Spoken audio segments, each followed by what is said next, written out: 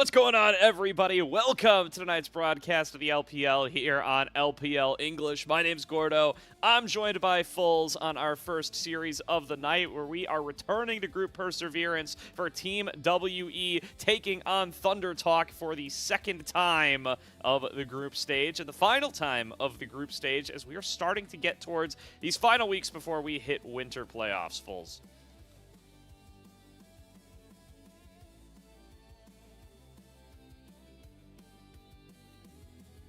Okay. Gotta fix Foles' audio there really quick. I hear him on Discord, but I'm hearing maybe not through the OBS, so we will figure that one out. Foles, we got you? All right. We're not back. We're going to figure that out. But while we work on that, I can walk everybody on through what we are going to start on off with. Let's take a look at our standings first things first. And we should be good now, Gordo. We should be good All now. right, we're good. Welcome back, Foles. Happy to have you on the stream with us, and welcome to the standings for the full LPL. In particular, for the first series tonight, we're visiting Group Perseverance, where WE just took first place with a win over NIP last night. Now, Thunder Talk still looking for their first series win in the group, going to have to face off against the new first place team. Yeah, so what I was meaning to say just then while my mic rudely interrupted me was that we have a strange matchup here, because we technically have the team who's at the top of the group, Perseverance, versus the team who's at the bottom. And if you look at the standings, I mean, they're literally -5 as Thunder Talk here in terms of the game record. But I really think that that's not necessarily accurately representing their chances of winning tonight. You know, it's not like this is some 90-10 kind of stomp situation here. I think we could easily have ourselves closer to a 50-50, where Thunder Talk could definitely take at least games off WE, perhaps even the whole series. So I'm just definitely excited to see if Thunder Talk wants to step it up. I mean, this is their chance to do so right here, right now. They have to lock in if they want to really get somewhere in this group.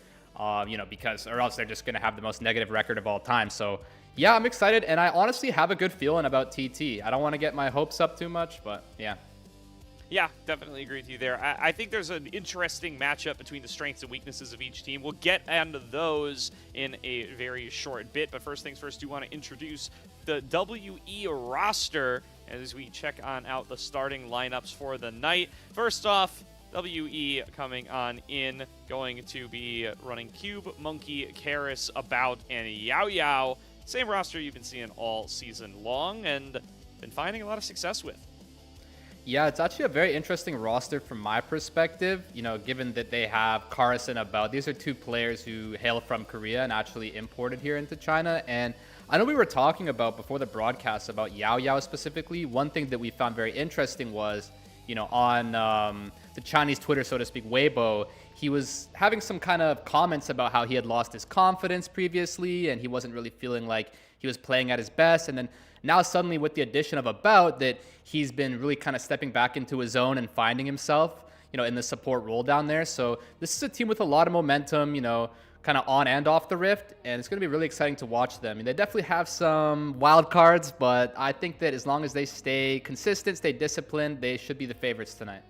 Yeah, definitely. I think they've been scaling up as the season has gone on, and in the bot lane in particular, and About and Yao Yao really starting to hit their stride, particularly in last night's series against NIP. Especially based on the first series against NIP, I think a lot of us came in thinking, this is going to be the Karis show. Maybe the Monkey of last year starts to show up a little bit more. But really, it was About and Yao Yao, I think, who were the major contributors there. And Yao Yao, my personal series MVP for that matchup, did so well on both the Braum and the Alistair. Excited to see what that momentum is going to look like as they come into the matchup up against Thunder Talk here. But something we wanted to do here, Foles, we want to take some time to review the quote-unquote first-round robin for both of these teams. Now, of course, it hasn't been the most straightforward round robin, in particular for Thunder Talk. They haven't gotten to play everybody yet. They're going to play both EDG and WE twice apiece before they even get to see NIP. That's just how the schedule shook out, but I still think we've gotten enough games from both of these teams to kind of review their first quote-unquote round robin And from WE, I think these are the major takeaways, right? They have such a strong mid-jungle duo, maybe playing a little bit non-standard compared to what you think of, and strong mid-jungle duos and what they normally bring to the game. But on the downside, I think Cube in particular has really started to struggle in terms of the isolated deaths. Yeah, so to hit the first point home, I do think that, Karis and Monkey have been kind of smurfing. If you look at their stats, they're pretty much at the top of the leaderboard across the board. We don't necessarily get to see them collaborate all that often. Some of these highlights that we're watching here are those key pivotal moments where we don't necessarily see this often, but when we do see them working together, it does work out in their favor. They play pretty passive for as long as is necessary, and then when they find their time to strike, they do seem to strike true. And so that's going to be something to watch out for tonight, is if those two are going to be on the same screen, being a part of the same play, and then if they are, when that moment does finally come, do they hit it home, and are they able to succeed? Because Cube here has definitely been inting quite a bit. He's up against one of the better top laners in probably the league and definitely in the group Perseverance. So yeah, we're going to want to see Cube lock in, and if he doesn't, then Monkey and Cars are going to have to carry his weight again. Yeah, I mean, I think that first clip from the Rek'Sai, especially a little bit egregious there, just not respecting where he knows the enemy jungler can be. I mean, they've just killed Karis in mid in that first clip, and he's still pushing up past mid lane, past the point where his ward is going to give him any kind of safety. He's still underground, so he doesn't see a decimating smash being channeled, and that even sets him behind a little bit further. It's just really tough to be able to find the leads. He's definitely not the only guilty party on this WE team. They average like a 1.5k gold deficit at 15. That's not just Cube. That's everybody not really showing up to the laning phase, but he's certainly not helping them in that department, and want to see them clean it up if they're going to be able to try to tussle with some of the Group Ascend teams, and if they're going to hold on to their first place group here. But with that, let's check on out their opposition tonight. Last place in the group as of now, trying to turn that around. It is Thunder Talk Gaming coming on through with a roster of Keshi, Junhao, Haru, Ryan3, and Feather. Yeah, and these players, again, they don't necessarily seem all that familiar, all that recognizable. That's because we've got three rookies coming in here. For example, we've got Haru stepping up from his time in the LDL playing for Billy Billy. He actually did get first place alongside Keshi in the LDL playoffs. So they definitely have something to prove here on the main league, right?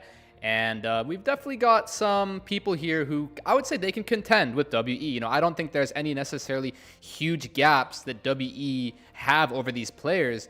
And for example, I actually think that TT might be the team who has some pretty big discrepancies in kind of player skill that they can capitalize on, because how we were talking about Cube being such a profound inter, for lack of a nicer way to say it. Keshi has been dominating the stats, and so if anything, they have a great win condition up there in the top lane, having sort of one of the better top laners versus one of the, let's just say, less good ones. So I mean, that could be an angle for them, and I definitely think this roster can do something tonight. Yeah, I mean, we're going to do the same exercise here for Thunder Talk. Like I said, they haven't got to CNIP yet. That's just the nature of how the round robins have shaken out. But reviewing their first quote-unquote round robin, their first 3 series, Keshi's got the sauce, man. Like you were saying, this guy's #1 in the league of all top laners for gold difference at 15. He's really been taking the fight to a lot of the top laners in group Perseverance, despite the fact that his counterpart, also from BLG Jr. in the mid lane, was kind of a more hype prospect, one more player the game's down in LDL. He's been the one that's shown up to play. But the other thing, and there's a lot to criticize, right? This team's 1-6 in game score. You can point out a lot of different things that they're doing that might not be perfect, but saying, hey, they lose lanes in team fights, that's not exactly insightful, nor is it particularly valuable. Instead, I want to focus on when they do have these leads. Obviously, Keshi able to produce them himself here. You're just seeing some highlights of him being able to play out the laning phase. They've often been going, especially in the front line, from Feather and Xiaohao, this, or Junhao rather, they just have not been able to find themselves the cleanest of engages, and they've just been overforcing in moments where it just doesn't look like it's especially going to work out for them. In the first one here, it's a straight-up 3v3. You see everybody on vision. Xin Zhao has ultimate. Junhao goes in trying to make an assassination play that's just never going to work out. And then here, Feather making a nice little pick as they're picking up a dragon. They're 2k gold up. ThunderTalk are in a position to be able to win this game, but with all their cooldowns down, up against all ultimates up from WE, Feather's just throwing himself in, trying to get these fights started, and they end up giving over a 1k shutdown and losing all the momentum they had built for themselves. We need to see ThunderTalk try to clean up this aspect of their play and really kind of have a little bit of discipline and respect from an advantageous state if they're going to be able to close out against WE, because WE's behind in the early game all the time. ThunderTalk can do it. Everybody can do it up against WE, but you need it to have the discipline and the forethought to not end up giving that lead right back. Right, those are definitely the two patterns we have here, just that Keshi's able to generate a lead. You notice in both those clips, he's really good at playing mind games with his opponent. I think he actually missed that Ambessa ult on purpose, for example, and then as Gwen, it looked like he might die to Sign, but no, he knows his limits, and he plays exactly on that boundary, on that edge, and so they can generate those leads, especially through that, and kind of as WE, they can generate some gold disadvantages. So that's kind of the pattern. We should expect TT to go in having an advantage. It's just that somehow TT keeps throwing and somehow WE keeps magically winning from behind. So let's just see if nature can stay its course, and if you have a lead, you can keep it in this series tonight. Yeah, definitely. We're going to find out. I mean, again, W is like scrambled my brain a little bit, man. The series last night, if you missed it, definitely worth checking out when you have some time. Just if you enjoy a little bit of chaotic League of Legends. WE and NIP going blow for blow the whole night long. Somebody gets up 2k gold, they throw the lead right back, they come back in. It's a whole sine wave on the gold graph in each and every game. A lot of them going to, some going even 40 plus minutes, a lot of them going all the way up to the 40-minute mark. There's longer playing out games and no real clear victor until the very last minute. And I mean, WE back up to their old shenanigans, right? It feels like at some point they're going to start flipping tails, and they're not actually going to be able to close out these games. But, I mean, for the time being, they're having a really good record for themselves, and they're 7-3. So they top group perseverance, and until a team can figure out how to stop throwing up against them and actually close out some of these leads, it seems like they're going to stay there.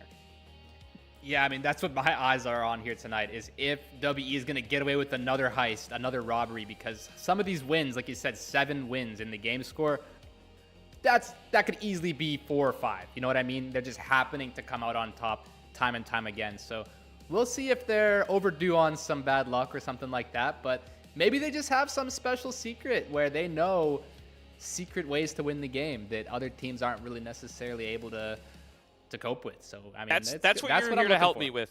That's what you're here to help me with today, Falls. All right, I've watched so many WE games over these last couple of weeks, and I can't piece it together. But maybe another set of eyes will get us on through and figure out just how these guys are able to so consistently pull back from the positions they find themselves in.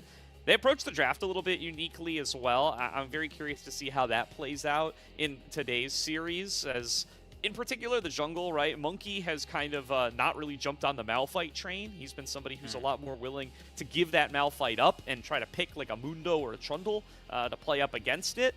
So far, that has not been a pattern that has changed, despite all the value that kind of the rest of the league is putting on the pick. And, you know, Junhao's no exception, so it wouldn't surprise me if early in this series, or maybe in game number 2, we see them just choose to leave up that pick and let Junhao go for it.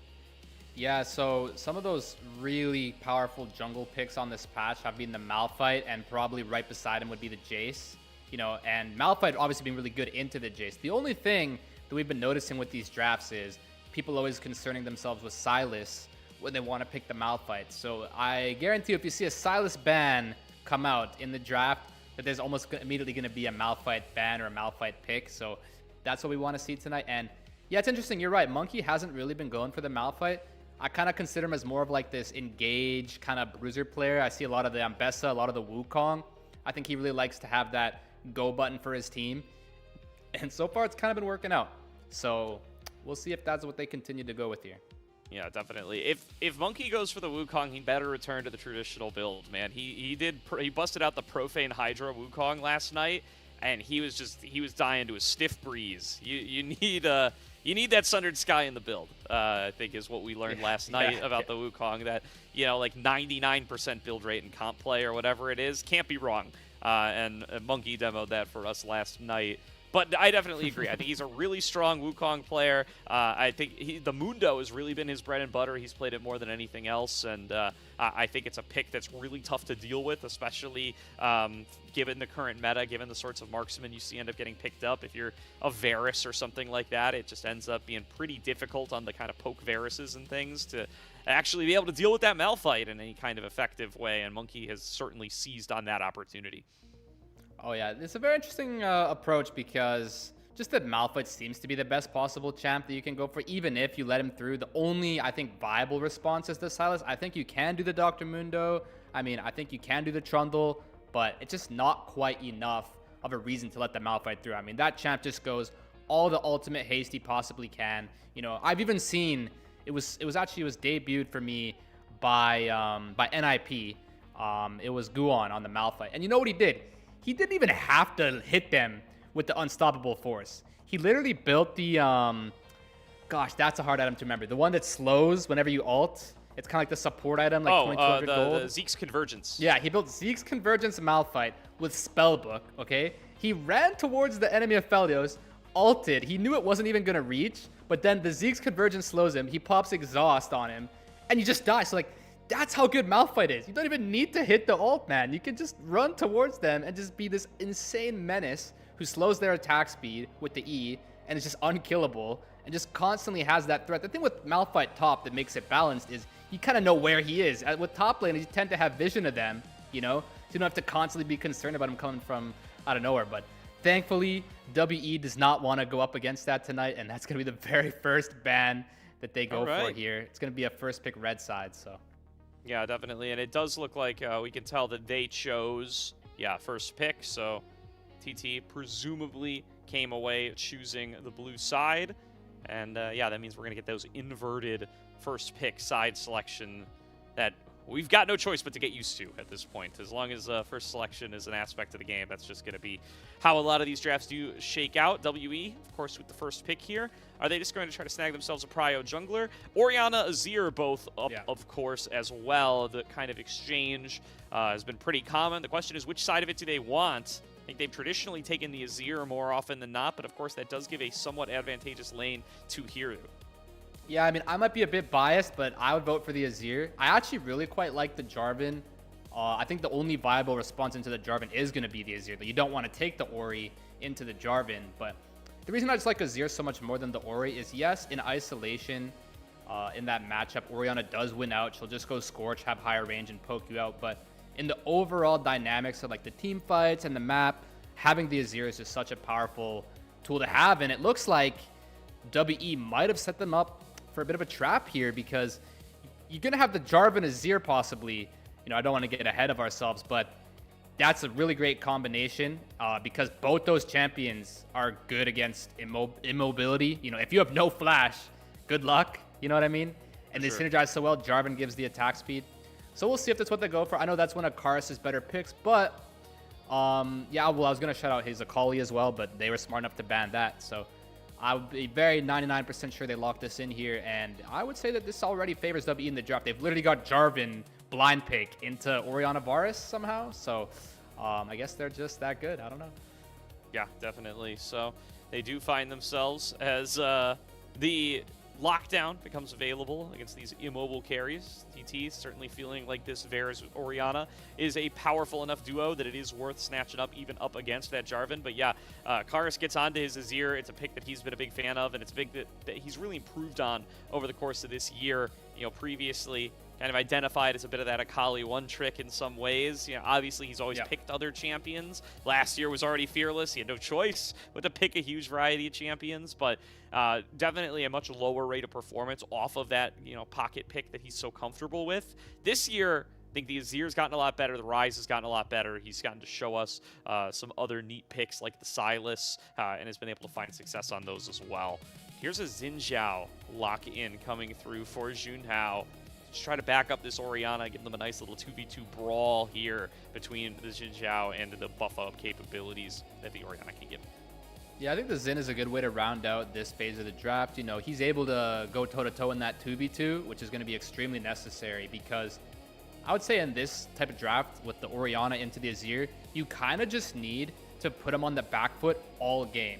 If you're ever on even footing, it's super disadvantageous just given the fact you have the complete lack of mobility, right? So what you can always do is you can force out the Ori flash with the Azir shuffle, and then Jarvan can just dunk over top, right? So it's really hard to survive this as Orianna. So you need an early game jungler who can just generate you a huge advantage, a snowball in the early game. And I think Xin is probably the best jungler at doing that. So you want to get this Azir, force him to take a bad recall, and have your Xin Zhao kind of have free reign over the jungle. You know, hunt out the Jarvan, take his camps, you know, have superior vision. Just do everything you can to enable this Orianna in the mid lane. I think that's going to be exactly what TT's look is here.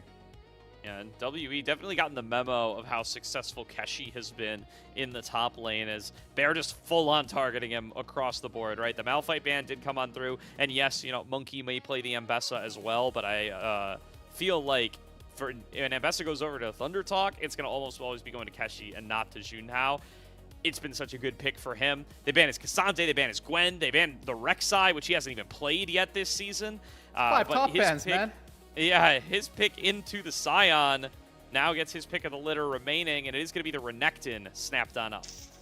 Yeah, I don't think LS would be too happy about that one. You know, just, I mean, what can you do, though? What can you do? He literally had 5 bans targeted your way. So I think that clearly outlines that narrative we were painting in the pre-show about how Keshi is this strong link for TT and how Cube is potentially this weak link for WE. I think they wanted to do everything they possibly could to counteract that state of affairs, and so they put Cube on the most stable top lane champ of Sion, and they literally banned 5 top laners. So I mean, that should negate that that weakness of WE. But yeah, as Keshi here, Renekton, it's like overall decent, but it doesn't counter the Sion necessarily. You know, you can maybe get like a 10 CS lead if you're lucky. So it's I like the draft here from WE a lot, I will say, Gordo.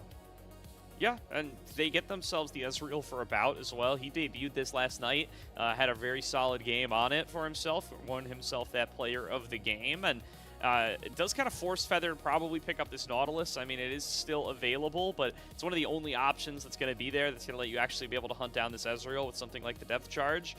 But maybe not. Maybe they just go for the Braum and say, hey, we'll intercept a couple of Mystic shots, maybe a True Shot Barrage here and there. But this is basically signing up on the TT side that it's going to be near impossible to reach about the vast majority of this game unless he behaves in some way that's super, super irresponsible. It certainly feels like WE, they've got themselves like such a nice, safe backline here and such a powerful front line to protect it. I really like the straightforwardness of WE's composition. Yeah, from sort of the Azir one-trick perspective, I think this comp is like so good, by the way. Like everything about this comp is great. Your fellow carry in the Ezreal is also extremely safe. And then you have potentially some of the best frontline champions in the game. You have the Jarvan, who's going to be another tool to help punish flashless champions, who's going to enable your attack speed as well with the flag. You have Leona, who's going to increase your damage with her passive as she goes in and disrupts and CCs everybody. And then you even have the Scion with a go button in his ultimate, even being more unkillable than the other 2 champs. So, I mean, honestly, as TT here, you really need to set this Azir behind because otherwise his comp is almost just too good to beat. That's just the way I see it. Yeah, and I mean, a lot of players do favor that Orianna into the Azir. It feels more like a 55-45 matchup than anything. Like it's not like a hard it's not like a hard counter, but it'll give you a little bit of an edge to be able to try to find those early advantages. Hiru, of course, a very hyped up prospect coming on up. He's originally from LCKCL, was on that T1 rookies squad for a little bit, but most recently on BLG Junior alongside Keshi, and both getting the call up by Thunder Talk this year. See if he is able to make good on the promise of his highly touted prospect status and try to take the fight to Karis here. And then, of course, we're going to be having our eyes on Keshi on this Gnar. He has done such a good job in lane, and Cube is not throughout this entire season, so this should be a mismatch here that Thunder Talk can try to take advantage of. Yeah, and we don't even have much time for the Gyos as we just get straight into it, Season 16 style. And yeah, again, all the onus is going to be on Hero to push his advantage in this early game. You see that Karis was willing to risk his HP even just to get that Raptor ward. Those are extremely important just to know which side the junglers start on, which direction they're going to be pathing. So there should be quite a bit of volatility in this early game with the mid lane matchup as well as with this bot lane matchup. So we see that both junglers, actually, the Jarvan's going to be pathing down and Zinzao probably pathing up. So that should mean that WE is going to have a higher chance of winning out in this bot lane with Jarvan in their back pocket. Yeah, definitely WE going to be looking to play towards About. He's been such a reliable carry force for them, especially over the back half of their games played so far. Really feels like this bot lane is starting to level up and come into their own here as the season goes on. And if they're able to continue what they showed us last night, I think we may be in for a bit of a treat here. About quickly showing off as a rookie himself, playing up against another rookie bot laner today. Yeah, both junglers getting spotted there on the Raptor camp, so it means that both teams are going to be aware that the junglers are going to the Wolf camps here. I don't expect to see any kind of cheese or shenanigans. I think they are just going to full clear. They are just going to take their crabs, and I'd be surprised if there's even an opening in this initial clear for either team. I think, if anything, it's just going to be Ryan and Feather on the back foot. Not much they can do about it. Just going to be Cube on the back foot. Not much they can do about it. I don't think either of those sides can necessarily be dove in, or dove, however you want to say it. But yeah, I do think that the main source of fighting should be this mid lane. Yeah, certainly should be here. Going to be Hero already trying to push in that lane here, but Karis doing just fine. No CS advantage built up by either side. Yes, Monkey is going to find an attempted recall here from Hero, so he will get pushed back away. Karis dashes forward, takes a turret shot, but still ends up positive on the health trade, and now Monkey here to escort this wave in and try to trap Hero in the lane for a little bit longer. I think Karis may have to flash here, Gordo. I think he might have overdid it. We'll see. Dash forward, it's on to Monkey. Monkey going to flag and drag back away, but yeah, keep running at him. Powerful. Yep. Flashes forward, and Karis will be forced to flash in turn. You called it there, Foles. The power of this early Xin Zhao making a difference in the 2v2. Yeah, and I mean, I can relate. Like, as this Seer, like, you find the Ori's recall, you want to get your licks in, do something there, but I think it was just a bit overzealous. So he is going to lose his flash there. It is a flash trade, but the Xin Zhao's probably going to have the Cosmic Insight, so that's a bit of a +1 for him. And he's even going to get the double crab here, so this is a really good start for Thunder Talk. Good stuff. Going to be able to find himself the double scuttle, and will get that early advantage in the jungle matchup that you're certainly looking for, especially if you want to try to set Hero up with a lead. Showing up as a mid laner to be able to get himself on towards Karis' Azir, especially with that flash already blown down, going to be so valuable for him. So I'm on board with you, sorry, Foles. I do fully expect you to be seeing a little bit more action towards the mid lane. Yeah, and actually this is a really big relief for Hero because once level 6 rolls around for the mid lane, he's so much safer because when Azir has the flash, what you can always do is just WEQ shuffle straight on top of them. Not necessarily ult, you know, you can always save the ult to kind of flash and then ult. But now that Karis doesn't have flash, it means that Hero should be completely safe, and it just completely opens up his ability to play aggressively because with him having this flash advantage, he's completely safe against this Azir Jarvan combo. You know what I mean? So that's extremely clutch. Yeah, great start here for Haru in the laning phase, as going to looking to see how this bot lane continues to play out. About and Yao Yao pushing the wave in here, should be able to get this crash before too long. Neither jungler in the area, but just going to continue to try to harass them underneath the turret. A solid little lead here for About at play if he is able to deny some amount of this CS and just continue to keep the waves shoved on in, prevent Ryan from getting that early recall on off, and just continue to play out the laning phase with the range advantage afforded to him by the Ezreal. Yeah, and I understand that the Varus is one of the more first-pick champs in this patch. You saw that they were even willing to pick him into the Jarvan, so that goes to show quite a lot about the power level teams they're assigning to this champion. But I do like the Ezreal a lot in this matchup, just given that Ezreal is able to have some kind of innate sustain. He can get the Bloodline or some kind of sustain, whereas with the Varus, when your HP bar goes down, it kind of doesn't really go up again. I mean, the Alistar can help you with that a little bit, but these two champs are just going to be throwing poke at each other all game. And I think Ezreal's ability to withstand poke is a bit more than the Varus, although Varus will, of course, have that range advantage. So that's what I want to see out of this bot lane here. And overall, I think regardless of Karas's aggression in the mid lane, the game state does look pretty good for WE right here. Yeah, Haru currently getting himself on the recall, will find the CDR boots for himself and should be able to get himself back into the laning phase without too much of a deficit. As a result of that effort, it's going to be the second recall for Karis. Try to get himself on towards the first item spike as quickly as he can. Both junglers starting to take over to level 6. Monkey gets access to that Cataclysm as he is hovering around mid lane and nothing to go for the time being, but this first dragon is going to be the sign of a fight. Both junglers going to have access to their full kits to be able to do it.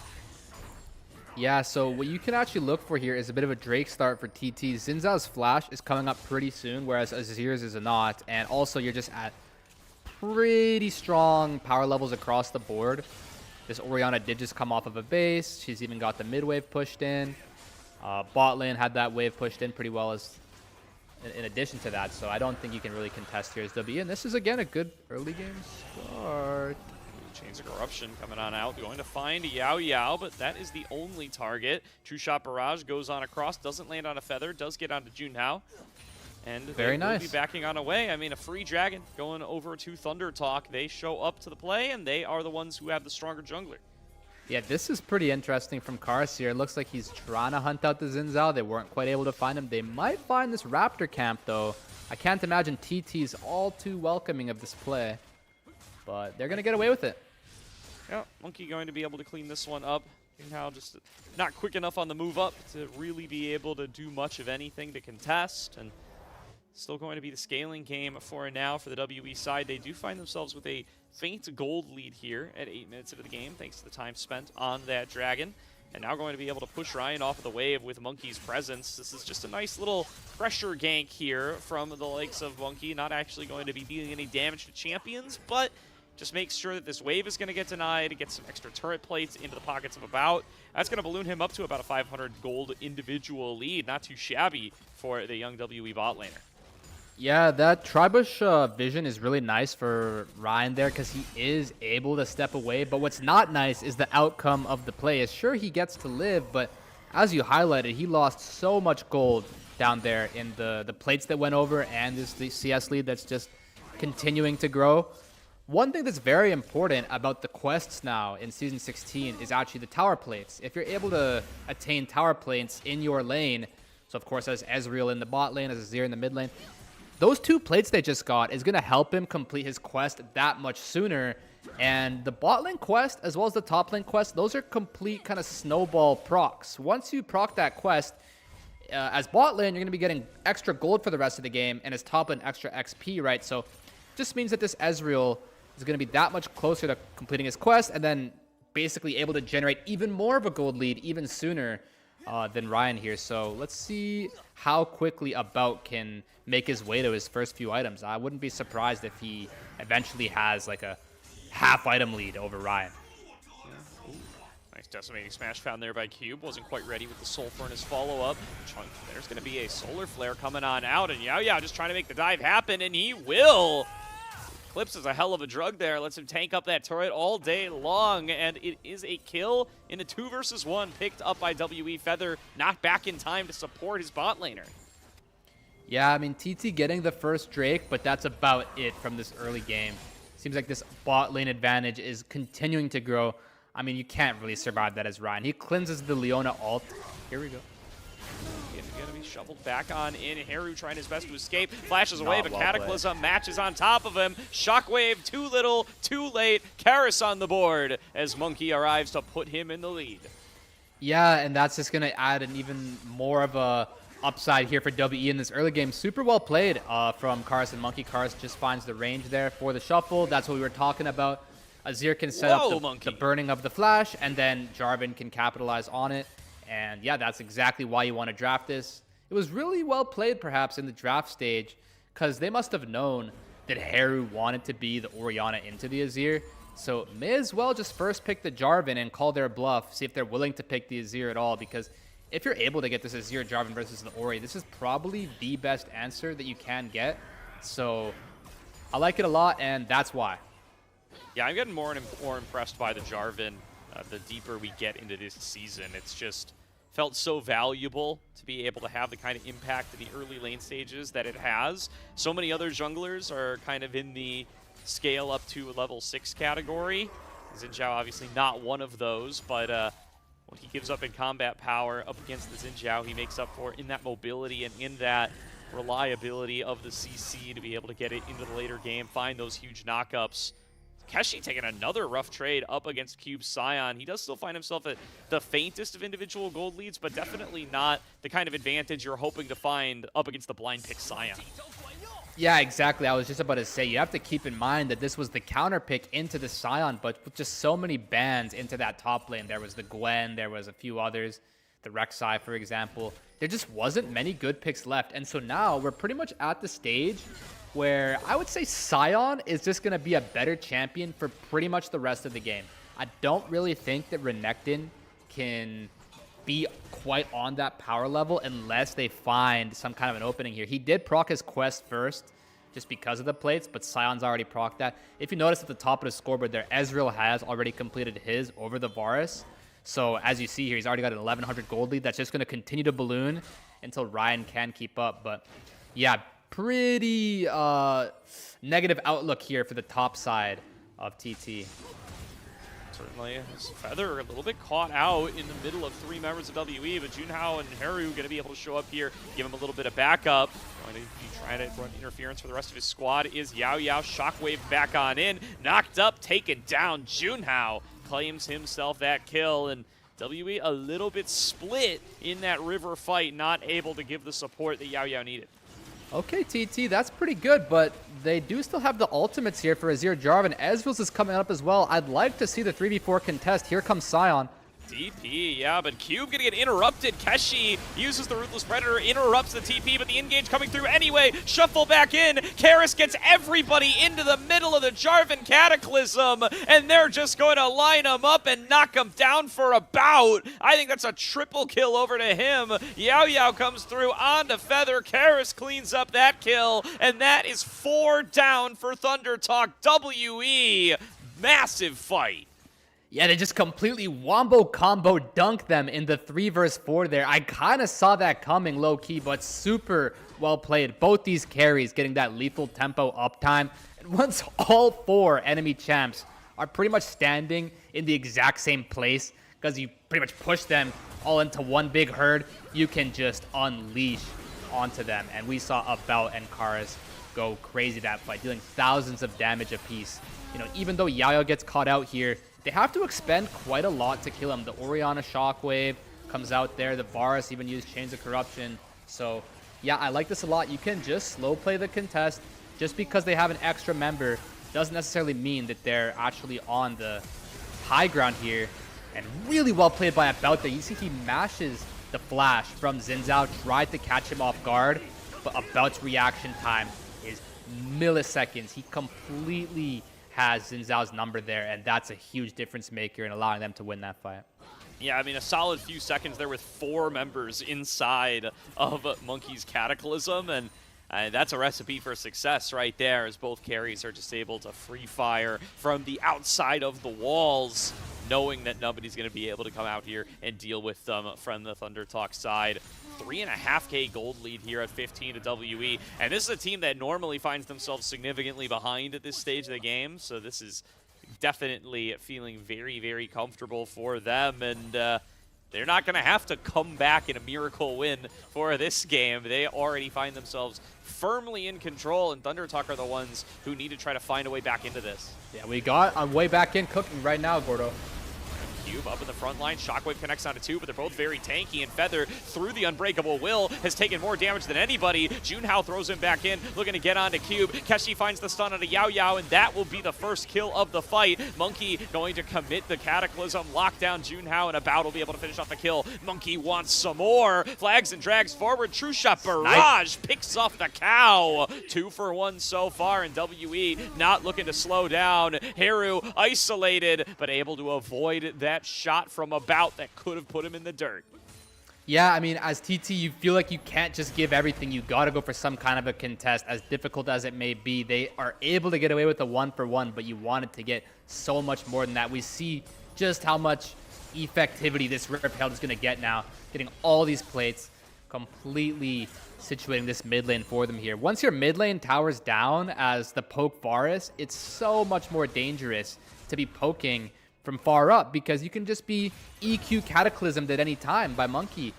And I think Yao Yao should be totally fine here. But yeah, that mid lane tower is a huge deal, as these kind of immobile champs, the Varus and the Ori, just means that Jarvan can just flag and drag his way on top of you from so many more angles now. Let's take another look at how they wanted to contest this. They go onto the front line, and they are actually able to puncture Cube. I wasn't expecting them to have enough damage for that, but honestly, Xin's out. He's a character not to underestimate. You know, Cube was forced all the way back, but yeah, once you're flashless, Jarvan can just Cataclysm you, and you can kind of just die if you're not able to have the Crescent Guard there. Super cheeky snipe from About as well, and yeah, we're just seeing what this comp is able to do, especially from the gold lead that they have. Certainly, like About's decision-making there, knew exactly where Feather was going to be hiding. Now he finds himself 4-0. Kairos is 3-0. These carries are set up to do just that. WE with a very, very strong front-to-back comp that we were already excited for now finds both of those backliners way, way, way ahead of their counterparts. They're going to be almost a full item up now. Yeah, and as I mentioned in the draft, that you really don't want to be on even, I would say, even footing with the Azir. You want him to be on the back foot. The last thing you want is the Azir to be, you know, to go on this analogy, on the front foot. When this Azir has a 2,000 gold lead, it should be the total other way around if you want to win this game.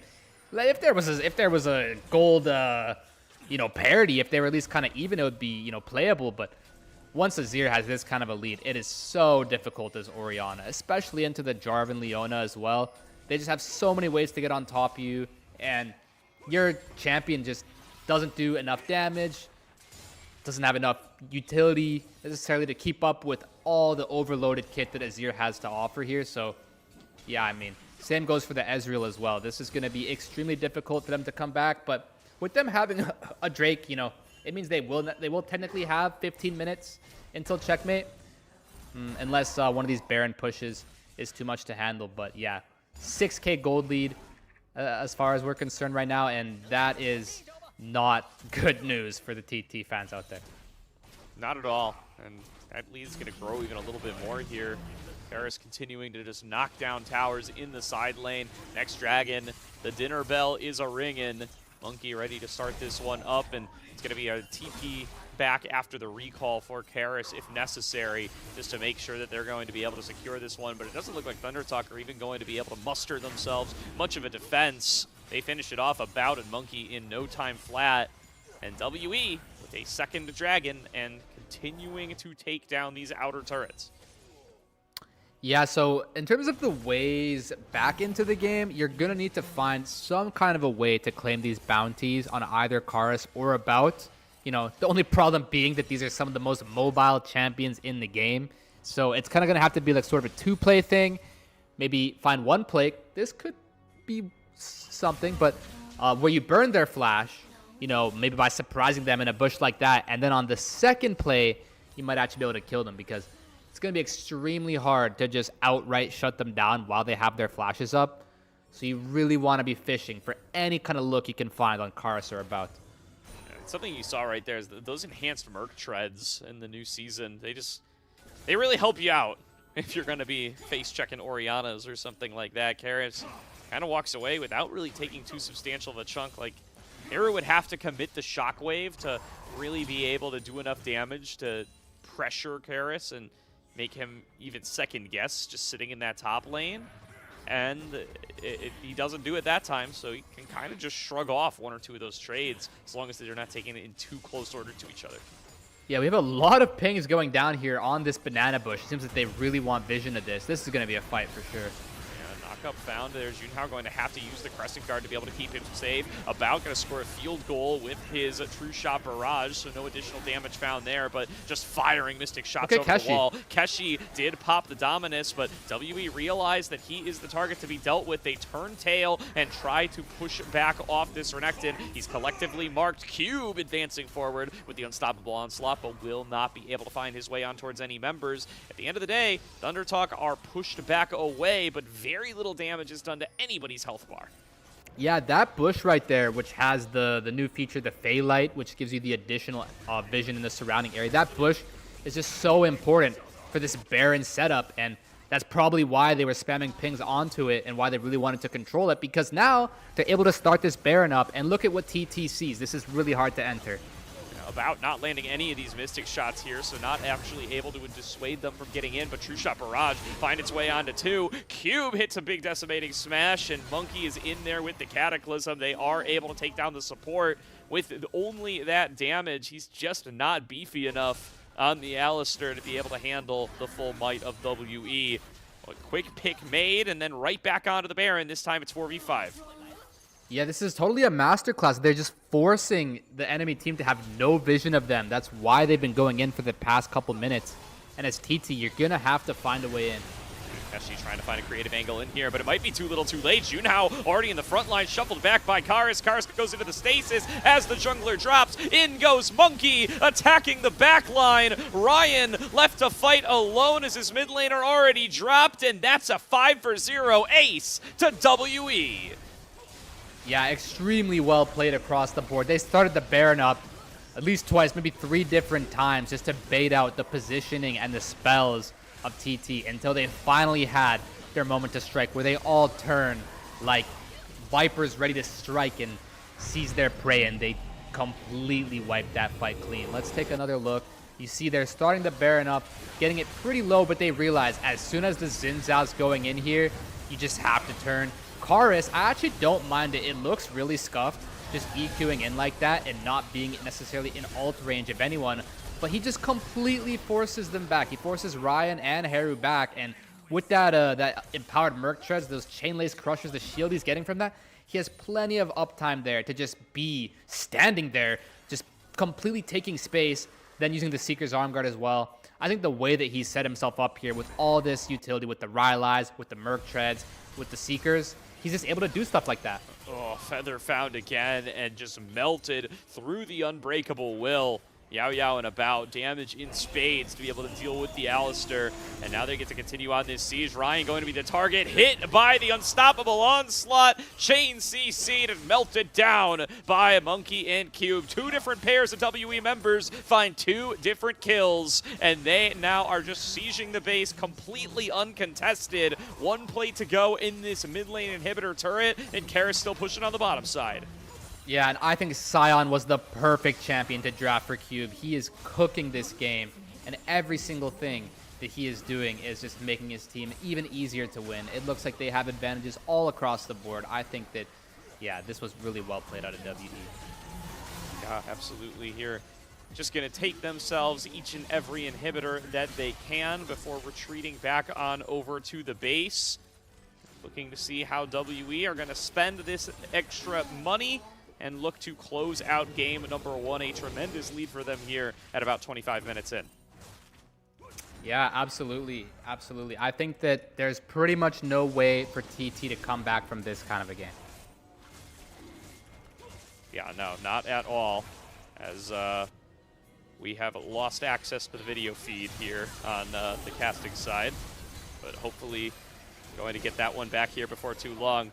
I'm pretty sure WE are still winning, Bulls. I'll take a solid bet on that. Yeah, I mean, I've just pulled up the LPL English, and it looks like we're killing an Orianna right now. The score's 16-3. We've got a 15K gold lead. We've got 12 Medjai stacks. We're probably about to get even more Medjai stacks. I mean, this one is all she wrote. There's literally not one single thing that could possibly be done to come back from this one. if you're TT. I think you take your hopes and you transfer them to next game, because you can still find a way to win this series. They had some kind of a look. They got that first Drake. They were able to poise themselves for victory in the early game, but just seemed that this mid lane and this bot lane was just too hard to handle. Keshi held his own, but his team did not hold up their end of the bargain here. So looks like WE is going to walk away the victors.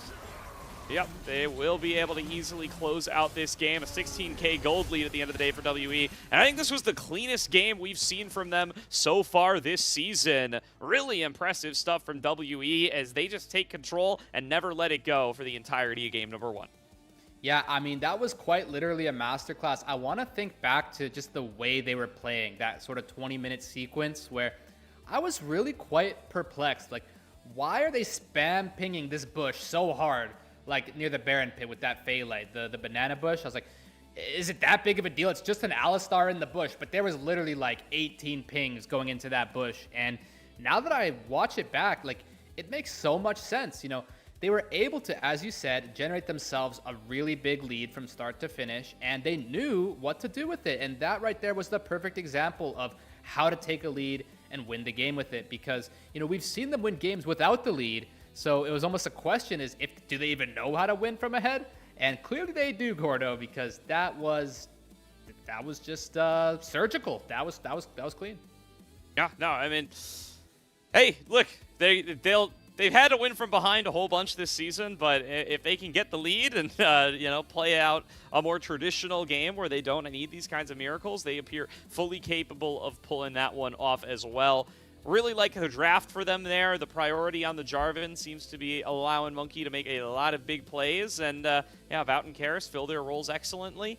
No real criticisms to be had for WE in the way that they played that one out. Not a lot of opportunity for Thunder Talk to collapse back. I'm a bit disappointed in Keshi and his counter pick towards the Scion. You know, if you are going to go for the Renekton, you'd really hope to be able to find that lane advantage, or that you go for a different pick where you can find it, because going to parity with the Scion just did not give him the opportunity to have a lot of impact on this game.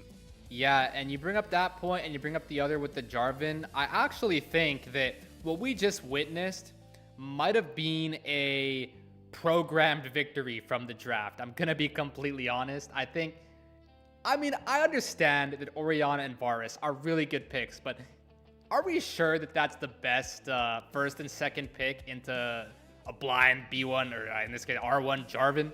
Because, I mean, I don't know, man. I think that the Cataclysm spell is pretty good against those champs, and Monkey was able to demonstrate why, and they were even able to get themselves the Azir, who synergizes just so well with the Jarvan, and they were able to shore up that weakness in the top lane by putting Cube on the Scion, banning out the counters, and yeah, just across the board, I think the draft just fully favored WE, and that's why this game was such a landslide.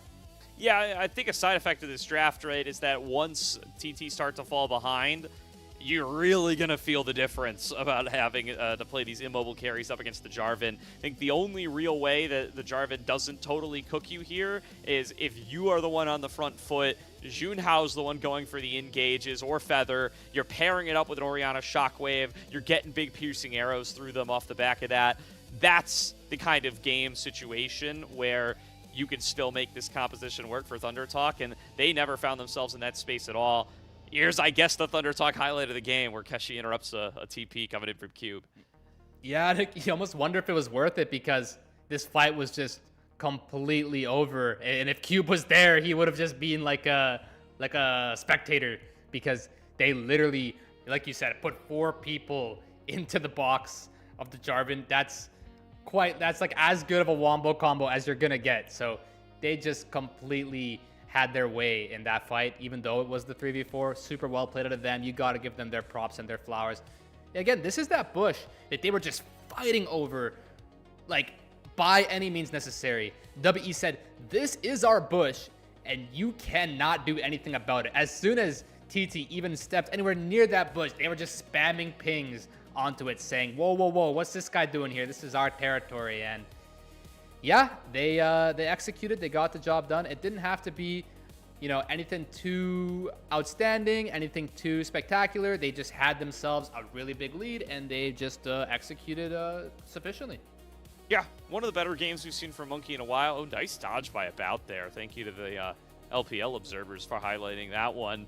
And made it so that there was no actual opportunity to trade back there for Thunder Talk. And yeah, I mean, it was just nothing left to do but march on down the base from that position for the rest of WE. I am plenty happy with how they played this one. I think Monkey especially has been a player that has had a couple of disappointing performances, especially compared to last year where a lot of people got very hyped for him. But this Jarvan game was just clean and classic from him. Just able to show up everywhere where he needed to, showing up to the bottom side fights, making a big difference there, showing up to the mid 2v2, making a big difference there. Other than that slight mishap right at the start where some flashes had to be blown, it was pretty much flawless from him.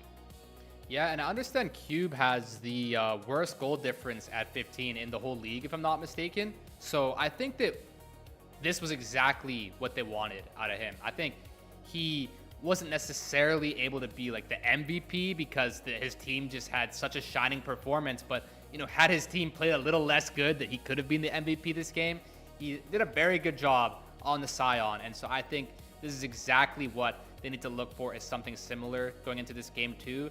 I think as Thunder Talk, you have to find a way to get Keshi on a good matchup up there with some kind of volatility where you can set Cube behind, because that's got to be your inroad. It doesn't seem like any of these other, you know, laners are going to be your options here. Yeah, definitely. I mean, you can't just seed the lane and handshake up against Cube and expect to be able to win in this matchup here. About going to walk away with the player of the game for game number 1, 7-0-9 on the Ezreal, showing a lot of fancy footwork there, never getting himself caught out of position and stacking up those damage numbers. Well played by About.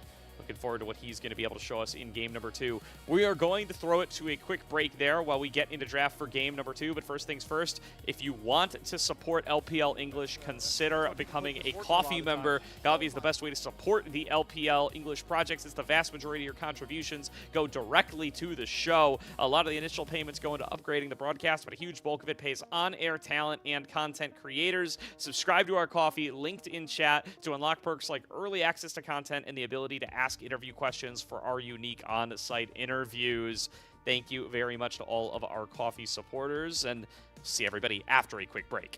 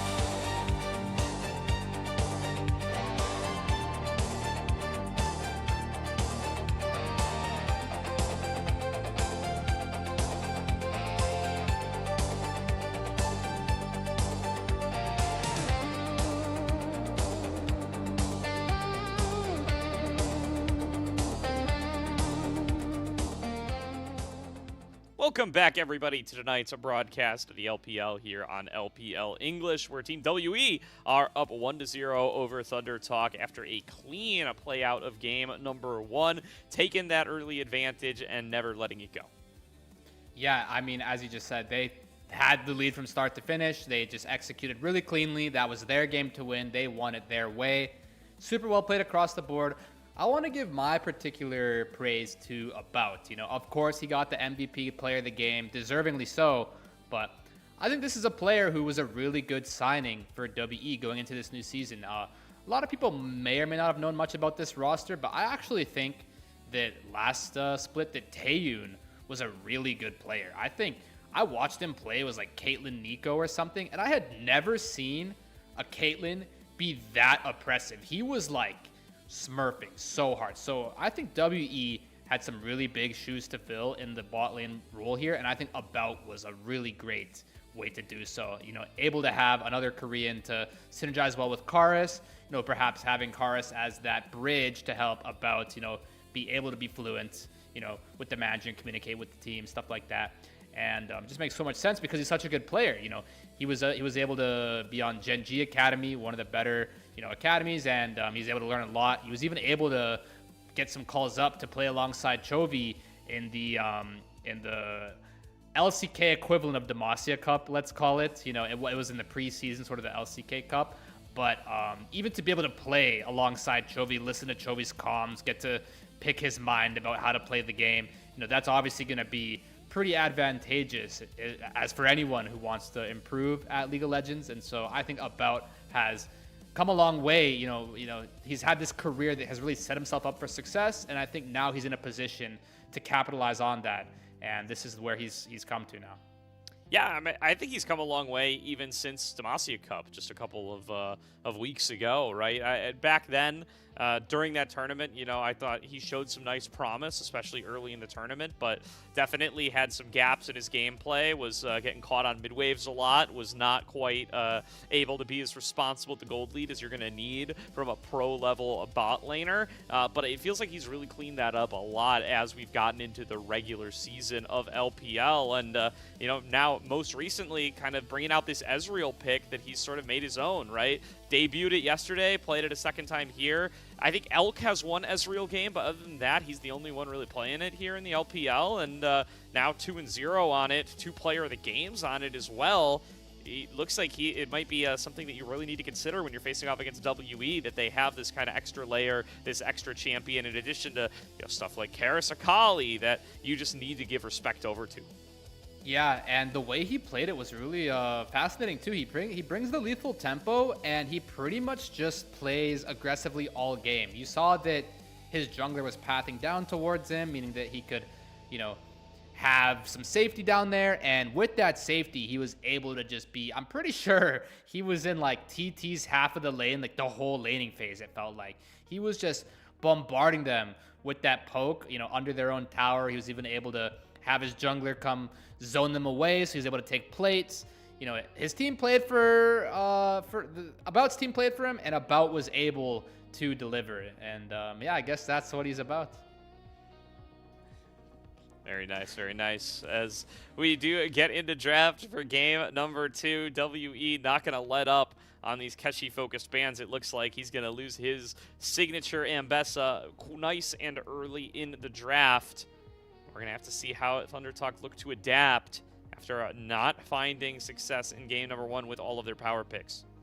Yeah, I would be surprised if they don't ban Akali here as TT, because we do know Karis is like the Akali guy. Maybe they have themselves a bit of a matchup in mind. Maybe they're willing. Maybe they would even. No. I don't know what they could do. I'd be very surprised if Akali's unbanned and they don't pick it. I don't know. I think WE, there were games yesterday where it was unbanned and they didn't pick it. I think Karis feels confident enough on some of these other picks that he is kind of willing to let it slide rather than blind it. Monkey going to lose access to his Mundo instead. We'll see what they go for, but Karis might just play the Rise and try to play a more roaming, map-affecting style here. It's a much safer pick to take when you don't know what you're facing off against, and yeah, they're going to find a lot of success with it as they have all season long, so why not snap that one up nice and early? Yeah, I mean, the way I saw it was, I don't think you would ever first pick the Akali, but it's really nice because if you have like one of the best Akali players on the planet, you're sort of just forcing the enemy team, like TT there, would just have to be so careful drafting. For example, you don't want to pick Syndra or Victor or something that would just get completely one-shot by the Akali in the side lane. It kind of limits your options. Whereas now, picking the Ryze, it kind of limits WE's options, I feel like. Now, we're going to see what kind of a counter they want to go for here. Some of the more premier ones have been Anivia and Cassiopeia. Those would be the main two to look out for. I understand there's obviously other really high-range champs that are good. You can just go Victor, Syndra, someone like that. With the Rumble being picked, I do want to highlight the fact that you can technically take the Ryze top into the Rumble. It's one of the more decent matchups into Rumble just because there's like no such thing as a good matchup into Rumble, it feels like. Whereas Ryze is kind of like an Aurora. You can just kind of keep him at bay and keep your distance from him. Then again, whatever I'm talking about half the time probably doesn't even make any sense. So they're just going to take the Cassante. I mean, that's a really good pick into Rumble as well. You can't blame them. I do just want to see who Haru goes for into this Ryze. I think you want to pick on 3 here because or else they're probably just going to ban Cassiopeia and Anivia, but we'll see. Yeah, the Cassiopeia, not something we've seen from Haru so far. I wonder if he's just going to take the Talia. It's a pick that he's gone for a lot and kind of lets you pseudo-match the global pressure of the Ryze. It's not the fanciest thing in the world. There's something that's a little fancy. Monkey grabbing Viego for game number 2. Yeah, I mean, we have not been seeing a lot of Viego around the world in pro play. I'm not sure which patch this is because in the more recent patch, a couple nights ago, they did buff Viego, so maybe that would be why. But I'm pretty sure this is still 21.1 or 16.1, right? I think the giveaway is, well, and I guess we don't really know, but I would think if it's 26.2 that the Malphite priority would be taking a header, right? Because they basically undid all the jungle buffs they gave him, and they nerfed his ultimate cooldown. But they're still banning it nice and early, and we're not seeing too many other changes, so I feel like we must still be on 25-1. Maybe Monkey just we saw the excited. Bandle Pipes last game, and I don't think he was that rich, so I think he had the 2,000 cost Bandle Pipes last game. Yeah. That's the main theory I'm going on. But yeah, so he's picking the pre-buff Viego, just kind of into the Yunar Rumble for, he just feels himself. You got to respect that. That's super interesting. I want to point out that I think you're right. I think that Haru doesn't necessarily have the prowess probably on those Ryze counters of the Cassio and Anivia, and so that's why they were willing to go for the first pick, and that's why they're banning champions like Ahri or maybe even the Talia you mentioned, because, I mean, sometimes your opponent doesn't play every champ in the game at a sufficient level, and then you can use that to your advantage. For example, I have a really hard time playing more than one character, so I can only imagine how tough it is for some of these mid laners to be able to play all these picks in the game. I think on paper, a lot of people would tend to agree that those 2 champs I keep mentioning are really good into the Ryze, but it's probably just a question of if Haru can play them. Yeah, we'll find out. Looking at the Syndra instead, I mean, I like the Syndra too. Yeah, it's got a solid range up against the Ryze. Should be able to farm on up. Will scale nicely with the game. Has the chance to execute something squishier like the Viego as well. Probably not going to be as tanky as some of the potential other jungle options. So has a couple of different picks that are available to be targeted with that unleashed power if you are trying to burst somebody out. About taking a peek at his different options here. I would be surprised to see a Kai'Sa when you don't really have the safest of engage options here. Definitely want to get yourself something that can lane against the Yunara, though. Yeah, I mean, we've been seeing Aphelios, but he did get banned out, so I mean, Kai'Sa would be interesting. They do take the Kai'Sa when they don't necessarily have any dive tools left, or any dives tools yet, rather. So they're probably going to want to take a dive tool on 5 here for Yao Yao. The most standard one is the Nautilus, but we'll see what they want to go for here. Yeah, I mean, Kai'Sa not. It's a classic lane, and it does kind of give them this kind of picky, lockdowny ability that you do want to have in compositions with the Viego. That works. They go for the Rel instead, and that's still going to give you that kind of AoE team fight capabilities as long as you aren't getting knocked out of it. And, you know, the Alistar already gone. The Poppy is still up, but I feel like support Poppy is something only a few players actually go for. Would probably be pretty solid this game, but Feather going to snap up the Braum instead, give them a little bit of additional disengage power otherwise, and will be set up for them to just try to make sure that if WE are going to try to take something a little bit crazy, a little bit aggressive like this Viego, that they'll have all the opportunities in the world to punish it. All right, well, I'll tell you what, Gordo, I actually like TT's draft more this game. I actually think that their draft is marginally better than WE's, and especially in comparison to Game 1, where I think they were just completely outdrafted.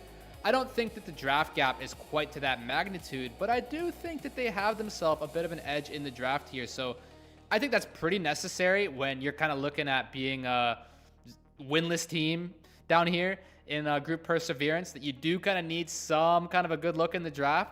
So I would say we have that here, and that they should have a chance to win because they've got Rumble, who's probably just going to win out in the Cassante, take some kind of first striker conqueror just to capitalize on that matchup. You got Syndra into the Rise, which is really nice. Only problem being is, we highlighted it last game, those upgraded Merc treads. You just know Rise is going to be snagging those up as soon as he can. You've got Syndra, you've got Rumble, even Yunara is dealing magic damage. So they have a pretty heavy AP comp on TT's side. That's the one concern I have. But in general, I think they have a much higher chance to win this game. Yeah, and I want to swing back towards our hype for Keshi at the beginning of the day, right? A quiet game number 1 from him on the Renekton, but now gets to pilot the Rumble, probably the most highly prized top laner in the entire league right now. Definitely super, super high presence in each and every series for each and every team. It's got an 86% ban rate against Thunder Talk. Very few teams have been willing to let Keshi get onto this Rumble, and I'm excited to see how he performs on it. You know, his Ambessa has definitely been a major highlight for Thunder Talk throughout this season, and if he can demonstrate another top laner that he's got enough prowess on to be able to carry games, show up, and perform against some of these more veteran opponents, that's going to be a huge thing for Thunder Talk to look for, not just this season, but going into the future. Yeah, absolutely. We do have Keshi having one of the most high agency champs in the game, one of the most high impact champs in the game. You can just show up to any fight, drop a really game-changing equalizer, and, you know, equalize your chances of winning the game. You can be the force to be reckoned with up there on this Rumble. So we want Keshi to have all the tools this game to really show us why he has such good stats and why he is the better top laner than Cube. The main thing I'm looking at when I see this HUD here is the summoner spells in the mid lane. We've been seeing on the new patch, the Season 16 patch that is, 26.1 of course, that you can forego the teleport, particularly as these champions who really make good use out of the Ghost, and Ryze being the perfect example of that. We've been seeing it a bit on Taliyah as well, but yeah, as Ryze into the Syndra, the Ghost just gives you such a really effective tool in reaching this Syndra.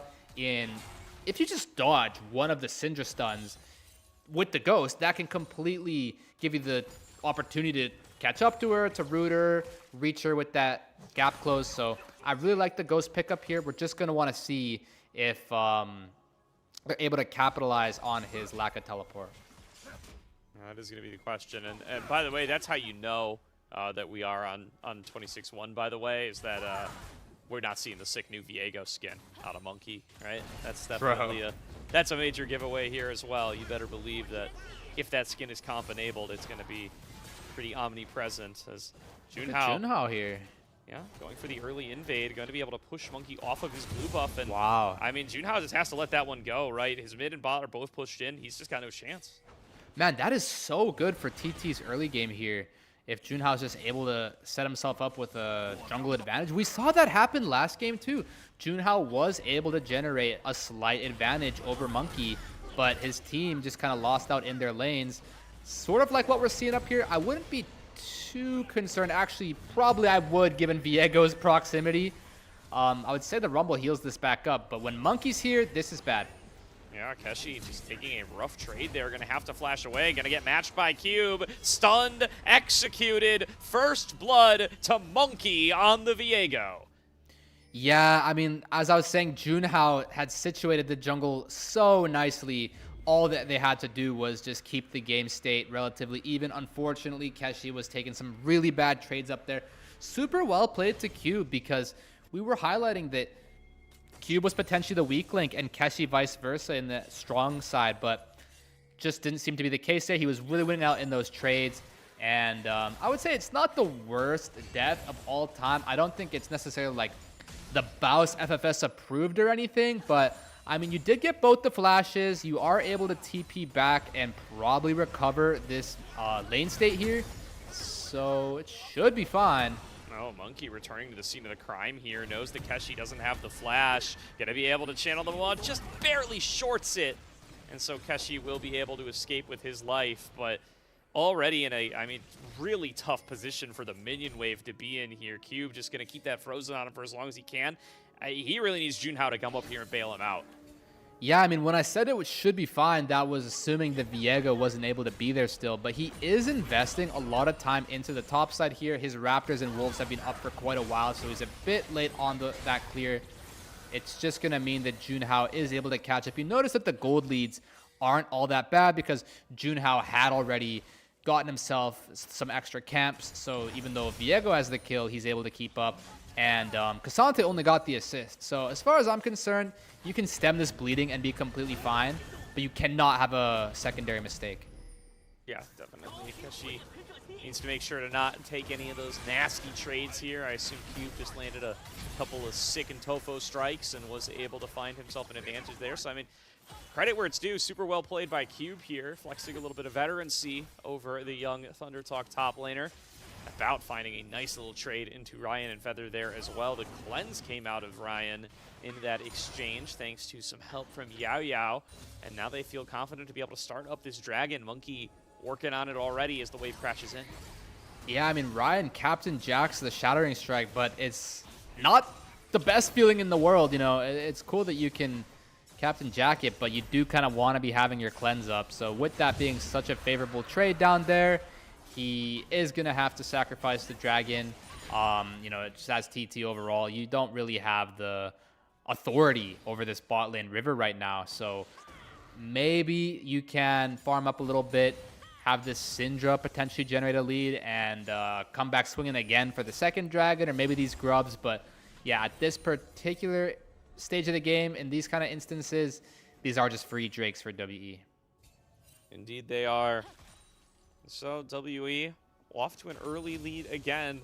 Untrained territory for WE, a team that is traditionally, even in the previous match against Thunder Talk, fallen behind in the earlier stages, but doing a lot better cleaning up their laning here, you know? It's Cube especially, the fact that he hasn't fallen behind Akeshi in either of these lanes, I think a little unexpected based on how the season has played out so far, and gotten to see About and Yao Yao do a pretty solid job in their 2v2 as well. And Monkey is starting to look, I think, perhaps for the first series this year, like his 2025 self that got everybody so excited about him. Really strong Jarvan game to start things off, and now really taking the fight to Keshi in the top lane by showing up to help out his top laner. Yeah, I mean, the more I'm watching this lane unfold up here, the more I'm starting to wonder if maybe that death was low-key Baus approved. I mean, he's got a gold lead, he's got an XP lead, and he's totally fine. So I think it's all right. You can play from here. You're chilling. I think Keshi, as long as he does the Keshi thing, he can recover this. For sure. Just going to have to wait and see if continue to find some solid trades here up against Cube. And of course the Rumble, super high base damages. Not like he needs to be tremendously ahead to be able to be impactful in some of these upcoming skirmishes. So gonna have the Grubbies spawning here in a few moments. Let's see if an opportunity for an ulti combo with Junhao presents itself. If Thunder Talk wants to look towards that objective, as it's spawning up, both junglers find themselves on the bottom side, so it's gonna be a little while before we actually see that breaking out. Yeah, and so after that first blood, all three of those champs, Rumble, Cassante, Viego, do have their flashes back up. I would not be surprised at all to see some of that matter here if these grubs do get a contest. I'd be curious to see which team starts them up here.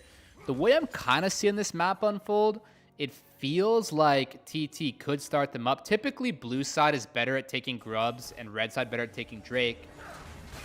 Ooh, Monkey spot him found out here. Feather going to get stunned on up even through the Unbreakable. Now gets pulled in by the Magnet Storm. Oh, this is trying good. desperately to get back away. Monkey flashes forward, finishes him off, but will get killed to the backside. And the Cyclone spinning across the team. Gonna hand over a double kill to Ryan.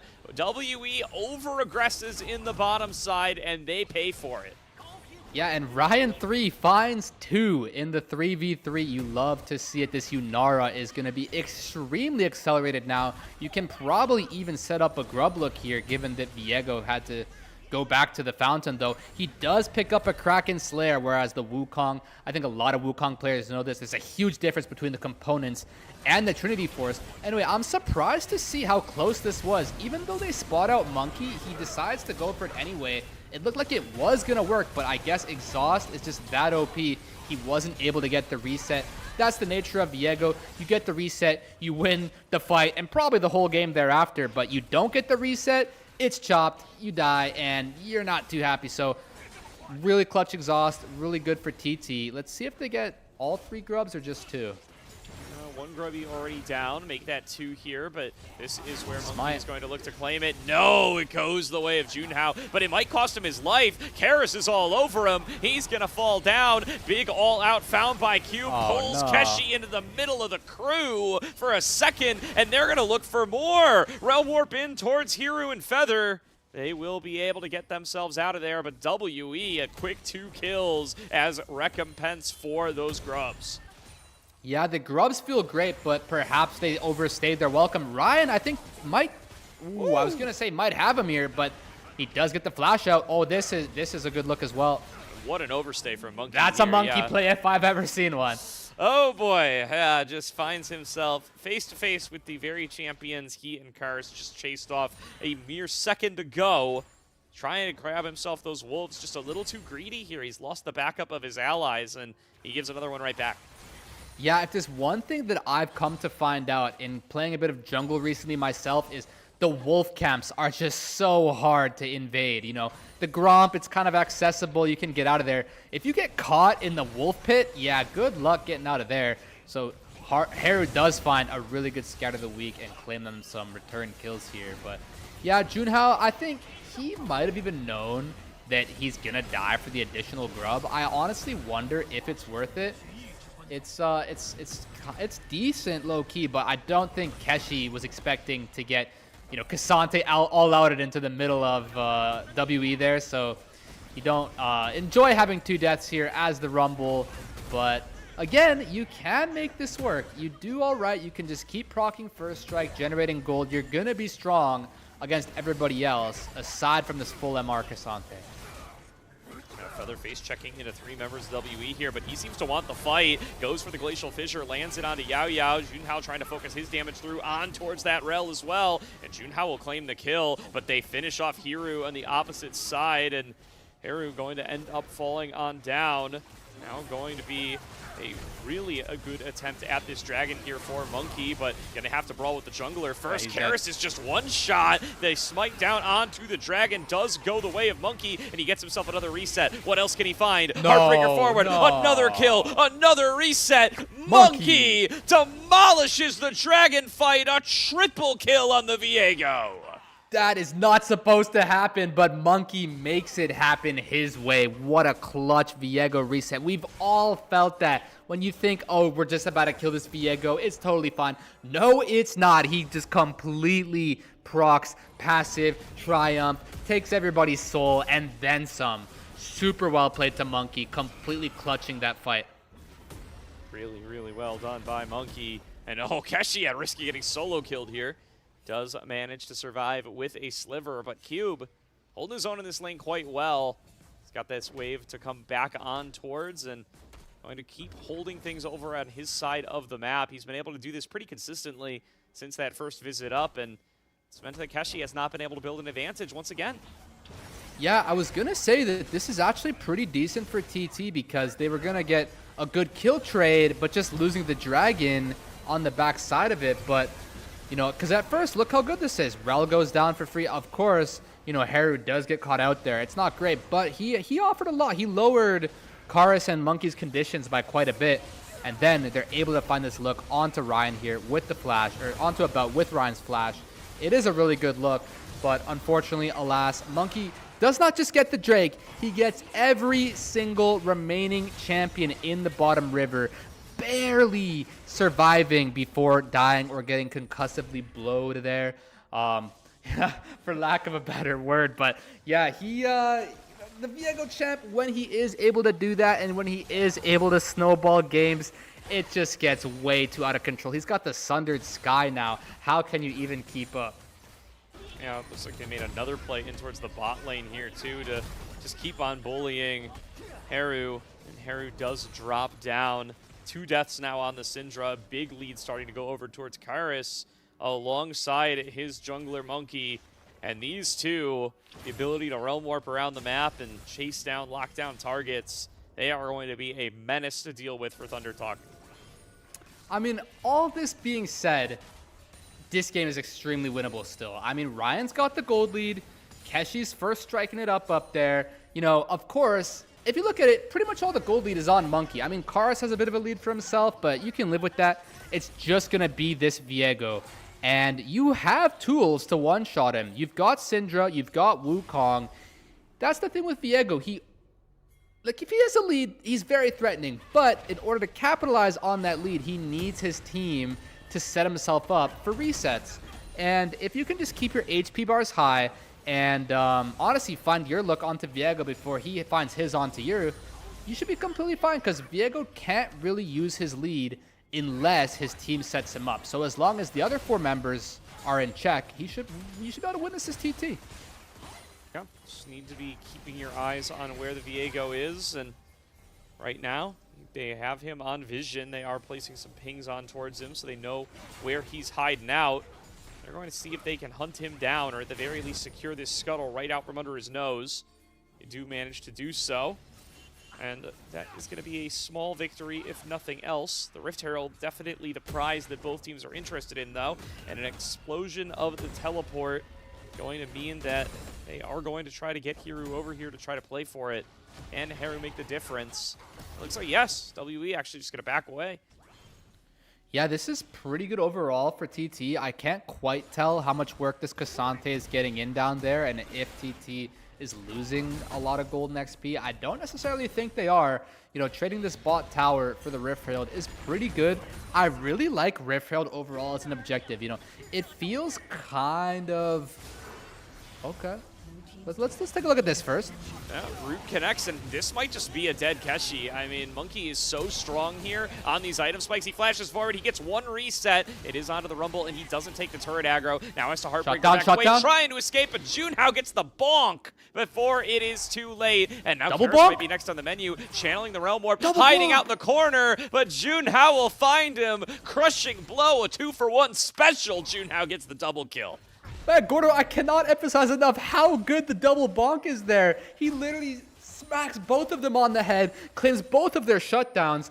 All of a sudden, this Wukong is extremely caught up. He's going to be so fed. As Karis, as a bout, he's going to be so threatening to take care of. And that is exactly what TT needed. You know, WE just overstepped a bit, and we got another problem on the Rift here. Feather going to be able to stay alive for a while. Wow, about Killer Instinct forward right into the face of Thunder Talk, and Haru is there to punish. Quick kill going over to TT, and now Cube might be up too far as well, trying to buy some time for Monkey. In goes Yao Yao, Magnet Storm onto 4, triple stun from Cube, but Monkey is scattered back away. Haru staying strong, creating the fight lines. 2 more kills to Thunder Talk. Yeah, and out of nowhere, 1 play in the top side, 1 in the bot side, Thunder Talk just starts running away with this game. They've got a gold lead, and they just summon the Rift Herald. They can probably get even more work done with this here. I mean, I guess it's just W rage bait from Feather. He's like, oh no, you caught me recalling, and suddenly, about steps too far, completely walks into Ryan's waiting arms there just to kill him, and we might have another blunder here. What is going on, Gordo? Yeah, Monkey just feeling too overconfident, I suppose, with the amount of kills he picked up earlier. just hands over another one. And I think that was even a small, error there from Thunder Talk. They were going to be able to knock him up with the Rift Herald, just barely shorted it, and it didn't even matter. They didn't need that bit of CC. They just melt him through on straight damage. Yeah, look at this. It's pretty fortunate for TT here because it's not like this was a premeditated look or anything. It's just that WE played this. They overplayed their hand. Yeah, you cannot be Killer Instinct in when you don't have the proper vision and proper tools to do so. Haru punishes perfectly with that Scatter the Weak and Unleash Power here. This looks like a decent look, but with Ryan getting that flash off, he's just too far away. And look, Cube gets immediately stunned before he can W again, and that makes a huge difference. I don't even think if he is able to get the second W off, if he was even able to win that. I think that, yeah, the TT just had such a good look there with Ryan being super accelerated. He's just doing so much damage in these fights with the lethal tempo and the Kraken Slayer and just Yunara as a champion. And you remember when Monkey had a 2K gold lead because neither Gordo were completely at parity in the jungle again somehow. Yeah, 2K gold lead in total over to TT because of what they were able to accomplish. And yeah, Monkey loses his massive gold lead after just a couple of quick misplays. We got to see the 2025 Monkey, and then we get to see the 2026 Monkey in kind of back-to-back interactions there. We'll have to see if he can turn back the clock once again and start to show us the really well-executed team fighting side of himself. Be able to pick these angles a little bit better.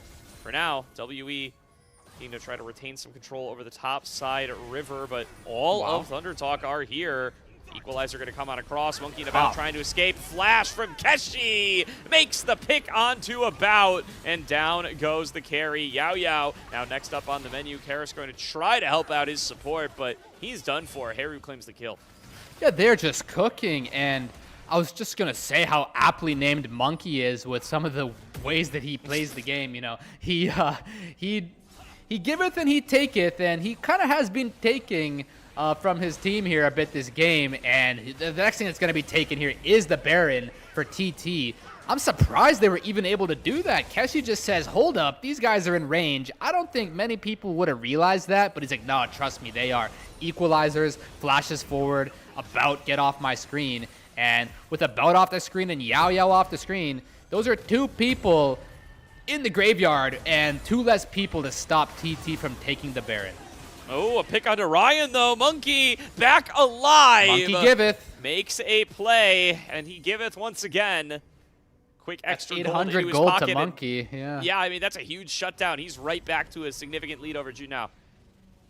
That's exactly what they needed, I'll be honest, because that's going to completely stifle this Baron push. Ryan, I mean, he didn't lose flash here. He only ulted away the Transcend oneself and then dashing, but Monkey expending his flash for that, super worth it. They're going to still have a solid 2 minutes of Baron here.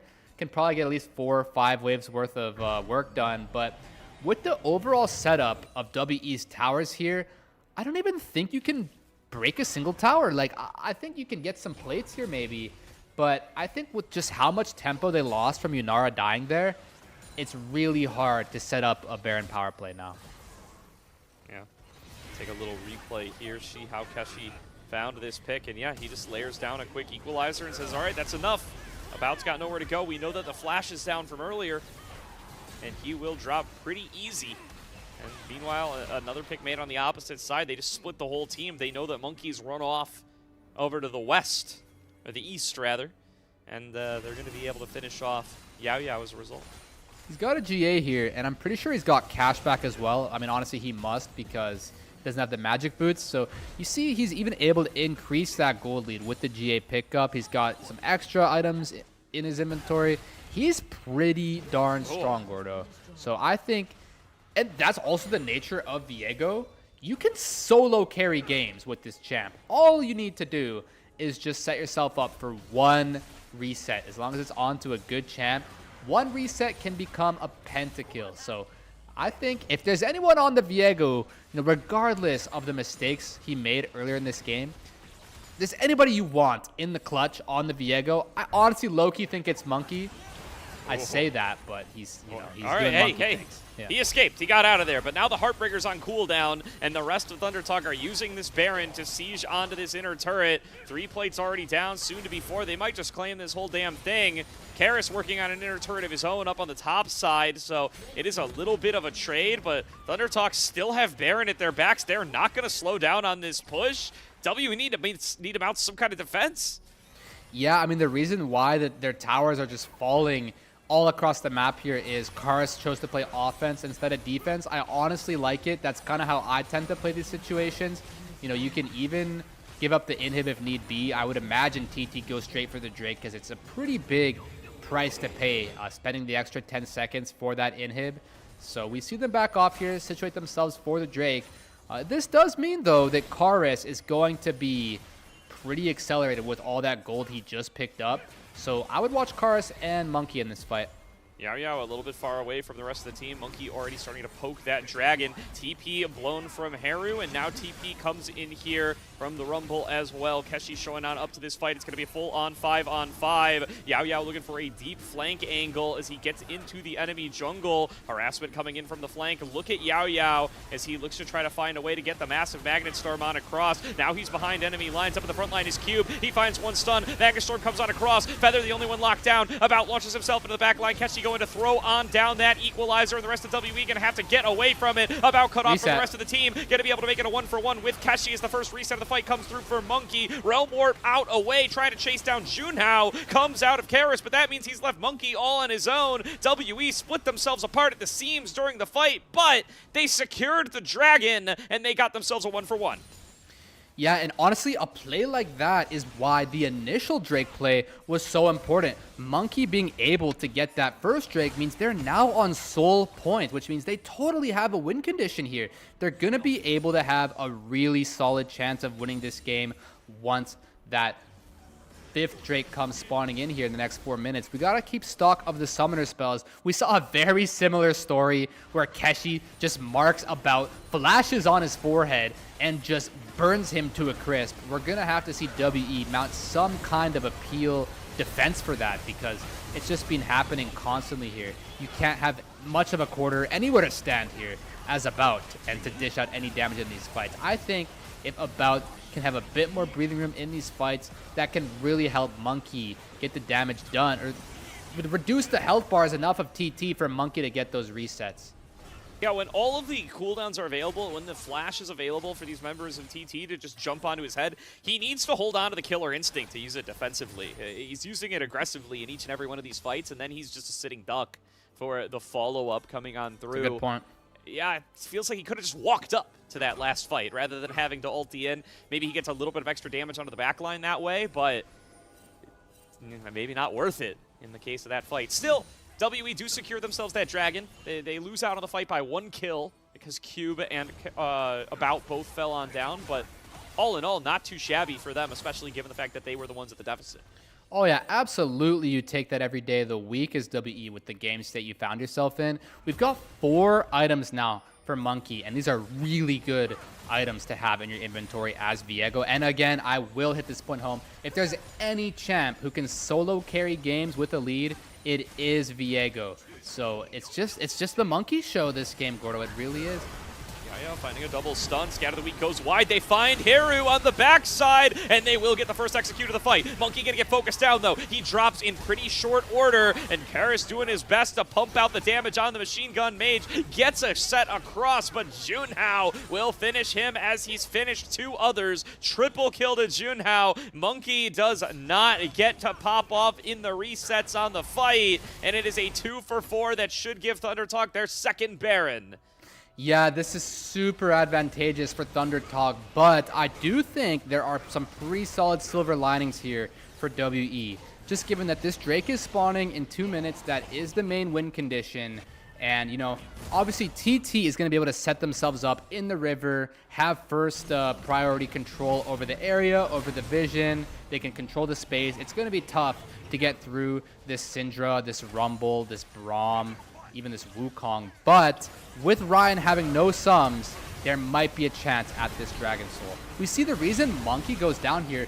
He transforms into Syndra, and guess what? You don't get to keep your Guardian Angel when you're a different champion. So Monkey had a GA up that entire time, but unfortunately transforms into probably the most squishy champion on the enemy team and just gets one tapped before he can turn back into Viego. You can only wonder if he starts resurrecting there, perhaps he can swing the tide of that fight. But again, silver lining, he's got his GA for this upcoming fight. Ryan's got no sums, so I mean, hey, why not just turn into Ryan?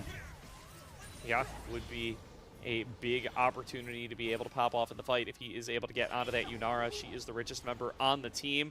I mean, even Keshi maybe not going to be too poor of a target as he's got plenty of money in the bank, but instead WE are kind of avoiding the fight entirely. They're going to just try to race through mid, but they're up against Baron and 3 Grubs. They will not win this race. They've got to get back here. They're going to lose their bot lane inhibitor.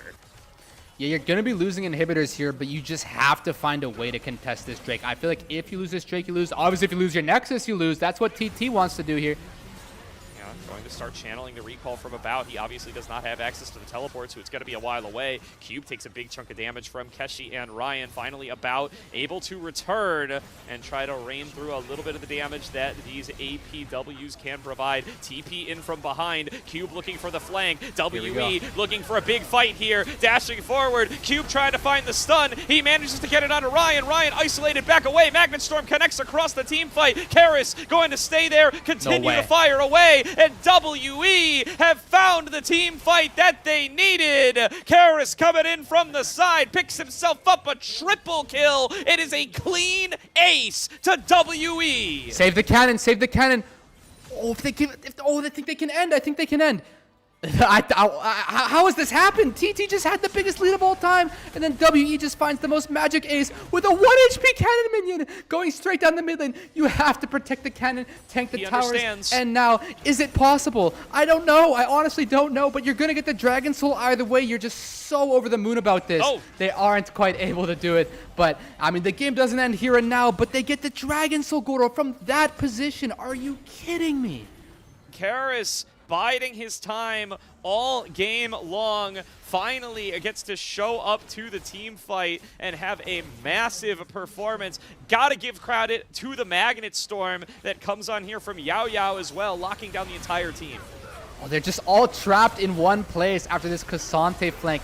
Barely buffers the spells he needs to. And just look at the Magnet Storm on literally all of the members of TT. I kind of see what they're going for there, and I don't mind it. You're just forcing the fight to take place around there instead of around the Drake, because understandably, as you start all retreating as a team towards the Drake, it just gives WE the opportunity to come from multiple angles, but I just don't think they quite accounted for how useful Cube's TP could be in that fight.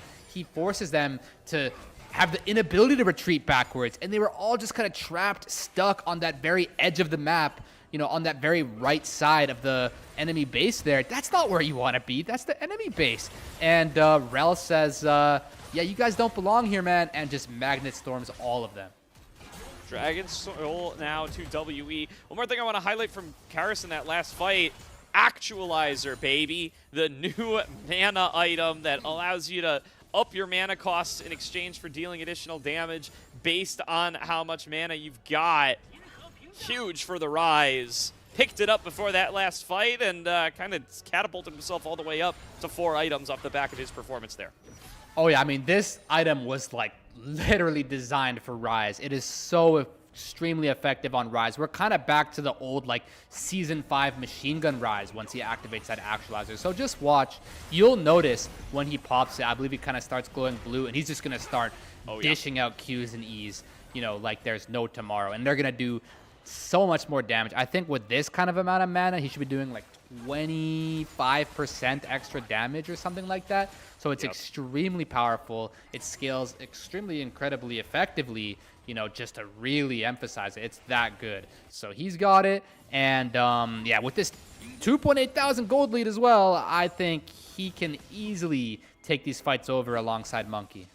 Yeah, he's a menace in the side lane, so they're just going to put him on clearing out super minion duty, or maybe actually they're going to put About on that assignment just to try to get a little bit more gold into this Kai'Sa, going in for that full AP build, as many are starting to go for on the later game Kai'Sas. Giving yourself that additional poke, going to be affecting these health bars at a range that just nobody on Thunder Talk can respond to.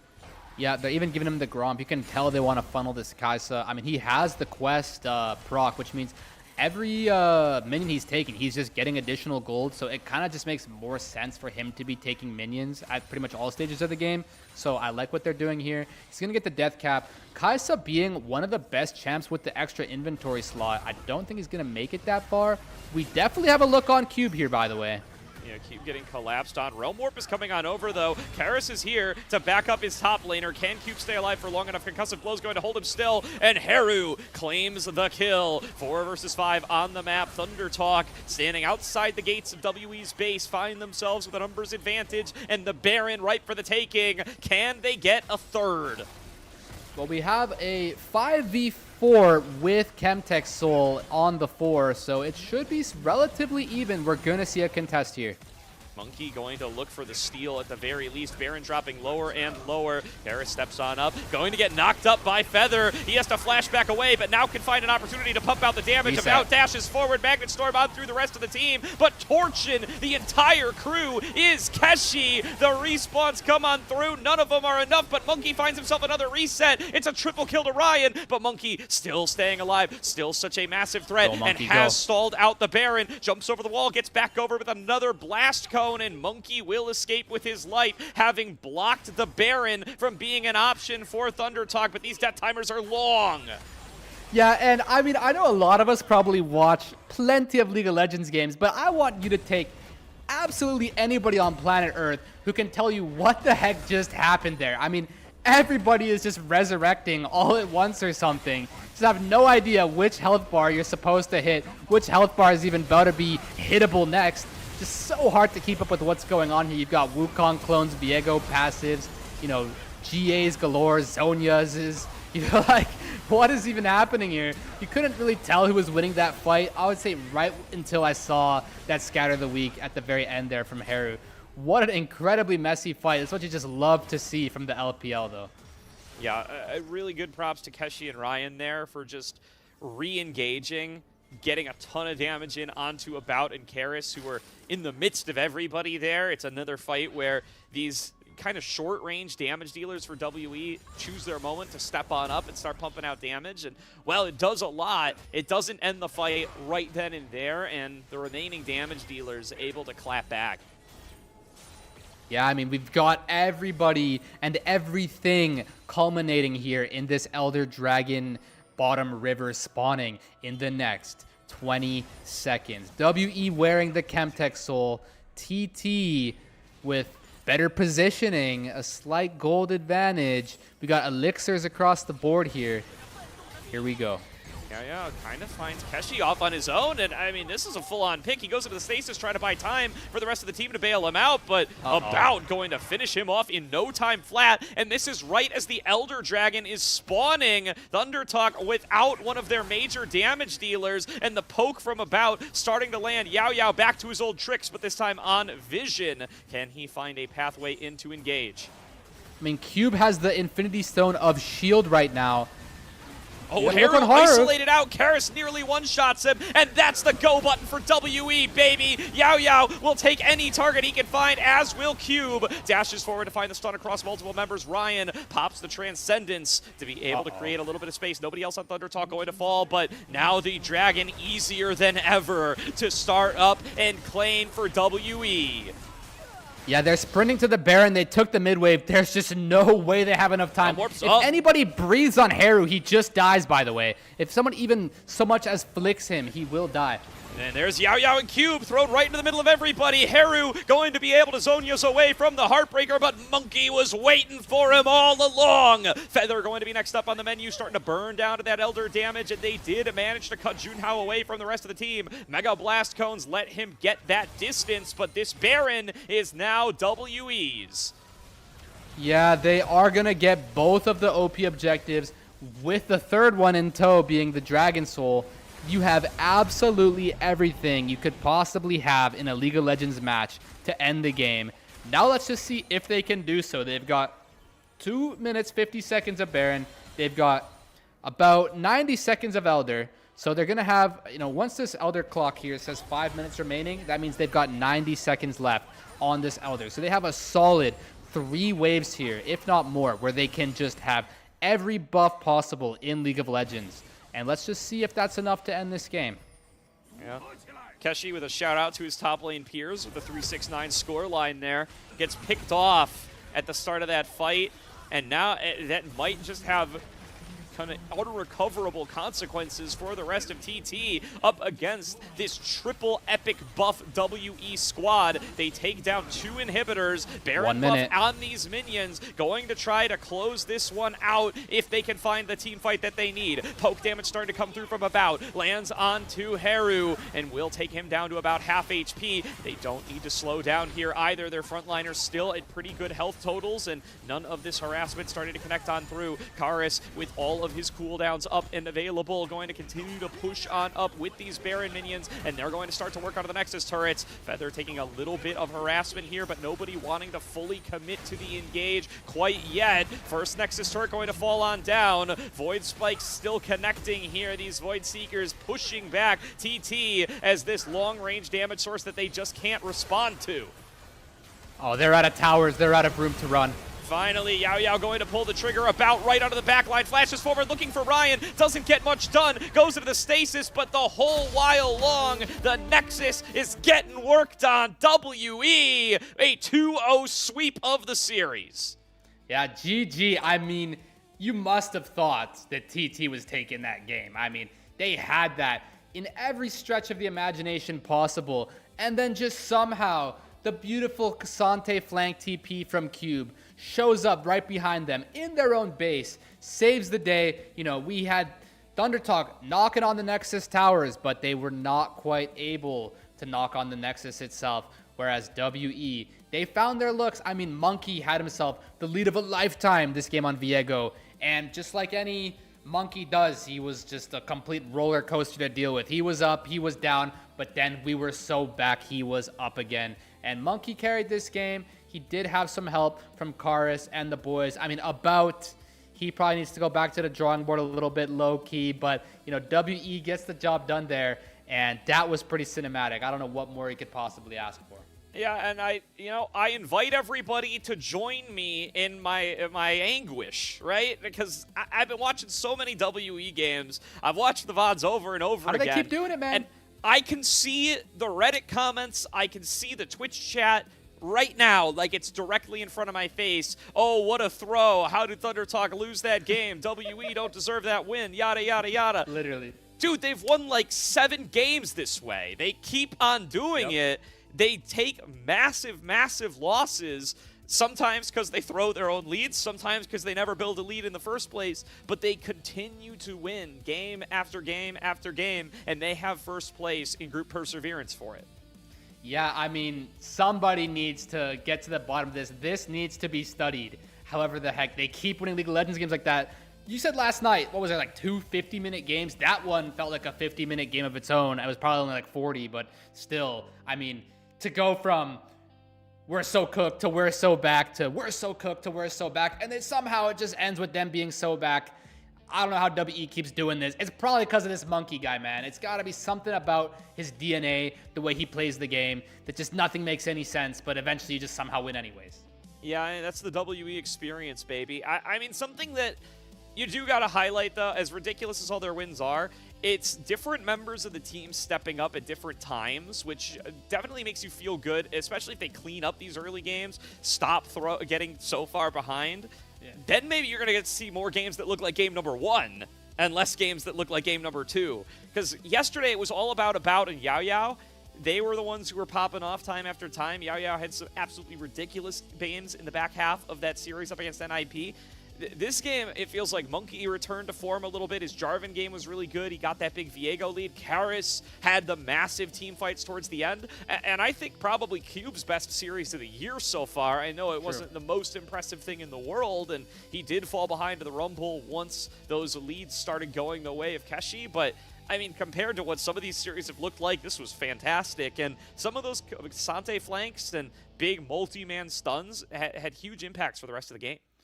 Yeah, that's absolutely true. In both those games he played, in the Scion and in the Cassante, he was the better top laner today. We were going into this series thinking Keshi's got the best stats, Cube's got the worst, so that should be the narrative here, that there should just be this huge top gap in favor of ThunderTalk, but it just wasn't the case. The drafts, I don't know what it was, and then Keshi in game 2 just kind of fall into the wayside there from that pressure from Monkey. Really well played, I suppose, from Monkey. If you think about it, he was able to have Keshi's number this series and make sure that Cube had the onus that was necessary, and he stepped right up when he needed to. He clutched this game, Gordo. If Cube doesn't find that TP look to set up Yao Yao for the ulti, and then obviously all the rest of them to make use of it over top, with the Viego and such, it was really well played. It was also interesting to see kind of About go from being the total best player on the team to probably the worst in the second game there. So it's very interesting. Now, when About's playing super well, they just win the game, that game 1 style, as we were talking about, where it's just clean, it's surgical, they win the game, it's pretty simple, there's nothing much to it. But for some reason, when About isn't doing so well, that's when they get those crazy 7-of-a-kind magic wins that aren't supposed to happen. So I think as long as About performs, then this team can go really far.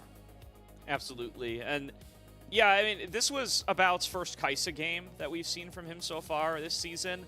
And yeah, it definitely feels like he was playing it like it was the dive composition, even though they aren't really that much of a dive composition. It felt like he didn't quite get the memo and was still just throwing himself in there to start off these fights when the comp doesn't even really demand that, right? They can play a little bit more slow and steady. They can get multiple rotations of cooldowns out from Karis. They can try to whittle folks down and set up for a big pop-off fight from the Viego. But instead, About was kind of right in there getting the fight started a lot of the time. And I think not being able to use the ulti defensively ended up costing him in quite a few situations. And you know what? Frankly speaking, taking a look at this replay here, the game, if this is God tier AI versus God tier AI, if this is supreme perfect ideal League of Legends, the red team should just automatically win the game there. But no, the blue team here in TT found themselves plenty of looks this game and had themselves a really solid fighting chance where they were favored to win for the vast majority of the game thereafter. But alas, it just was not enough. Because I think just the way they played it at the end there, they were forcing the issue much too hard on the enemy Nexus towers when you probably had a good enough angle to back it off, close the Baron buff, and just secure the Drake. But they really wanted to end the game there and then. Again, I do somewhat understand it, but you've got to expect that kind of TP. There must be a way for Cube to flank you there, and indeed there was. Indeed there was. The deep TP eventually does pay on off here. They did successfully stop the big multi-man stun from coming on across, but yeah, I mean, Yao Yao big in this fight too. This is the one that turns around the entire game. Multiple EQ combos that land on 3 or 4 people from Karis. Probably jumped up his end of game damage stats by 5k plus there. Oh yeah, with the actualizer alone. With the actualizer, just he was so actualizing much damage. That was actual. Yeah, and that was the exact moment when they actually threw the game for TT, because they had pretty much checkmate. They had check at the very least. They could have definitely taken out the king in the Nexus, but I think they just saw it in the palm of their hand. It's so close, but unfortunately it was so close but so far, and they were not able to get the second Nexus tower and the Nexus itself. And it's just really well played from WE. They kept themselves in fighting reach, in their chances of winning. But they bid their time. They waited for their moment, and when their moment came, they struck true. So well played to them, taking home the 2-0 tonight. Yeah, I want to see the Karis player of the game. That would be his 3rd player of the game on Rise this season so far, by the way. I keep saying the Karis Rise is the new Karis Akali, baby.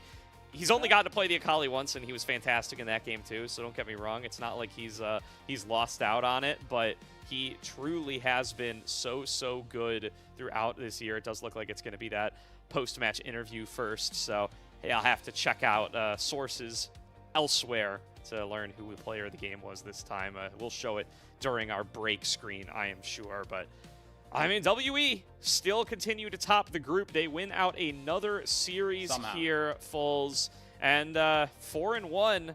I think they've pretty much got it on lock now. They're at the very least going to be one of those top 2 with the better playoff seeding.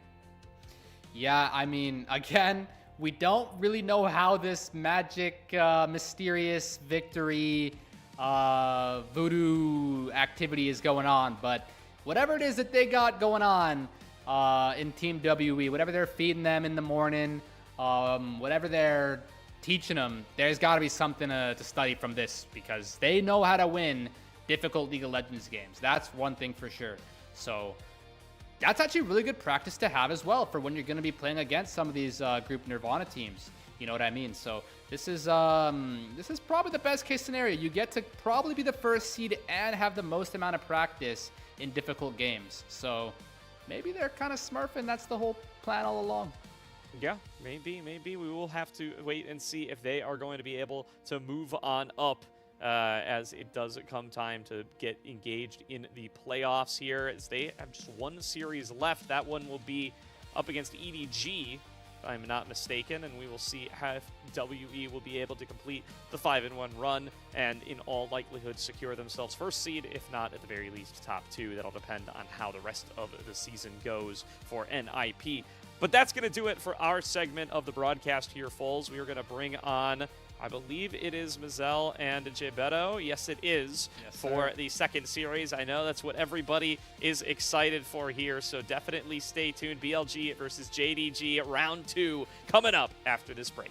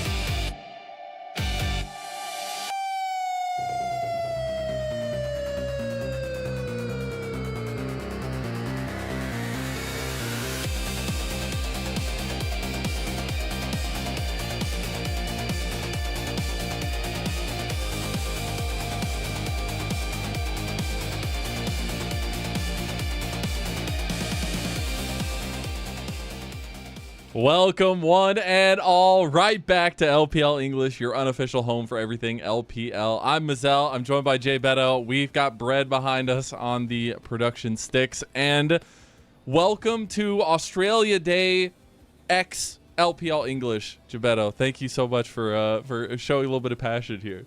Is it kombucha? Just kombucha. Cheers. Happy Australia Day, everyone. Appreciate you, man. Hey, gotta represent. And we should have a little bit of fun with that tonight because we got some big dogs in the fight here for this one. It's gonna be a lot of fun, especially teams that recently just faced off and probably was one of the biggest upsets of the season so far. As we're going to get into BLG versus JDG. Should be a banger. I know that's what everybody's been waiting on today. And BLG themselves, they are the person or the team that everybody is watching. How good can this team get? It feels like they found their form.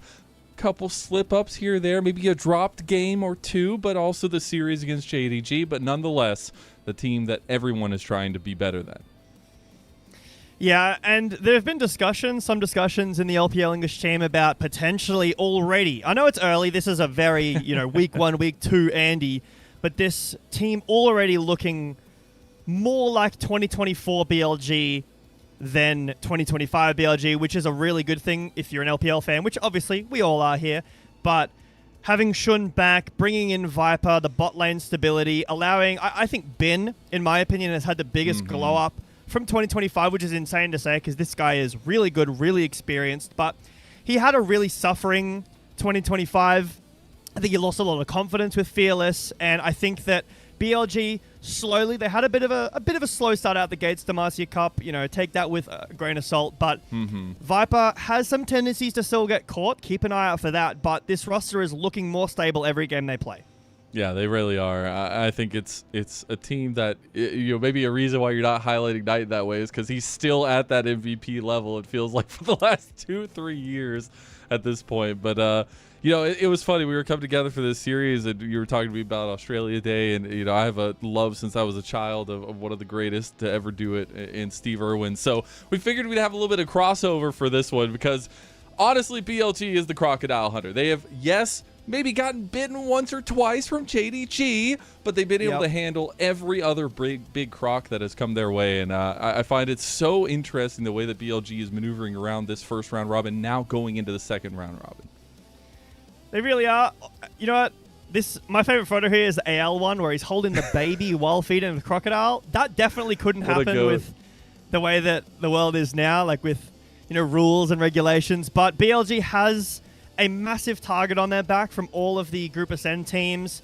They've done their way with everyone, except for JDG. JDG is the only team they haven't been able to beat, and they lost pretty convincingly in that first series. This is obviously the rematch. This is BLG's first series in round 2. So keen to see, and in fact, not only that, but JDG played BLG. They obviously played with Weibo against Weibo, which we'll talk about in a second. But BLG, it's a back-to-back match for them. They played against JDG. 3 days later, they play against JDG again with nobody else in between. So they'll have to improve on their prep. They weren't prepared for what JDG brought. The Malphite was a big issue there. So see if BLG have made any big change-ups for this game. They're going to need to because JDG, while you kind of foreshadowed to it, did drop a series against Weibo out of nowhere, it felt like. This JDG team, while we look at their roster, still has been so impressive. The way it's come together under Tabe, the direction, the decisiveness they've had, especially the combination of Junja and Honkyu. I think they've had some wonderful moments together. The synergy that they always pick through each other is so incredibly used when they hit the rift, and I want to see a little bit more of that today. I want to see if they continue to press on those buttons that they did against BLG that first time around.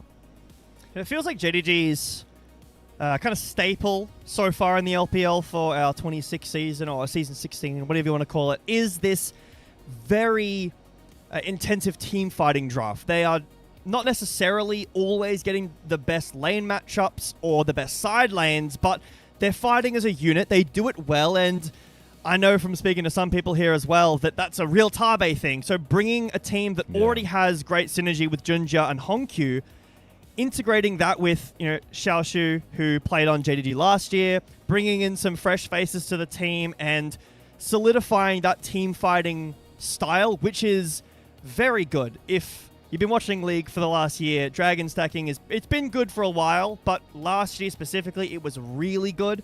And this team is really good at team fighting. Yeah, and that's going to have to be on display today as we have an interesting matchup we wanted to focus on. Obviously, we've talked so much about the newness of one side of this and the veterancy of the other side, but BLG's Knight has been an incredible player for as long as I feel like I can remember at this point. Honkyu is that big up-and-comer.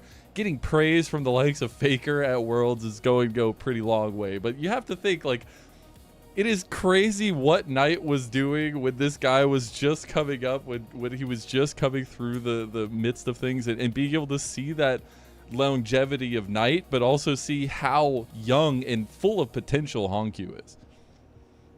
It really does feel like an electric matchup. I think that they both bring similar roles to their teams. I think that when both of these players are shut out, when they can't have a great game, they don't look anywhere near as good. And you can see that in BLG's performance in Demacia Cup. Again, grain of salt, however big you want that grain of salt to be.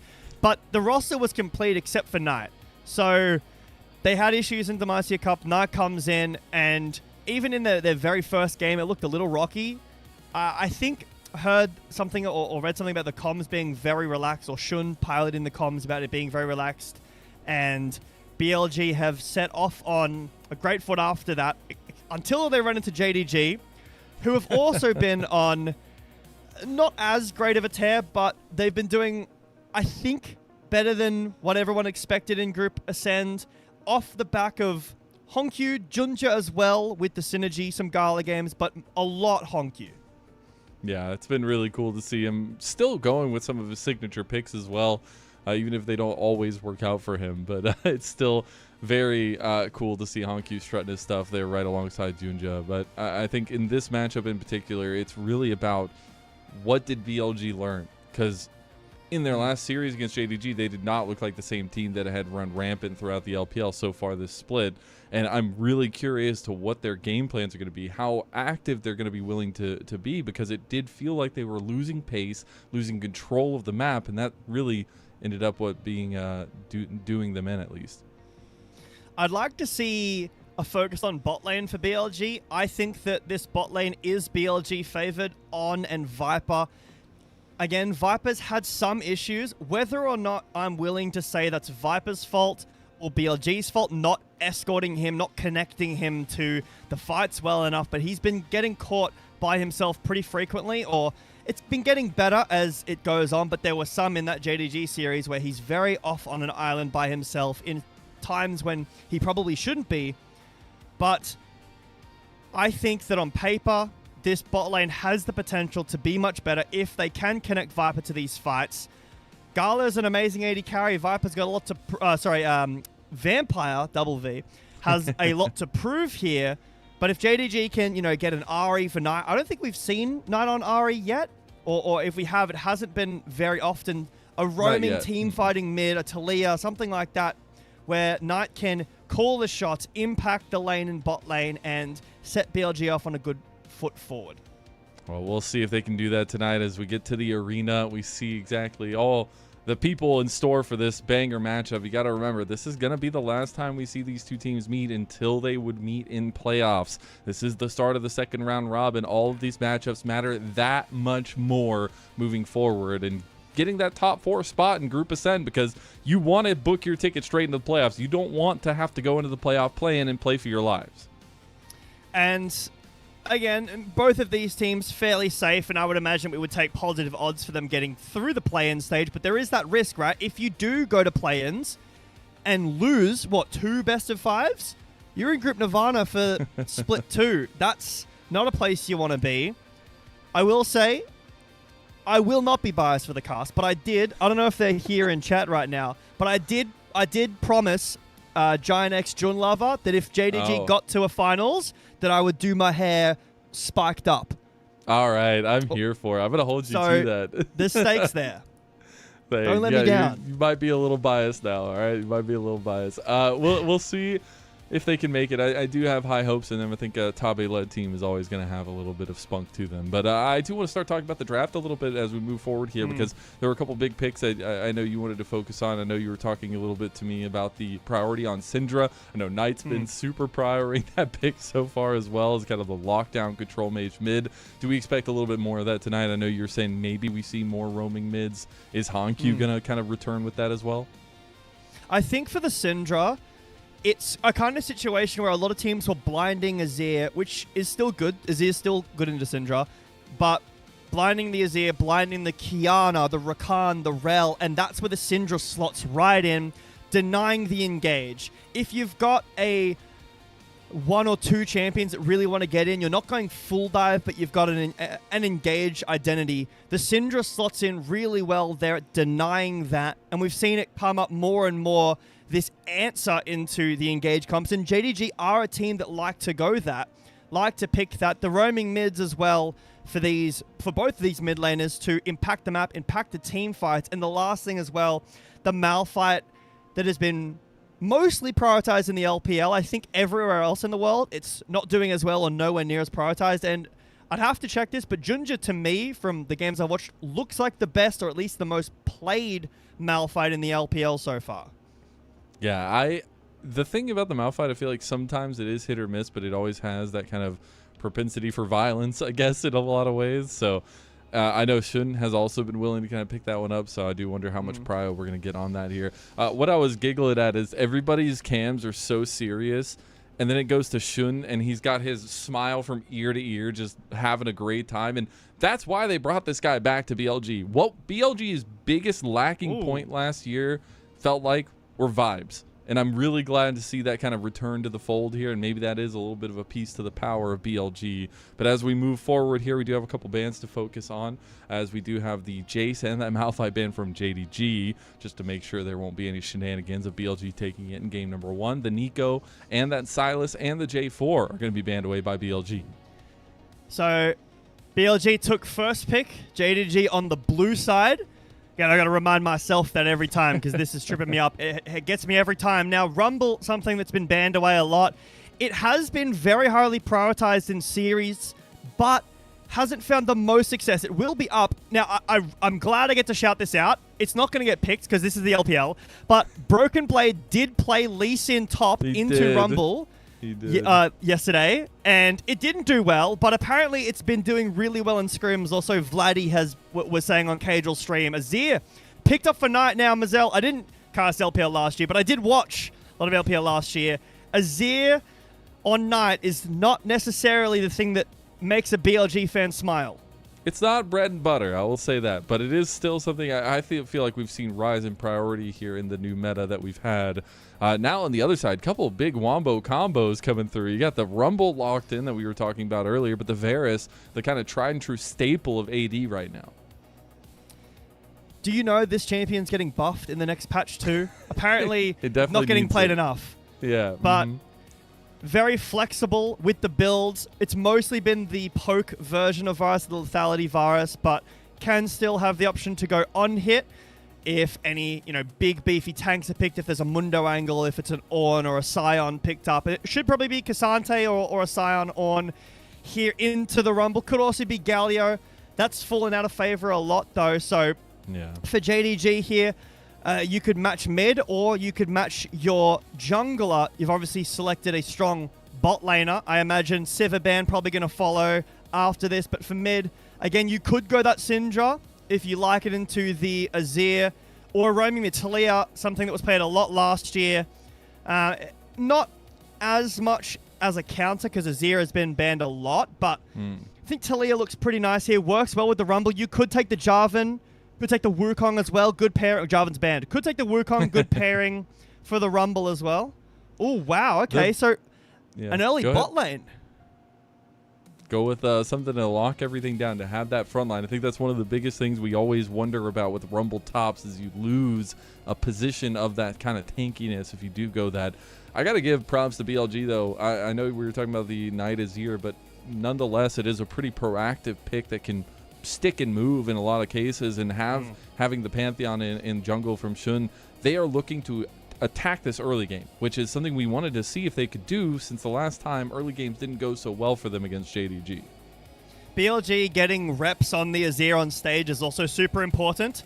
Makes a lot of sense. Now, I imagine the Alistar, actually, as I'm thinking about it, is to stop Sivir, because that matchup's completely unplayable for Sivir. So now JDG don't have to waste a ban on the Sivir, because it's been played a lot into the Varus. You just pick the Alistar away. You do have to undergo bans against jungle and potentially against mid, but Hongqiu should be able to reach fairly deep. They do have counter pick here if they want to keep mid for counter pick, but Yunara still available is a bit of a surprise to me. I would have expected, a bit more priority on this champion. I think it's been, pardon me, doing very, very well. There it is, nice ban away. So, I mean, what are we looking at here? Jhin, not too bad. Something that's got range into Varus. I like the Jhin. Could be an Ashe look, but it's a tough ask for Viper. He's a rock for this team. Do you want to put him on something that's going to be able to support Knight, who's not on his most comfortable champion? Do you want to give something to Viper, like an Aphelios maybe, to try to add some more damage threat to this team comp? The Yone ban here, so just, making sure Hongqiu can't do anything too crazy in that mid lane.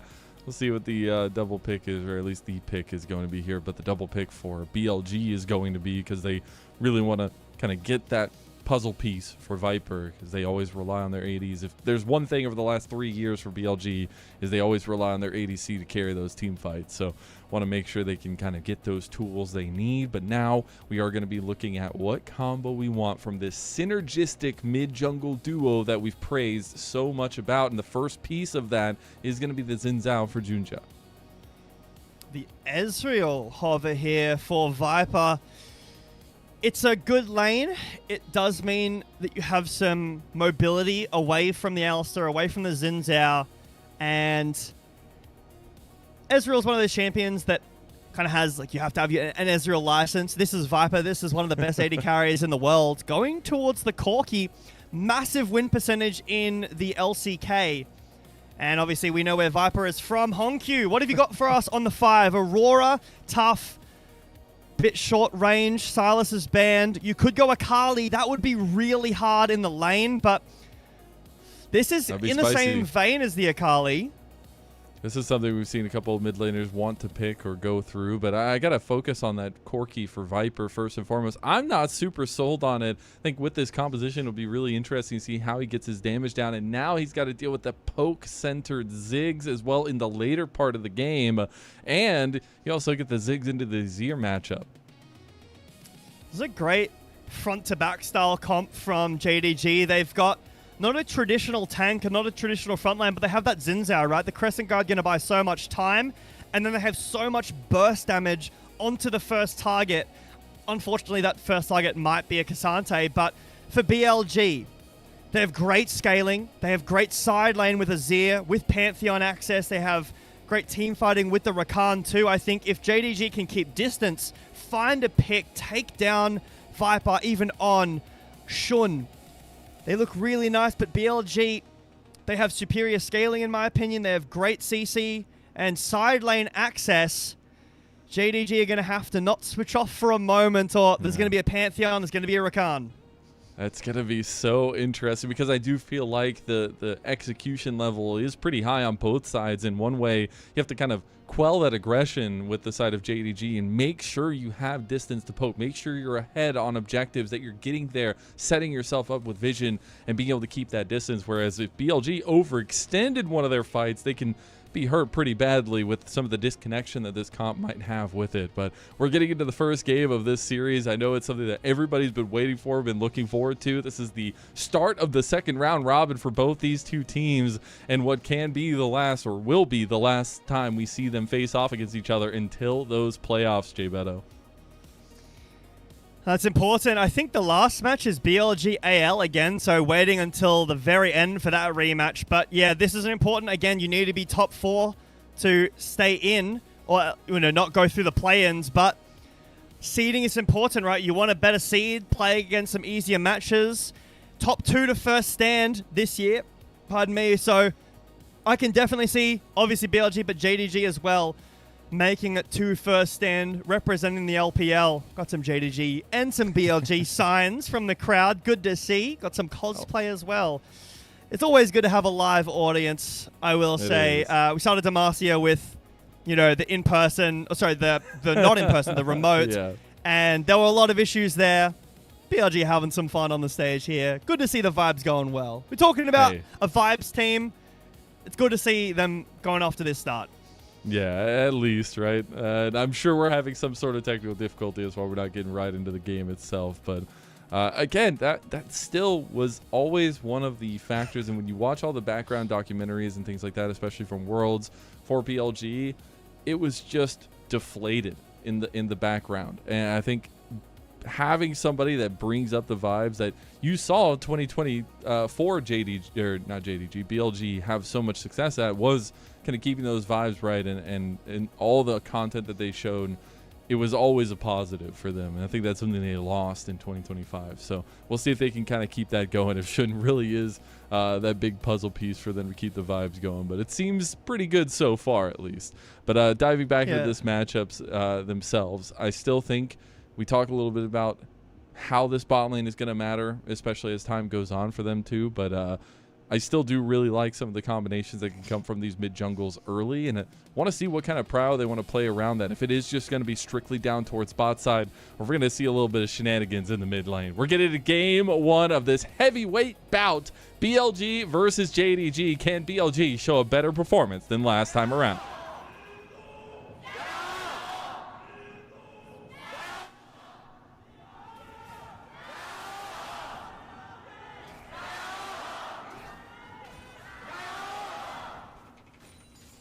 Now, Mazel, I don't know if the mic is just closer tonight or there are a lot of eager fans on both sides of this matchup, because that was some of the loudest crowd chants I've ever heard. Yeah, I think some of those mics might have gotten busted a little bit there. But, hey, I'll take the loud gyos. I'll take the passion, because I think these two teams deserve it. And we'll see if they actually pay off on that one tonight. But we're already getting a little bit of lane dominance here, and we'll see how exactly it continues moving, as both junglers will be starting on their top sides. Yeah, again, remember, this is not Knight's most comfortable champion, but I think it is really important to get reps on stage on a champion like Azir. We know what certain players can do with this champion, and it's important to at least have it in your wheelhouse. You don't have to be incredible on it, but being able to take it away from other players, like being able to take it away from Hongq and perform okay, and even potentially pull a win out of it, obviously.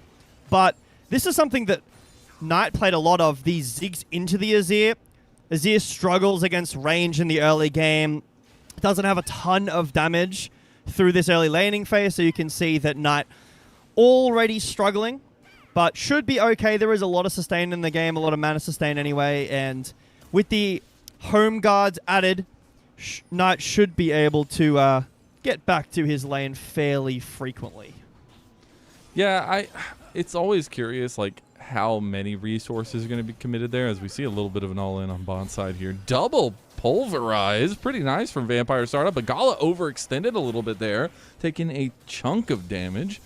So it will be about half health for both. Another Grand Entrance connects, or at least the Grand Entrance connects from On. A little bit more damage. Some poke maybe coming through. Going to miss a little bit from Gala. But Junja is already here. The speed clear has come through, and Shun will end up having to go to the other side of the map for the other scuttle. Little punch out here. There's that early TP back from Knight. But it won't result in a whole lot. It'll just be the scuttle for scuttle trade. So very nice there from our junglers to find a little something. Junja hovering now behind Viper and On. Nice little TP here from the lethality virus. Again, it will be the lethality virus. JDG have a ton of range. So if they do play their fights well, which there is a ton of engage on the other side, like that's really crucial to this argument. Yes, JDG have so much range through all the early game, mid game, and late game, but Rakan, Pantheon, these are guaranteed confirm engage tools. It's not a Rel that's struggling to find a Q, or a Nautilus that's going to Actually, Nautilus has ult. That's a bad example. But you know what I'm talking about. When Yeah, exactly. these champions, nice headbutt pulverize. Good combo there. And Gala not staying around to take too much damage on the back end either. So he'll get a nice health advantage there and maybe even force an early back from the BLG bot lane. And there is Home Guards, Season 16. Right, Gotta does love want to it. make it a little bit easier to help. But I will say no lane swaps. It's basically dead. There have been like 1 or 2 for some grubs prioritization. But in a lane like this, you would see like instantly lane swap. And that's a testament to how well Gala's playing this lane. Alistair is not a good laner, especially level 1. So to push out bot lane as aggressive as he has been, Gala's been doing quite a good job. The good thing here, that's pretty cringe. Honky's BM in here against Knight, bro. He's like, I had your number last time. Don't even matter. I'm already up. I like think it's really 15 important. CS. It's very important for this series, Zell, because I mean, Honky is on a champion that can't really dictate the game and how it goes. That's more on Junja's shoulders this game. But shutting down Knight, if this can, like, it's already 500 gold. It'll even up now. Hold on. Nice little combo onto On, but very slippery this virus. If Knight continues to fall further and further behind, when these team fights come around, he won't have the damage. He won't be able to go in and find any shuffles. And that's not been Knight's bread and butter, like we mentioned, on this Azir. So finding angles like that, I will say, like, to give him credit, is really hard. You've got to have an eye for it. So it does, like, it's really unfortunate for a player like Knight, who is incredibly good. Like, let's be real, he's really good. To have a champion just one like this that he's not very comfortable on, that just destroys everybody. So you kind of have to either have something into it or be able to play it. Bit of posturing here around the dragon. Yeah, they really More are. JDG members.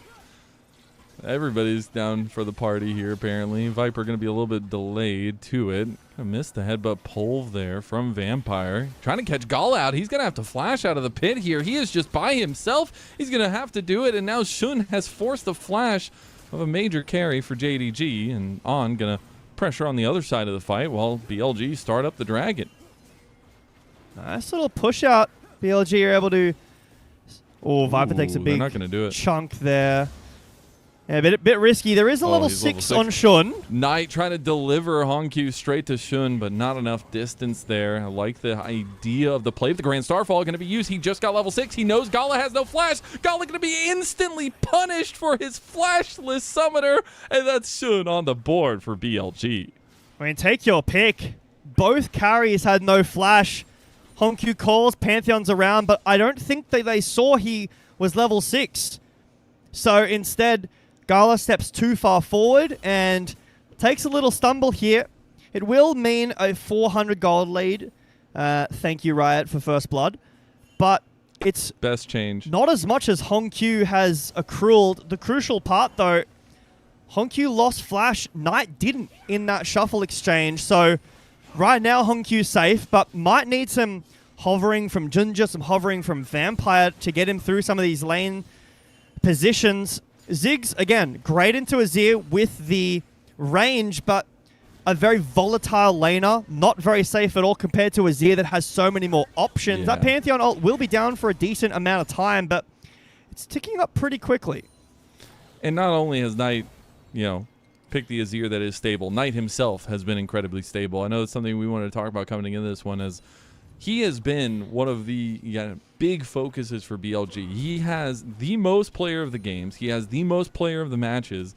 And he has just been on a tear. And I don't know if that's any different from any other year of these last 3 years of the LPL. Yeah. But the consistency is insane. I mean, you don't get to have a nickname for just being any Joe Schmo. So, I mean, Knight, one of the best players in the world, period.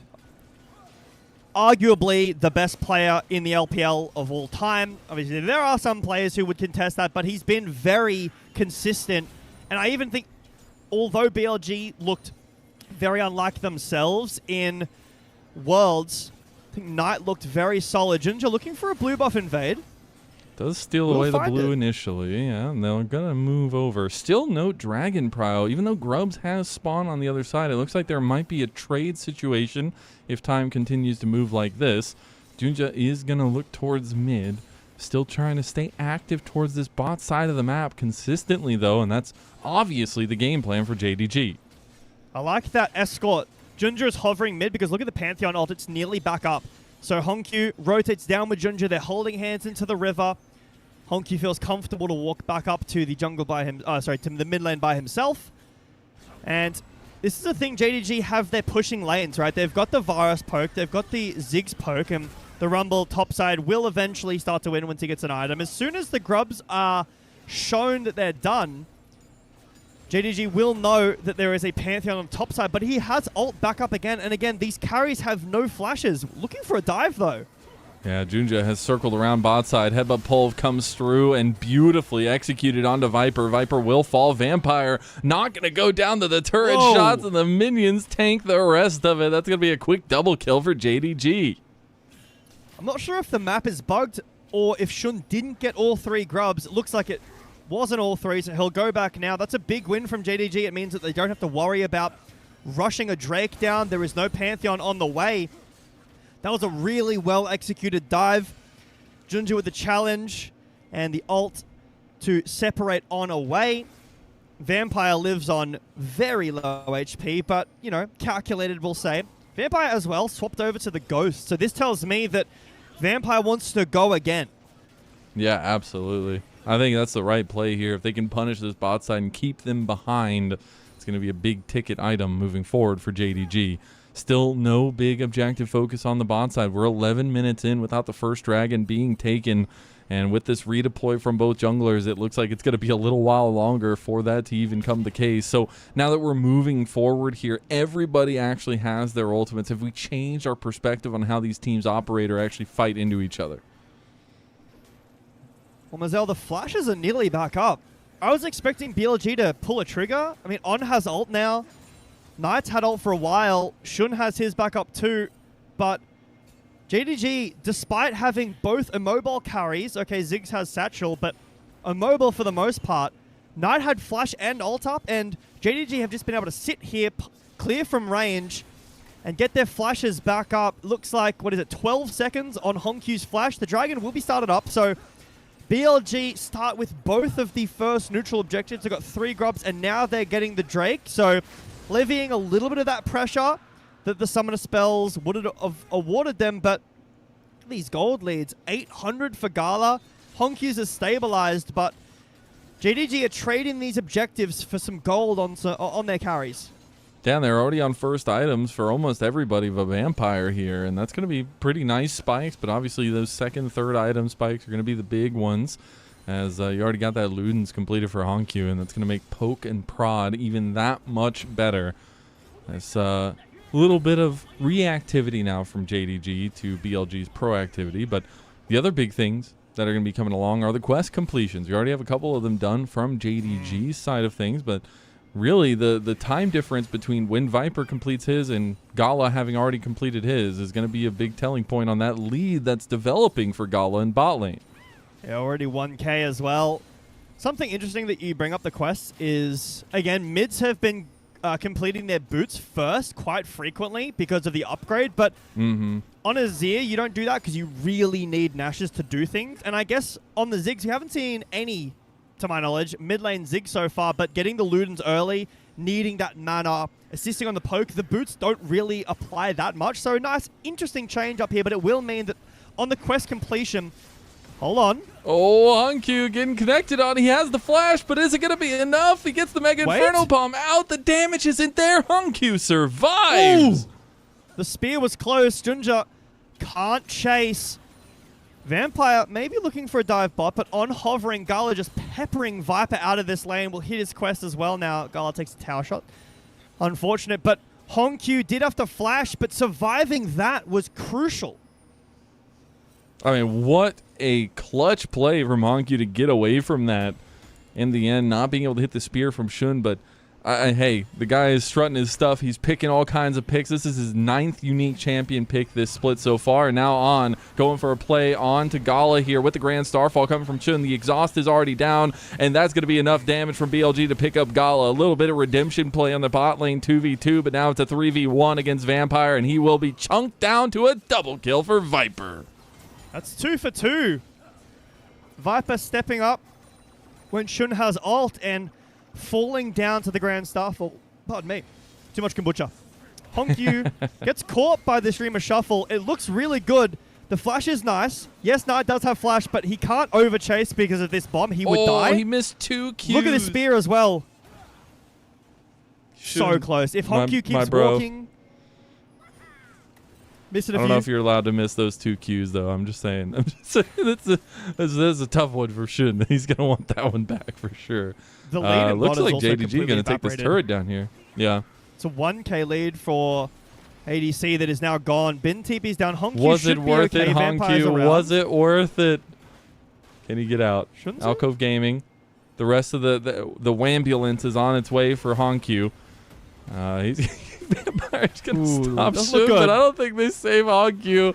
And unfortunately, Honkyu has now been introduced to the power of the top lane. And Bin will actually get himself a kill here.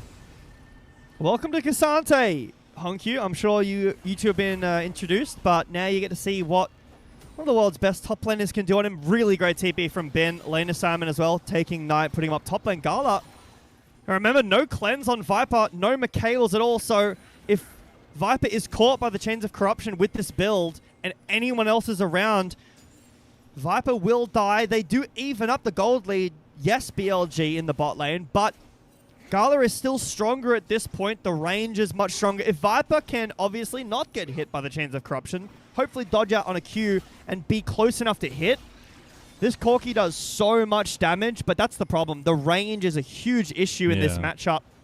Now starting the Herald, this would be JDG's first neutral objective of this series, so finding some punchback, but look at BLG.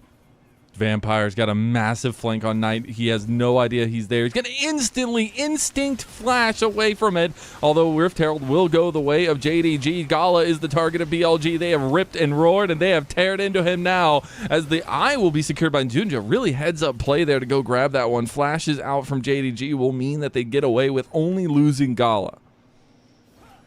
It's kind of a flip of the script here, Mazel. Hang on. Let me catch By the way, this 6 flashes just got burned. And Vampire, unfortunately, doesn't have his anymore. Well, he'll be able to get out, so that's 7. Look at the flashes all spent. But the best part about this for BLG is that Shun's is coming up and he has ult available. So again, these are mobile carries. The Varus, so prioritized in the LPL, has a very, very high win percentage. I think it's 70% nearly, or 70-odd%. And Shun uses the ult into mid lane, but nice cover from Vampire. This is the kind of the problem, though, with this JDG draft. Great lanes, like we were talking about, but the side lanes, the side lane access with Shun, very difficult for JDG to step up anywhere without hover from their support / jungle. So Knight flashes, but immediately it's the pull on the Gala. They just go in on him. He has flash up. He wastes it. Oh! Still dies. Shun. Almost had a deja vu there. Almost a pick onto Gala in the end. Rift Herald got used by JDG in mid lane. Honky's going to try to sneak up to take this one. He might give his life for it. Okay, he's going to walk away safely over towards Junja. So that'll be a second turret for the Zig. So trying to chunk back this gold lead a little bit. JDG are going to go for their second neutral objective. This would be their first dragon, but still about a 1.2k gold lead for BLG. It's a very close game. It is a decent gold lead, but it's very split up. Cassante 500 gold, that's pretty much irrelevant. You know, he has full items, so does Xiaoshu. Mid is 100 gold, Corki up 400, support doesn't matter at all. So, yes, it's nearly 2,000 gold, but no one individually has a massive gold lead. It's just a couple of components in favor of BLG. JDG used the Herald to get that mid tower with Honkyu, so very nice macro play there, and are also able to secure themselves a Drake. Now, this is something I've been thinking about. I feel like there's been way too many Chemtech Souls so far this season. I feel like every second game it's Chemtech Soul. Knight. Oh, he stopped a one. That was such a big brain play from Knight. He knows he can't get pushed, so he gets pushed upwards into the other side of the ultimate. My God, take a picture, because that was incredible. Again, this is a champion Knight's not known for, or more has been known to not perform on when it matters most, but again, these on-stage reps, that was even gold before that play. Knight now up Nearly 1,000 gold, 850. Sizable lead now. We were just talking about individual gold leads. Yes, there's the 500 on Corky, but this 850 lead for Knight is important. 3,000 gold lead for BLG in general. They are outranged, so Knight has to be careful, but Honkyu is really suffering in these side lanes against Azir. He is. He just has no safety there, and now with no flash can be punished yet again. He's going to be close to that second item, but that gold lead is starting to get out in front of JDG. They're going to continue to try to push this one as well. BLG looking for a dive on bot side. Grand Starfall going to be used. They're moving on to Xiaosu. He's just completely locked down. Will go down, but now the TP coming in from JDG. Reinforcements have arrived. Sound the horn as now Gala. He was those reinforcements, but he will be brought down to the dirt just like his friend. And that is going to be 2 kills to BLG. The lead ballooning to over 4,000 gold now, and they could even push this tier 2 if they want to. It's the side lane pressure, Mazel. The side lane access. With Shun, with this Azir, with this Rakan as well, that provides so much threat onto the backline of JDG. Yes, in lane, they're strong. Out of lane or in these side lanes, they're not. Junja going to get caught too. Uses the Crescent Guard really nicely onto both members, but now Knight is right in his face. A little bit of damage back down, and Vampire can do nothing but watch. He goes in late, trying to get the kill there in the end, but Unbreakable will be popped. Mega Inferno Bomb going to be dashed and flashed out of by On. JDG can't find any recompense, and they will just lose their jungler. JDG struggling in this first game. Down now 5,500 gold, but they really don't have an answer. Sometimes the gold and dragons might be irrelevant, but it's super important in this game. The carries are very good late game. There's just nothing that JDG can do when these side lanes are affected. Gala TP's in, the tower is alive, but back at live, Honkyu again is the side lanes. What did I say like a minute ago? He has no more flash. They will just find the pick. And this BLG is a BLG to be scared of. Last time around, JDG took the early games, took the map away from BLG, and they couldn't do anything about it. They lost 2-0. That was brutal. But BLG have learned from their mistakes from just their last series, which was just played against JDG, to now come into this early game and say, no, this is ours. Be active in the side lanes. Be active in these pick moments. And they've done so beautifully so far, 21 minutes in. If JDG, even despite the gold deficit, could get, one more item on their carries here, hit from range, BLG couldn't really do a whole lot of anything. But again, it's the side lanes. BLG finding impact with these side lane kills. Shun on this Pantheon has provided so much pressure, and because of the lack of vision that JDG have, it's so difficult to be prepared for the Pantheon. Where do you want? In the lane? A random brush to predict that Shun is going to ult from? There is no way of knowing where or when this Pantheon is going to come out. If it was different, if it was a Ryze in the mid lane, if it was a Talia, if there was a Nocturne, you could answer it somehow. The Ryze is very tanky. He's got his own global to get out. He has CC. If it was a Talia, with the shove away, it would be really nice. If it was a mobile ADC, someone that can sit by themselves, a Yunara might even be okay. But because they're both so immobile with no agency by themselves, Shun has free reign. On a little bit of trouble there, as you saw Viper doing a wonderful comeback job in this series, or at least in this game number 1 of the series. He was down like 1,000 gold to Gala, and now he's up almost 1.5, but I guess that's what happens when your whole team is winning out.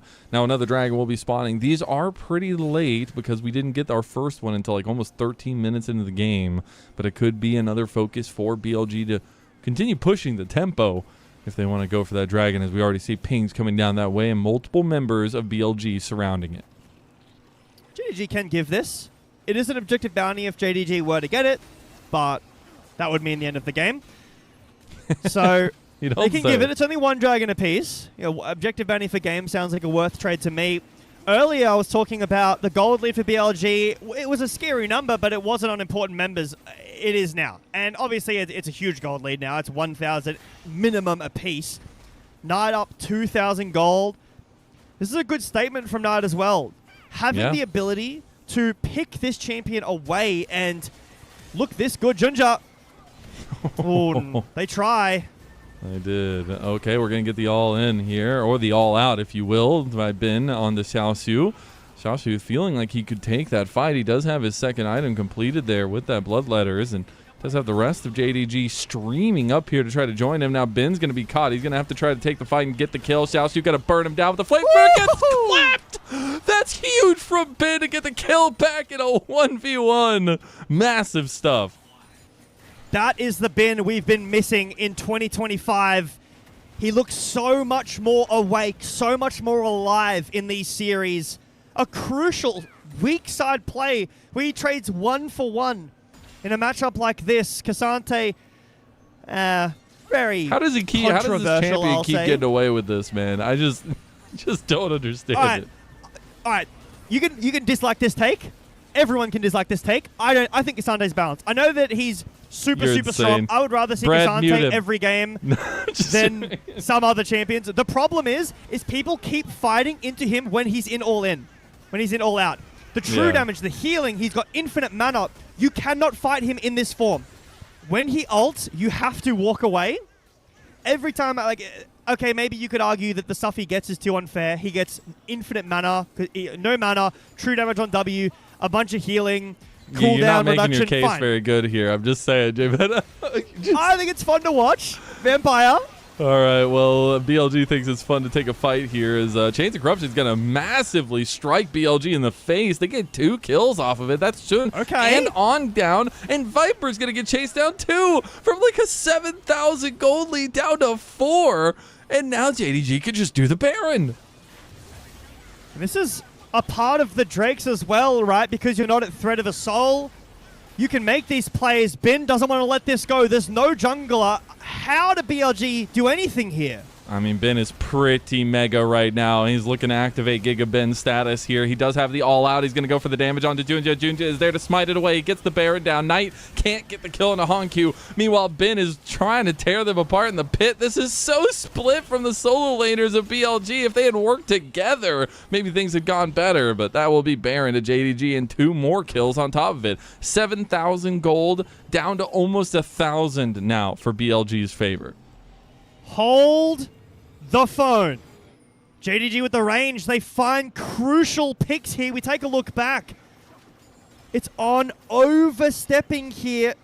Cassante is in bot side, but BLG try to look for a pick before Baron, and they grossly overextend. Really nice catch. This is the front to back I was talking about in the draft. The Chains of Corruption to start it with. Gala gets the kill. Once the front line is gone, there is no way of closing the gap onto these backline carries. There is a lot of damage. Don't be mistaken. I know it's looked bad for JDG. There is a lot of damage from this backline. It's a Ziggs poke Varus back alive on his court. They're going to catch on again. Mega Inferno Bomb going to be dashed out of, but now Shun is in trouble. They are just desperately trying to find an exit here. Knight will be able to be there to escort Shun out of the fight, but this is a massive gold swing, and after all of that, JDG are about to take back the gold lead 28 minutes into the game, and that is insane. I mean, you can say that BLG fell asleep at the wheel here. They did. They overextended. They got too confident, but BLG not out of it.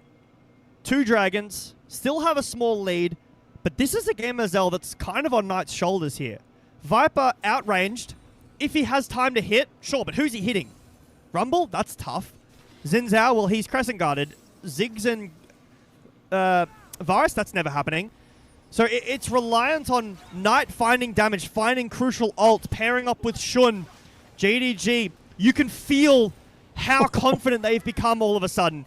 They get one bit. The game's even. They are in full control of the map. This hasn't been a joke that has been in LCK a lot, but the tempo vibes right now, they're in JDG's favor. And the last time these 2 teams met, I mean, you have to think about the decisiveness that JDG had showed, the kind of synergy as a team they had showed, and they're showing that now, that confidence really reigning supreme. Dragon is up. It would be a soul point for BLG, but they're threatening to push down mid lane. Meanwhile, Junja is just going to start the Dragon up. No vision on this side of the map by BLG, but On is on a massive flank. So much poke, Mazel. This flank could be important, but BLG can't walk into this amount of damage. It's dark on the bot side of the map, though. Here They're comes just on. forcing it. They don't need to fight this, and they just force their hand. Chains of Corruption comes in. Ben's getting chunked here, but all the damage onto Ben is fine with them, as Shun blocks the damage from the Mega Inferno Bomb. Ben will finally fall. That will also be on, getting caught by a latent bomb throw from Honkyu, and that front to back is starting to work out. The flash play from Juju. They're going to chase down Viper. 2 Drakes to JDG. When down tempo, BLG cannot walk in against this amount of range, and On goes behind for a great flank, but who can follow that? Shun, maybe, into the backline. That's a sacrifice as well. No one can reach the range of On's engage. So JDG back in the gold lead. 1,000 for Xiaoshu. This 3,000 lead for Gala? Knight, he has to go big. This is On Knight. He has to find something, whether it's a massive amount of damage and kills or a huge ult. We take a look back here. So much poke, so much range. All in Cassante. He probably not going to die, but the Equalizer splits it up. On goes in. No one can follow. There is no range here for BLG. And this is really why I didn't like the Corki, because as soon as you get blocked off like that Equalizer, it literally just stops Viper from doing anything in those fights. And honestly, it's just really good decision making and bad decision making from BLG. And now, I mean, we've had a 9,000 gold swing in favor of JDG. The gold graph is going to be of epic proportion at this point, J Beto. But BLG need to get their head on their shoulders. There's big fights coming up, and another Baron coming up about a minute and 20, and the scaling factor is starting to come online for both sides. On court again, takes a massive chunk. Should be a while before Baron, so On will be fine in that, but BLG finding it hard to walk anywhere.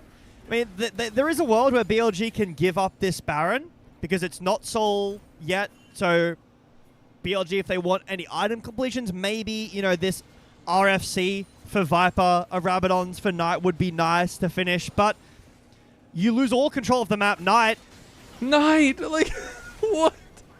He just goes in, nice has shuffle. to use his and then Shun comes over the top. He's going to immediately have to block back, but the Crescent Guard's going to be used. The Equalizer on top of it all. Mega Inferno Bomb as well, doing so much damage. Honkyu is officially online, and I don't know what BLG just did, but it was not good. JDG will take that 10 times out of 10, and now it's going to be more pressure on the map. They're going to move mid as well. I'm not going to blame Shun directly, but whoever said, like, if Knight said I need help, if Shun, whoever said help Knight, massive mistake. Again, one of the biggest benefits to Azir is how safe he is on side lane. Ult away, he dashes, he's out. He has flash up. But Shun goes in to heroically save his mid laner, who is completely safe, sacrifices himself. Nice catch. And now he's going to have to flash out of that one. Decent amount of damage back on a Vampire. Another big tool there used was the GA for Shun. I feel like GA unlocks the Pantheon so much in these fights. Now that won't be available, and Shun himself isn't available now. Baron is on the table, about a minute and a half for the Dragon. The poke is relentless from JDG. No flash on Knight. Means if he wants to find an ult, it's going to be even harder, but both Gala and Xiaoshu have flash. Honkyu might have flash up for this next Drake. Have to see when we hover over him next, but Knight on this Azir, getting closer and closer to this Rabadons, but he has the only gold lead for BLG that matters. Again, big asterisk. 1,000 lead on Rakan means nothing.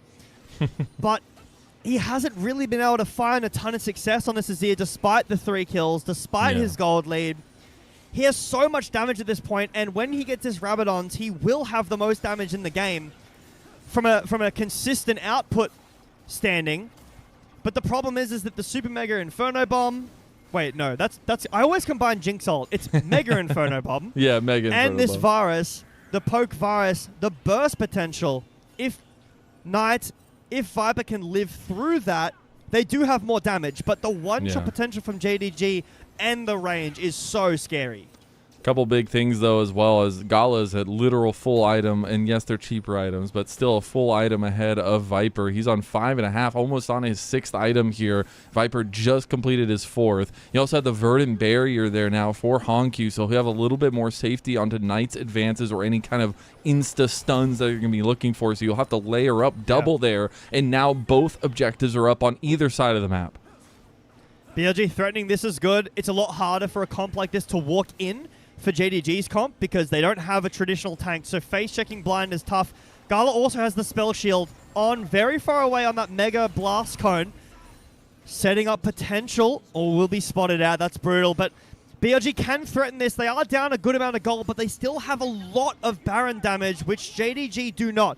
They don't have a crazy amount of objective burn with not only this Ziggs, but the Varus, poke Varus. They do a lot of one-shot damage, but they don't burst down a lot of objectives. They will be able to get this Drake. Viper just lost half his health from backing on where Honkyu knew he was backing, just threw a Mega Inferno Bomb over there. So that back will be delayed a little bit. The Dragon seeded over to JDG, and that was a very weird kind of pressure vacuum from BLG. They were threatening, posturing around the Baron, and then they just ended up letting JDG have the other side of the map. What's the in here for BLG? They don't have any aggressive vision, and JDG with the range can set up their own. On will have to use Ghost. And again, JDG with this map control, BLG so much better at the side lane game with the Azir, with the Rakan, and with this Pantheon, but at these team fights, there is so much damage to try to walk through. And Vampire with the peel, don't underestimate it. If Shun goes in too willy-nilly, Vampire gets a nice pulverize or headbutt combo. If On does the same thing, we normally see the the Alistair Rel trade, where Rel finds it hard to engage. If On can find the charm, different story, but Vampire can kind of do what I was talking about with the Syndra, right? Yeah. Deny the engage. If he can keep his backline super safe, BLG need to get in. They have to send it. They're running out of time. Soul in 3.5 minutes. Baron is up. JDG just biding their time. Junja going for a fight on, but yeah, that's something we talked about in the draft as well, is like JDG have that kind of bend, don't break situation where if BLG go too far, then they can fully punish, and now Junja is going to have to burn his Crescent Guard here. Both GAs are going to be up and available. Shuns has come back, so he's waited out the timer now. Unfortunately, no real big pieces to fight over, but BLG are sticking as 5 together over these last 3 or 4 minutes. It's a big tool, though. Crescent Guard being off again. JDG, no massive frontline tools. It's hard for them to face check anything. They don't have a Nico to do that. They have some abilities to throw in and check if they hit. If they are in a position that they can hold a line and BLG have to walk in, it's very difficult because of the poke, but the squishiness of JDG means that Vampire has to be the one to walk in. He does have that ult available, so pretty tanky. Bin willing to go in onto Ben. That chunking damage coming through now. Ben very low. Mega Inferno Bomb's going to chunk on too. He's going to burn. It's huge. He's not going to go down, but it's Knight that they find the pick on. He's going to flash. He's going to use his shifting sands. He's going to get out, but Ben is now got the flames at his back. There's the Emperor's Divide used, but Knight gets flashed on by Junja, and now JDG will go right back to Baron. The head of BLG cut off here before the Baron has started up. Viper will get the mid-tier 2 as a consolation prize, but the Baron will be on all 5 Mazel. Soul is 2 minutes away, and JDG, even though it's so hard for them to walk in, and even though, the Cassante Maker jokes, they have so much damage at this point. Bin gets shredded so quickly, but JDG know who the target is. It's not. He takes no damage. It's the flash in here from Viper on top of the equalizer, exhaust. We're just gunning for Knight. When Knight is dead here, there is not enough agency on this BLG roster. Oh, this is painful. God. That is painful. Level 20 Rumble Season 16. How are you even there? That's so tough. Viper is so overextended there. Nobody was even close to him. That's brutal. This might go down as one of the wildest comebacks in all TP. of LPL, if not just this season. And Viper's just way overextended. trying to get a little bit of minions there, and it might have just thrown the game. I mean, down 3,000 gold. As an ADC player myself, can't fault him there, but it will be a big fault as BLG now, who could have potentially held their position. Knight's chunked again. He's the target. Knight falls. The game is over. They got to take a fight. They have to do something here. JDG pushing them against the walls. Ben just gets locked out, and Vampire's running rampant. Knight tries to get in, and his 0% win rate this split on the Azir will continue to reign supreme. Honkyu comes out the better of it. JDG find a miraculous comeback and go up 1-0 in the series. And that is not a comeback against a slouch team. That is BLG. Still, Ben was stunned right there, by the way. He didn't even understand what just happened. that is a bit brutal. What could Ben do there, right? He wins the weak side 1v1 when we need him to. He side lanes appropriately against the Rumble. And then he blinks and the game's kind of over from his perspective. But JDG, you can never count them out. When they find they're in, when they find the position in the game that they did, the stranglehold they have on the game is unreal. They play so well together. I think that this team, okay, the early game didn't look great, and that hasn't been uncommon, right? The Weibo series was the same, but when they're allowed to show off their synergy and their team fighting, this team looks the best in the LPL by far. They really do, and they showed it right there. Again, that decisiveness, it creeps up on you, and then all of a sudden, you're throwing a 9,000 gold differential, and incredible stuff from JDG. I know, I wish we had Tabe cams during that, because I'm sure he was every roller coaster of emotion you could possibly ask for. What a game one of this one, and I think showing off what JDG has maybe learned from that loss against Weibo is huge, kind of keeping their mental there. But speaking of mental, how the hell do you come back into game 2 as BLG? Like, that was one of the most brutal losses I feel like we've had this entire year, and they've got to keep it strong. This is still a best of 3. Yeah, you got to remember for BLG's perspective, okay, they lose to JDG, but then they watch JDG lose to Weibo. There's the script right there. How do we take down JDG? Watch that series, right? I'm sure BLG did watch it, but looking so good at the beginning of that game towards the end, how it looked at the end compared to the beginning, and okay, silver linings. You had a great early game. You made some mistakes. You overstepped. You can't do that against it. Like, anyone has doubts about JDG, the sign of a great team is when they are given the opportunity to come back, you can't win at all anymore. That's what happens against a really good team like JDG. Azir's gone. That's good. No Varus. That's good too. Varus did maintain its, it didn't lose. So that's good for the stats. But for BLG, I think getting Knight on something comfortable is step one here. You don't say. Again, stage reps, I will preach that. Getting him on stage reps is important. He needs to get that Azir up. It's looking better, but getting him on something important is very That's a fat needed. 0, J Beto. That's a fat 0% win rate. 3 games of Azir. God, that is disgusting of a gold graph. 7.5k lead into a 9,000 gold swing into them just rocking it out the rest of the way. Absolutely wonderful from JDG. They should be proud of the comeback they just had. Yes, it sucks to go down like that early, but if BLG played the way they were going to, it was always going to happen that way. The proactivity they have in their combos are so strong. The fact they weathered the storm and still pushed all the way through is incredible. Hard for a player of the match or player of the game for me. Like, who do you go towards? Xiaoshu did a lot of damage, sure, but that's Rumble. Maybe it's just Junja. Junja, Honkyu. Vampire did well too. I could say that too. I could say I think Honkyu was a little bit undersung just because Ziggs isn't the flashiest of things. Did a ridiculous amount of damage a lot of times. So I think it would be between the two of them. Maybe Gala, but I think Junja, yeah. I think Junja just kept the pedal to the metal. In the kill participation as well, I think it was Knight at like 30-something%. Hmm. And the reason that's so bad is losing teams normally have a higher kill participation because the only kills they're a part of are when they're fighting together. But I think Shun had 70%. Having your Azir, like, main carry be that low on kill participation, I'm being harsh because this is a player of Knight's caliber. You have to be able to step up in games like that.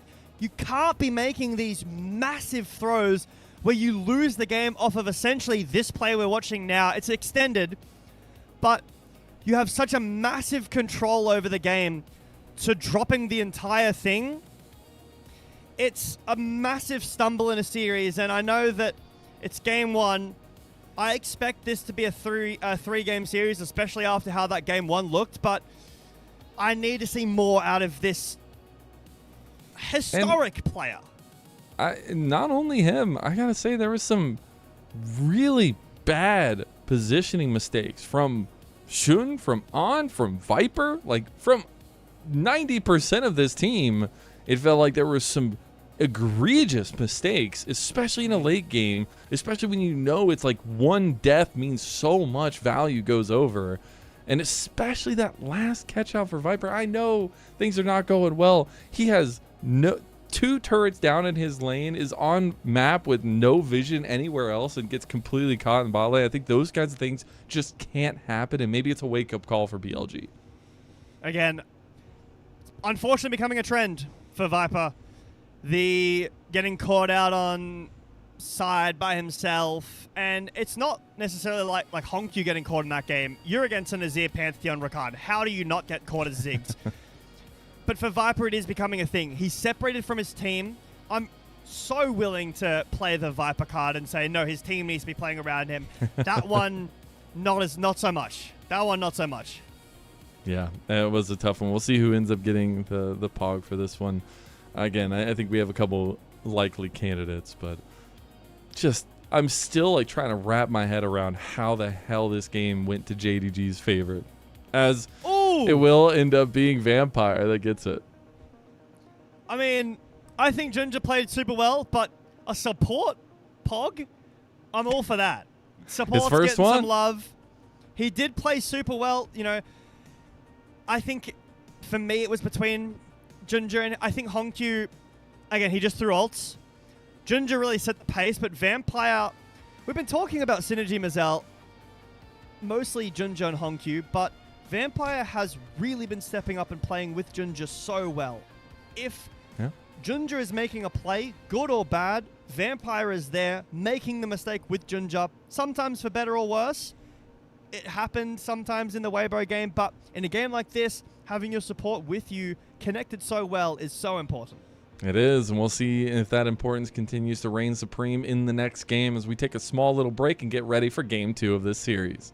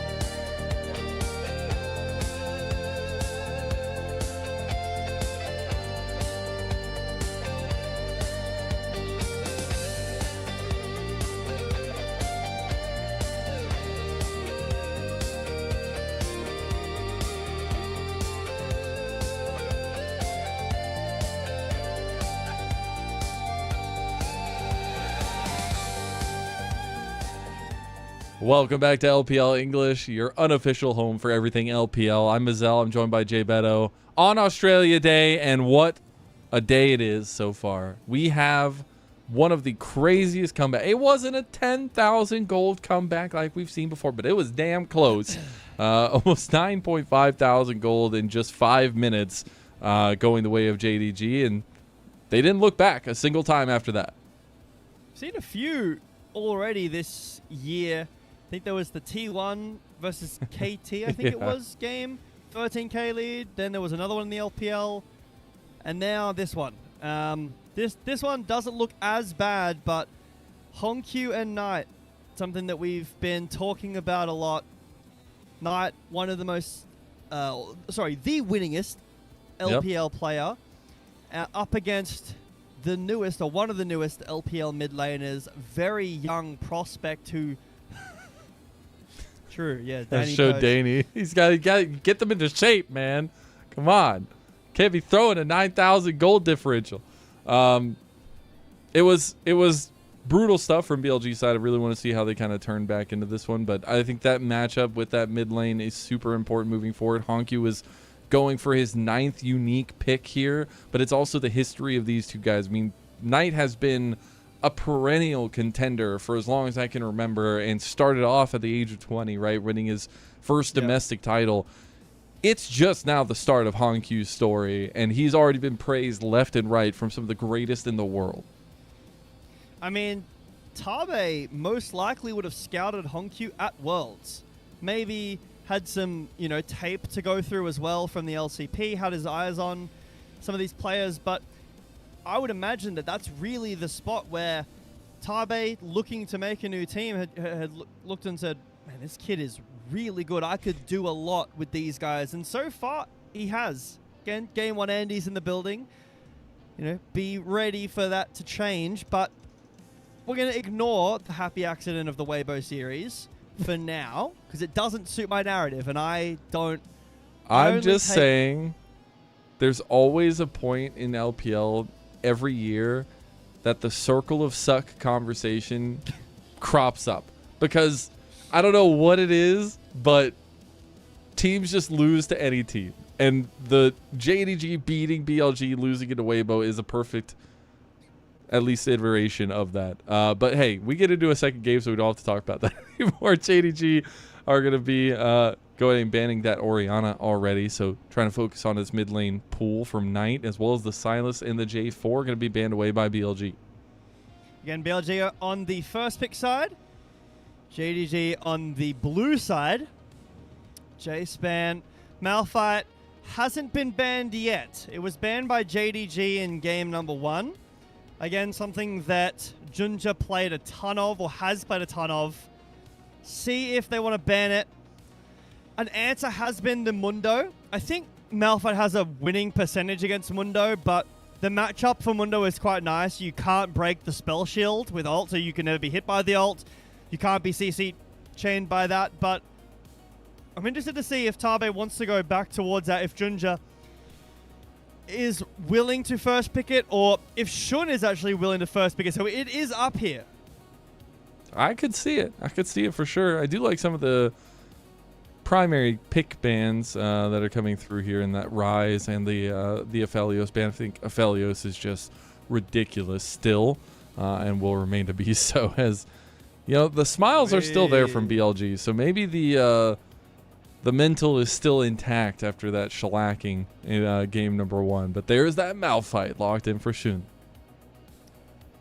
The Inara answer, and BLG pretty high in the standings. I don't think it's probably pretty close to impossible for them to be out of contention in top 4. It will be very soon, at least, with some more wins. But the Nico Yunara, incredibly strong. Yeah. Bot lane duo. I think Nico is really, really strong.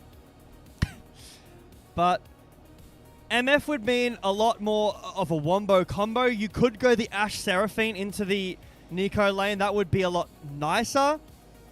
Of a lane specifically, Braum as well could be an option. It is just going to be the Seraphine. That does make sense. It's a much easier lane. It's a wombo combo. BLG kind of going towards, okay, No more side lane. Let's just team fight. These guys want to scrap. They want to throw hands. We'll do the same thing. We're not going to give ourselves the room to mess up, all right? We're just going to go 5-on-5, mano-a-mano, and see what happens. The Seraphine Ashe is just a disgusting lane to face off against in the bot lane, especially in that 2v2. Really need to see how they're going to work around that and how quickly Shun is going to visit that bot lane. The Mundo, which has been a good answer into the Malphite, typically is going to be the lock-in for Junja.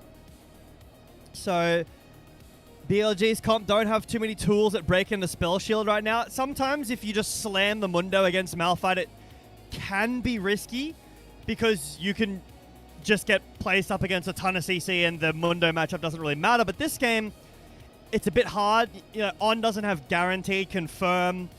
Viper would have to ult for it. So Junja feeling a bit more comfortable on this Mundo. Now, my interest here is the mid lane matchup. Both of them have gone... We've seen a lot in the last year or even like 14 months of top mid jungle being played first and then supports being a bit later on, ADCs being a bit later on. But both times, or JDG at least, have picked their bot lane early in the draft, leaving mid up for later. So both these teams want to give Knight and Hongq the best chance they can. Akali ban, Sion ban as well. And Bessa is up. Something that has been super strong. Renekton obviously still up into that. Would be nice for both these teams. Renekton into Mundo is a decent matchup. Obviously not, this isn't Mundo top, but it's still a good matchup in the team fights. But, I mean, yeah, Syndra, Taliyah, Galio, which has fallen off a lot. The Taliyah is a really big one for me here, I think. All right, we'll see if they believe so as well. The Renekton does end up getting banned away alongside Bin's Sion, and it will be the Akali ban towards Hongq, so trying to take away some of that melee mid-assassin action. But I still very much look forward to what Hongq wants to pick alongside Junja's Mundo. Renekton ban tells me that JDG probably are looking towards the Ambessa. Really the only reason you would ban away a Renekton here... They don't. I would say that JDG don't want to go. They want to keep their mid pick for last, so they're going to go Ambessa here, I would imagine. That's some respect, Jay Beto. They're like, Xiaoshu, we've seen the clip. We don't want it. We're good. We're good. Game 2, nah. No more Zehen. No more circle. Is the Ambessa. Knight, what do you have? What do you have? I mean, for the Ambessa, could just be an Ornn. Right? Could be a Gwen as well. Could go into the Ambessa, but yeah, Jax, that's fine too. I think the mid lane matchup is super important here. Ryze ban, no Orianna, no Ziggs. What can Knight pull out? Is it the Ahri to come out with the Bin Jax? Oh, man. Bin Gnar, actually. It's a bit of a tougher matchup, I will say, but Knight's smiling a little bit. Does he have the Aurora? Oh, not a ton of damage is on this team for the Mundo. I'm a little concerned for their damage later on in the game. They have a lot of burst, but Mundo likes burst. You need to one-shot the Mundo. That's not happening. So Hongq here, pick something that allows you to roam, allows you to fight with your Yunara. And BLG, they've got great team fighting ults. I like the circles comp. They've definitely got a great identity. Ooh. I just don't think you ever want to fight into a 5v5 against that team. I feel like if you can't find an in, it's going to be so hard. It's going to be just a wall that you're going to have to face up against BLG. But something that works beautifully for some of that team fight angle will be the Galio that has been locked in for Hongq. Fallen off a little bit, but I mean, I wanted roaming mid, play with your Yunara. It could be an AP Galio, but this is Gala's game. This is bot lane's game. It is so volatile, right? Double range support, Ashe, Yunara, Nico, Seraphine. Everyone path bot all game. Nothing else matters. Fight around bot. Exciting. I like that game plan. Dragon stacking super important. No more Chemtech Soul, please. Infernal Soul. All right. Just add a little bit more juice to the fire, but this is definitely a different take on a draft for BLG comparatively to that game number 1. And for a majority of that game number 1, it went swimmingly for them. So now they're saying we're going to rely on a cold comfort that BLG had gone to for years past in this kind of team fight centric draft. And I'm very curious with some of the niche kind of answers here from JDG. I mean, they showed so much grit, so much tenacity in that game number 1, and now they're willing to play with that a little bit more, go with something that, you know, has a lot of utility into the picks that BLG have grabbed. Viper, this is a game as well where he needs to be on with Knight. Both players, specifically Knight, didn't have the best game 1, but Viper on this Ashe, it can be super playmaking with the Seraphine, with these ults to allow your Aurora to do damage with this massive team fighting comp. If BLG can get off to, I mean, we could have said that last game, get off to a great start here. It would be really important. It would be indeed. We're getting to game 2 now. It is JDG versus BLG for the second round robin.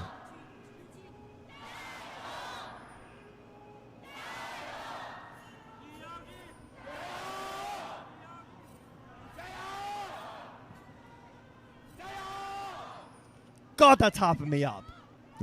It's the beauty say. of LPL, baby. Whoever is doing the JDG call, like the chant leader, my God, get that person into a booth and start doing some VOs, because he's got a beautiful voice. As any runes here that pique your fancy? I mean, a lot of cashbacks. Actually, no, there's only 2. I'm surprised. Cashback. Oh, no, there's only, two. I can't see. Triple tonic, cashback. Mostly, I guess the Grasp and Besser is pretty interesting. That's a nice one. But Electrocute Aurora means business in the mid lane. It should be push for mid Aurora. But look at where the junglers are starting. This is really what's catching my eye. Both of these players know it's all about bot lane. We are going bot lane all game. Fight bot lane. Honkyu on the Galio. Again, a player that has been very driving in JDG's wins. On the Galio, it's great for the roam, for the protection. It's got a decent matchup into Aurora, and the Seraphine is nice too, but taking Honkyu off of a potential carry, putting all of your eggs in the Gala basket with Vampire, who, again, Pog last game, so very nice performance from Vampire, up against an amazing team fighting draft from BLG. Last game they had the side lanes. This game they've got these ults. They have the R button comp. And already the pressure from this Ashe Seraphine lane is looking a bit difficult for JDG to deal with. And -1. Maybe enough in chat. Well, that CS is brutal. Is going to be not very fun. From the side, you know, mid lane's not for you. That mid is a long truck. 3 pushing lanes for BLG is a really nice way to start. Jesus, nice W from Honkyu for some damage resistance. But the 3 pushing lanes, this is what 3 pushing lanes means, right? You can roam out, push Junjie out, get his flash early. No access to this bot scuttle, so Junjie will have to go top and get it unless he really wants to flip. That would be really risky. I'm here for the early flip. I mean, they have so much pressure on bot lane, and now Gala, he's going to be slowed down, has to cleanse because the slow plus the E does end up meaning the root comes down. Junja going to try to visit towards mid lane now on to Knight. It should be just fine, but the early machinations were towards bot lane for BLG. He's pushing lanes means that Shun can really go wherever he wants, and Malphite is a much stronger champion at level 6. I mean, he is one of the strongest at level 6 specifically champions, but against Mundo, who really wants time, items, beyond just ult, right? At max, you want level 16 ult, you want level 3 ult, you want 2-3 items, sustain, you want to be able to run down this bot lane of the Ashe, the Seraphine, and then the Aurora as well, although Aurora's a little more slippery. But as soon as Shun hits level 6, with these pushing lanes, Xiaoshu, careful. Alright, well, sorry, Bin will have to take a base, but does have the TP. But when Shun hits level 6, if these lanes remain pushing, he can just go wherever he wants. It's kind of like the early game from game 1, where Pantheon can just send it onto any lane. We do know what happened in game 1. Hopefully that doesn't happen again for BLG. You'd hope so, as Shun going to combine with Knight for a little bit of an invade there. Not going to find too much. I think he maybe just got a couple of little chicky nuggies. But it is going to be pretty quiet on the Rift. I mean, I do wonder if the early dragons do change from last game. We have our first dragon. It's an Infernal Dragon, so maybe upping that ante just a tiny bit. But first dragon in the first game of the series didn't come through till like 13 minutes. So do wonder if that changes as we move forward. But a lot of reservations so far on the map. BLG not wanting to overstep anything too far. They most likely were spoken to by each other, by Danny, after that game 1. Although this is the biggest difference so far, is that in game 1, Honkyu was given Knight the hands, right, on the Ziggs.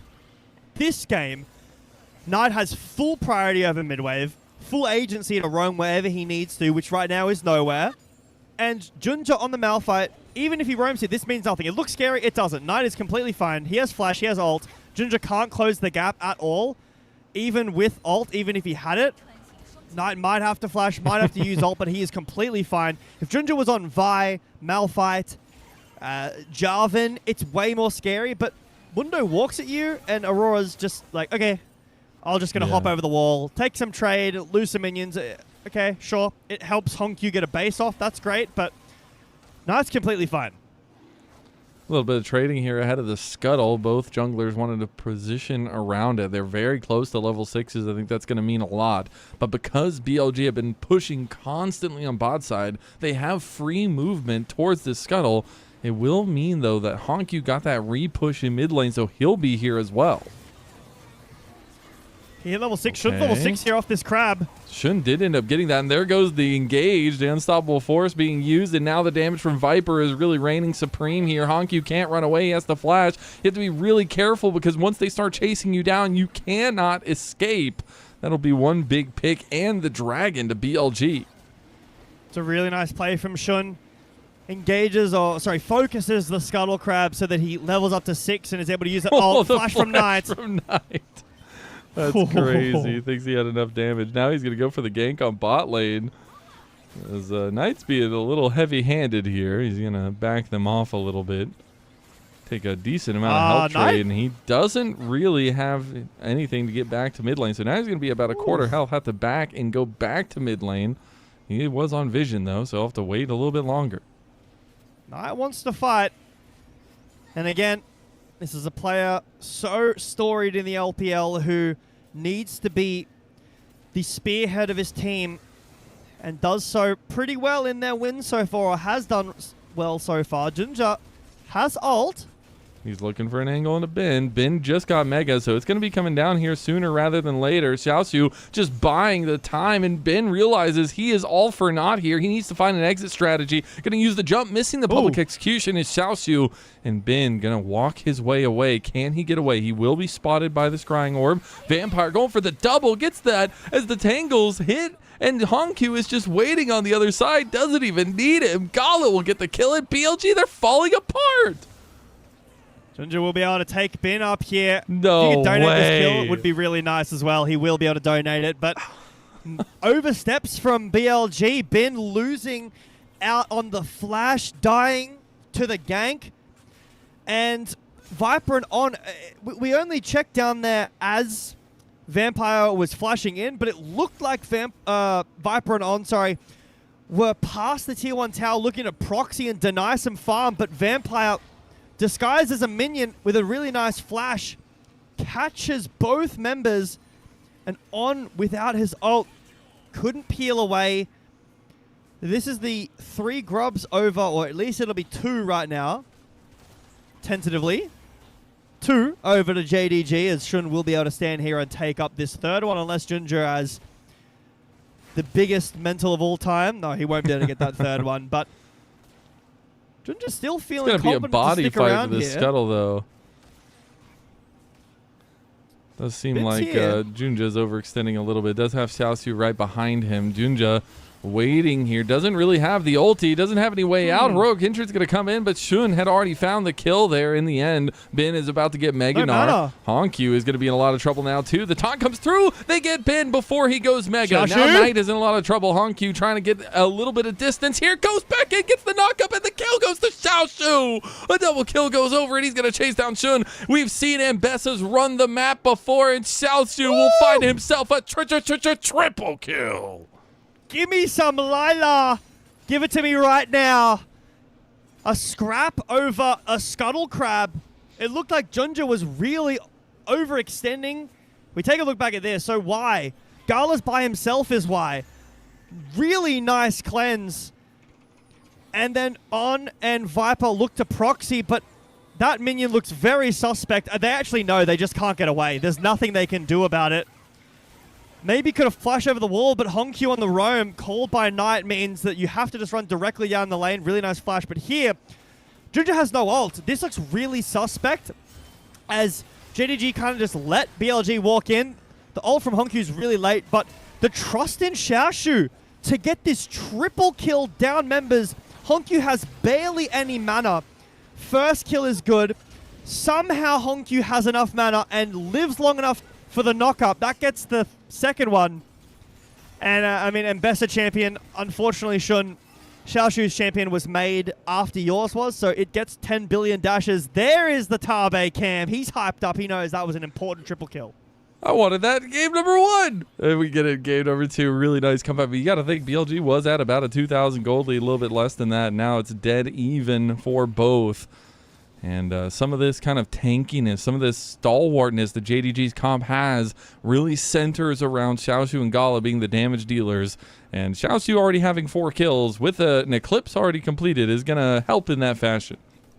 Are we diving this? Looks like Junja wants to. This is have hard. Mega. No Mega for Bin. He has 3 long swords, 2 an Eclipse, and a Tunneler by Xiaoshu. Bin will see nothing, and he will go down 0-3. Honkyu's giving mid priority and plates to defend his bot lane because he knows Shun's going to make a play down here in the bot lane.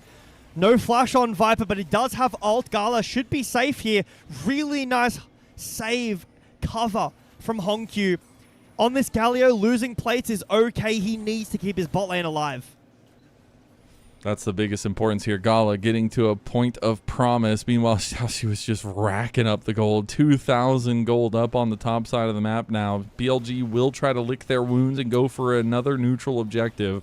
They will be able to get this second dragon for themselves, so it will be a mountain dragon as well. No Hextech, sorry, no Infernal Drake, no Mountain Soul. What's it going to be? Hextech Soul would be high roll of the century here. So much slow in AoE damage. Ocean Soul is not too bad, but means that BLG aren't as bailed out by the soul. Down this much gold in top lane, the side lane is going to be a real issue for Bin to deal with. Maybe if it was a Hex Soul or even a Cloud Soul, you'd have the potential of stacking up the Drakes, but I don't think Ocean Soul, denying it from Mundo is great, but Vampire, oh, nice catch. Beautiful stop by On and Viper there, knowing what was coming. Couldn't even flash from that one for Viper. The game goes a little bit wide for JDG. But as we take a look at the map state here, we are starting to get some of these quest completions coming through. And we will have more objectives coming up as well. But it is right now bot lane and mid for BLG that have everything completed. The good news for BLG is that Viper's first item, right, everywhere outside the top is winning. Okay, it's pretty small. You know, Knight has the kill, tiny CS lead. Viper's got the big CS lead from that early game. And they do still have this really good team fighting draft. Gala will pick up the Kraken Slayer as well, so it is very close. But they're only down in top lane. The bad news is that it's 2,000 gold to an Ambessa. If Xiaoshu can piggyback this lead, JDG again with a dive. I mean, hey, if it ain't broke, don't fix it. And Ben will lose his turret. He'll lose his life. He's trying to go Mega Gnar, but it gets locked down by the Tangle Barbs anyways by Vampire and Junja. With the help, will end up helping Xiaoshu get the kill. And that'll be a big amount of gold now sunk into JDG's pockets. Turrets down and about 2,000 gold up. Gala in some trouble now. Flash away from Shun. Well done. As the convergence Xiaoxiu's will coming be in. proc. TP coming in. Oh, goodness. Shun knows trouble was coming. He immediately flashes. The rest of JDG on their way. Public execution right onto Shun. He has no exit strategy. He is down 4 levels to Xiaoxiu, and Vampire will get the kill onto him. Junja is running down Viper here, but needs to be a little bit careful. Yeah, the Encore comes through. Junja has to get away. He's healing a decent amount now, though, but it is going to be pulled away from by JDG. Still, they get what they came for. There's just not enough damage to chew through this Mundo, but it's a great bait from Xiaoxiu, who covers mid with his TP. He backsteps and then goes in. Taking a look back at this replay here, is this just the same play again? So this is, I don't know what we were looking at there. Maybe I missed something. It was how Gala got like half health or so. Right. And then Shun comes around, goes for the ult, but Xiaoxiu does this like step thing where he's going in and out, and then as he turns back to look like he's running away, he ults in on Shun, who's not ready to dodge it. This Mbessa, 2,500 gold lead. He has 2 items before Bin has 1. Yeah, it's crazy. And I still go back to the fact that this is, for JDG, a Tabe-coached team. BLG was once a Tabe-coached team. AL was once a Tabe-coached team. Will it be the difference? Like, Tabe having the inside info on all these teams, it just feels like it's paying off dividends. The preparation, the strategy is just there. And yeah, apparently, as Junja doesn't realize everything was coming his way. There it is. Gala now in a lot of trouble as well, and BLG have come online. Oh, Xiaoxiu just took 1v4. a 1v4. Pop Blossom's going to do a little bit of awesome stuff here, and TP's coming in now. Xiaoxiu gets 1, going for another, flashing away and dashing away. He's going to survive. Hankyu coming in with this TP. He's going to find distance, and he's going to find a kill with Vampire. Xiaoxiu is still alive. JDG strike back. This JDG team is so confident, no? Even when they're down numbers, okay, it's a 2,500 gold lead. How many tops in the league take that fight as Xiaoxiu and live getting the kills? They were down a lot there. JDG somehow pull out a win on Xiaoxiu's back. Great TP in from Hankyu, and Vampire somehow wraps around behind with a nice ult as well. We take a look back here. So Vampire is already on the roam behind. He's waiting off of Vision. They're already setting up this play. It's just that Junja gets engaged on first. The CC chain, this is Mundo's kryptonite. Gala gets taken down as well. But here, Xiaoxiu is going in as Vampire says, oh, it doesn't look good. Xiaoxiu says, no, we go in and we win. And they absolutely do. This little dash flash is nasty. He was dead there if he didn't flash. He was predicting the move from Shun as well, try to go for the public execution over the top. Would have gotten a big shield from that as well. But now we come back to point and present. Dragon is up. We've got Soul Point available for BLG. Vampire is just a pink ward sitting in the bush there, I think. Anyway, little Vampire action on this Nico. He's now Mbessa, but Mbessa down the bot lane is doing a lot. I mean, Ben's going to get Magna. He blocks the whole team. What a play. Xiaoxiu, you are a monster. He just blocked the ulti with the public execution. A double kill for Hankyu, and BLG are losing themselves in this series. Who is playing on Xiaoxiu's PC right now? What an him, unbelievable baby. The performance. best player of JDG in 2025 comes back with a vengeance in 2026. This is the franchise player potential coming over from 2025 now. Down Drake, sure, but 3,000 gold lead individually for Xiaoxiu. 3.7k up for JDG. Remember, if JDG don't fight with this Mbessa, it doesn't look like that, but they play so well together. Xiaoxiu is winning the 1v2 by himself against Knight and Bin. Against Knight and Bin, catches Knight with the public execution. The CC chain one-shots Knight. The synergy on this team is unreal. Xiaoxiu has leveled up time and time again. That might rival the Zahen play. I mean, that was incredible. That, and just before then, going into a 1v4. I mean, this guy is just incredibly confident, and it shows off in his play. Now, JDG, oh no. Oh, no. Viper thinks that it's the real deal. Goes for the ulti and will end up having that one down. The cooldown is short, but it's not that short. Only the top 2 teams, Zell, go to first stand. BLG feels or has felt like a shoo-in. The conversations about AL, maybe Weibo, IG, and JDG as well are making such a great argument for themselves, making it 2 Split, 2 in Ascend, cementing themselves as a top team in the world, going to first stand potential. We're still a while away. Don't want to get myself too ahead of us. But JDG have looked really good against BLG. They've made mistakes in games against IG, against Weibo. But it seems like they just have the answer to BLG right now. It just seems to be their kryptonite at this point. Might need to change that crocodile graphic. I don't know. JDG just seemed to have every answer to BLG at this point, and it just comes all out of that decision-making confidence that we've seen from them. And we got to take a look at the map states right now, because we've got 2 items aplenty on JDG, still lacking a few, especially for Ben, who's very far behind, but starting to get up to that second item completion there for BLG as well. So let's take stock, and is this a possibility for BLG to kind of scale out of this hole they've dug themselves into? They do have the 2 Drakes, so they have the benefit of waiting the Drakes out. Ocean Soul with Mundo and Bessa at this point is very scary, but the individual Ocean Drakes a little bit of sustain in lane. It doesn't really matter too much, so BLG are able to give up a ton of dragons and wait. The problem is, what are they waiting for? Because Xiaoshu is going to continue to put on pressure on the side lane, and this JDG team is not just going to get Drakes. They're not just going to let you sit there and farm.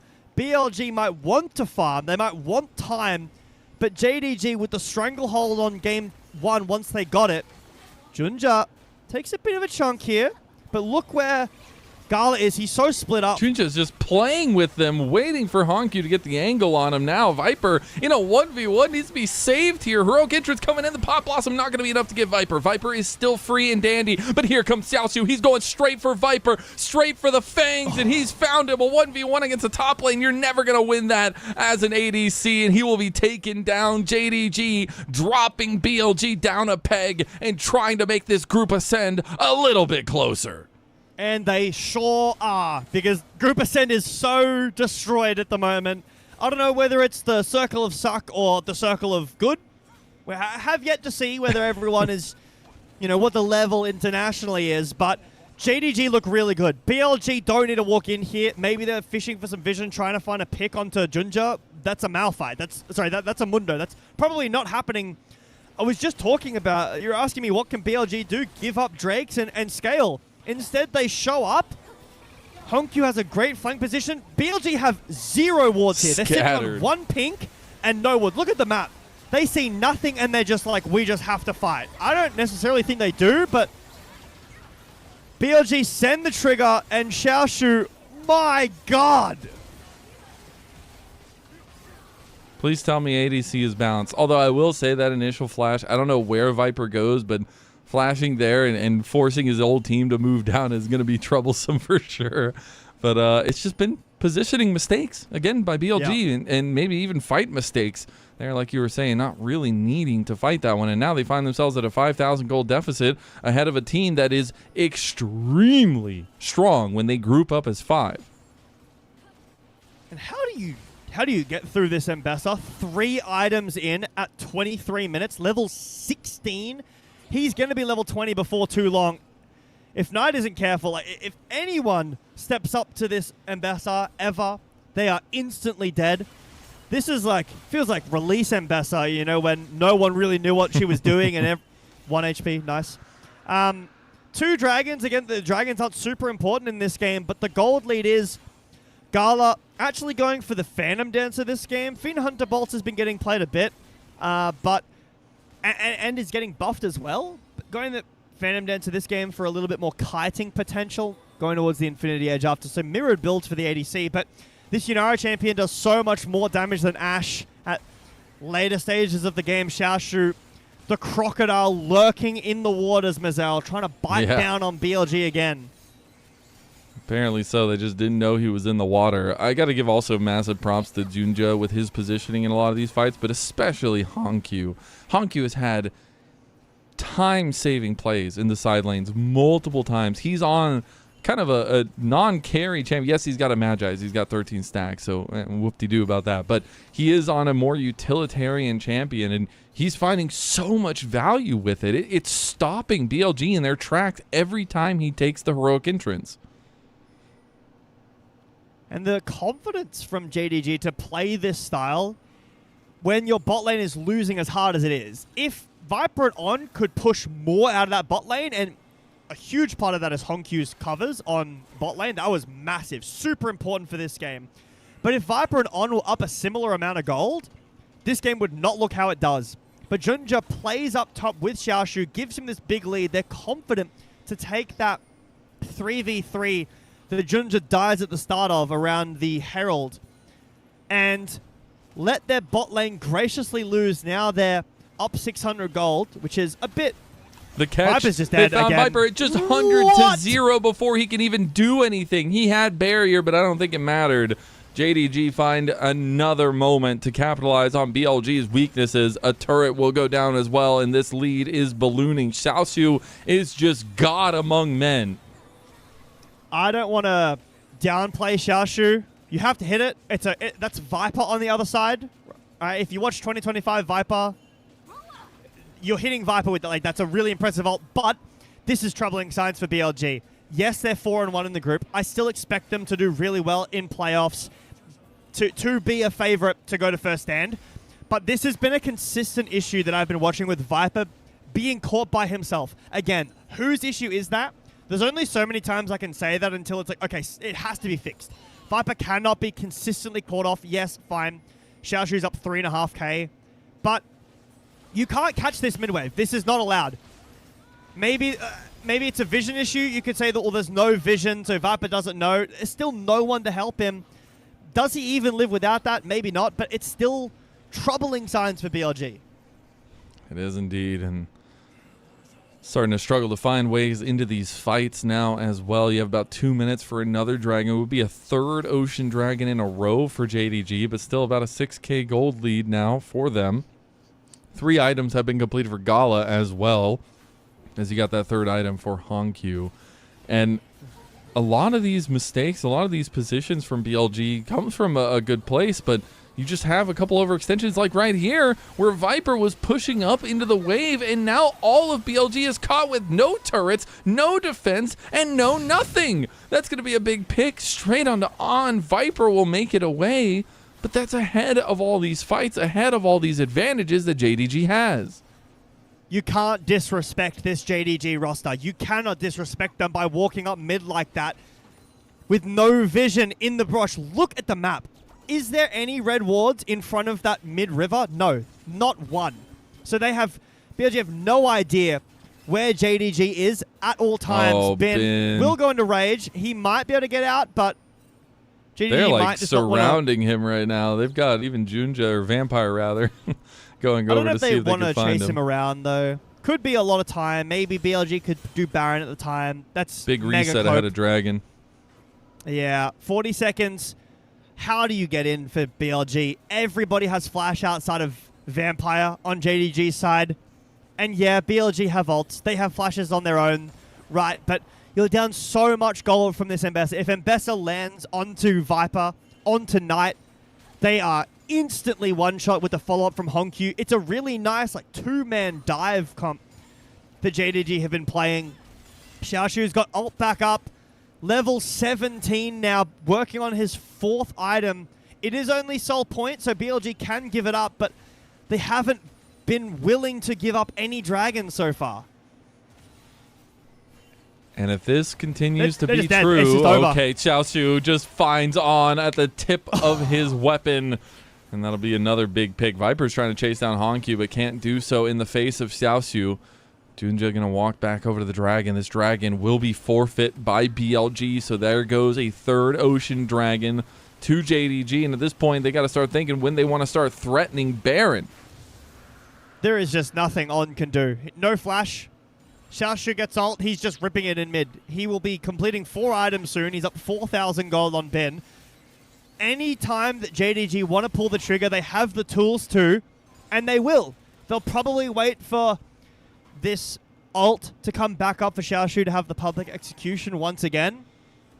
But where have the Shun ults been? I know that it's not really going to matter this game. You're down 7,000 gold, but there was one ult at that dragon when they got the scuttle. Other than that, it's been such a quiet game from BLG. No side lane play with Ashe ult. They feel like in this game, they didn't really show up. After the first couple of minutes looked good, Bin started losing the game. They found no punchback after that. And I'm just still like, if this goes through, if this remains to be true and JDG win, how mind-boggling is it that BLG wiped the floor with every single other team in the league, at least in Group Ascend, and they lose twice 2-0 to JDG? We'll see if they can close that one out. Junja's being ran down now by Viper and BLG. Here comes the Rogue entrance. All they need is Xiaoshu to find an entrance onto the back line. Xiaoshu is here. He's chunking down Shun. Big pop blossom on 2. Public execution right onto Viper, and Viper is no longer in the fight. Gets flashed on by Junja. Junja gets the kill there in the end. Bin is trying to do something, but he has no more Meganar, and now Xiaoshu has found his promise yet again. He finds another kill, and JDG will walk away a little bit hurt, a little bit bleeding, but still on the better of it. Respect to BLG for giving it a go. Okay, that was close. They cannot take down Junja. JDG can just do whatever they want, Mazel. They're just walking in under tower. Honky will die. Xiaoshu, there's a big shutdown. Xiaoshu does. It's a lot of gold. Oh, but it's on. It went over to On. On took it. Oh, that's heartbreaking.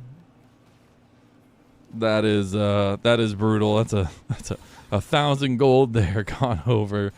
And Knight will have wanted that big time. But they do hold on a little bit, at least, in this fight. This guy just takes no damage. He is just walking up and solo killing On. Vampire uses the spellbook cleanse, it looks like there. But Junja procs ult, and he's just getting hit for 10 solid seconds and doesn't drop below 1,000 HP. Vampire, really nice ult. Xiaoshu is here for the follow-up. JDG overextend here. They are feeling very confident, playing with their gold lead, and do give over some kills. So it is what it is. I wouldn't, read too much into that. Maybe you could make a mention of it if Knight got this 1,000 gold, but the fact that On gets it is very upsetting. Honkyu gives over how much gold? I think it's 1,000, maybe 1,100. Let's see. It's a decent amount tonight, but if he was able to get that one too. Yeah. My God, so that damage from Knight. Insane. Almost 8,800 damage from this setup in the mid lane when things were not going well for them. He was still able to get a ton of damage down. And he'll be on almost 4 items now as well, but still lacking in some ways. He's the only real gold lead for BLG in terms of matchup dependent ones. But we got about a minute and a half for this dragon, Jay Beto. So tell me how BLG approaches one, because you don't want to give an Ocean Soul to this team comp. Wards would be a great start, but how do you set them up? Bin is still down. Can't. Vampire. You get double clicked by this Pop Blossom of Vampire, getting hit by the Tangle Barbs as well, but a lot of damage from Knight. Right back. Xiaoshu misses the public execution, and now Junjo will be ran down. There's the ulti from Shun. Heroic entrance coming back in to try to save the day. A lot of healing from Junjo once he popped his ultimate. Xiaoshu is still waiting in the wings, and BLG find a big pick. Okay, hold on. JDG go too fast. Vampire can't connect with the rest of his team. BLG, they smell blood in the water. They know this is their chance. They're going to look at Baron. Honkyu has TP'd back in. This is a lose the game play here if this doesn't work out, but BLG, they have to make it.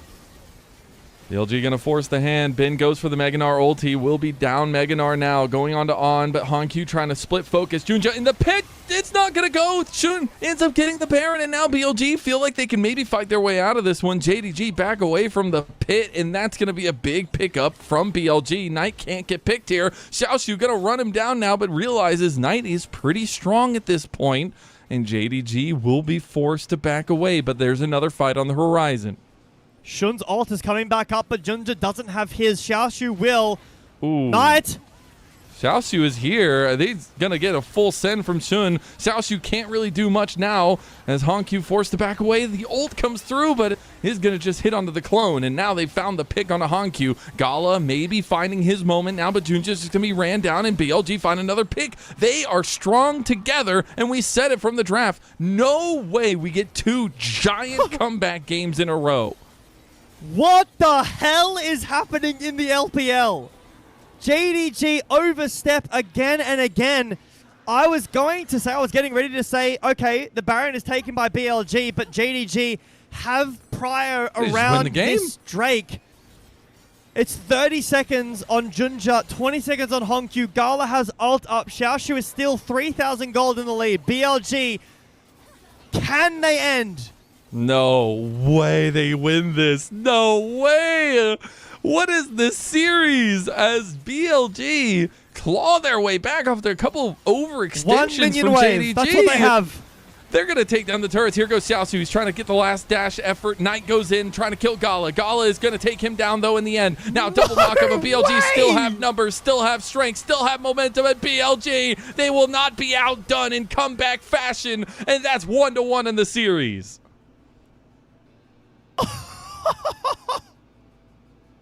What is happening? What is happening?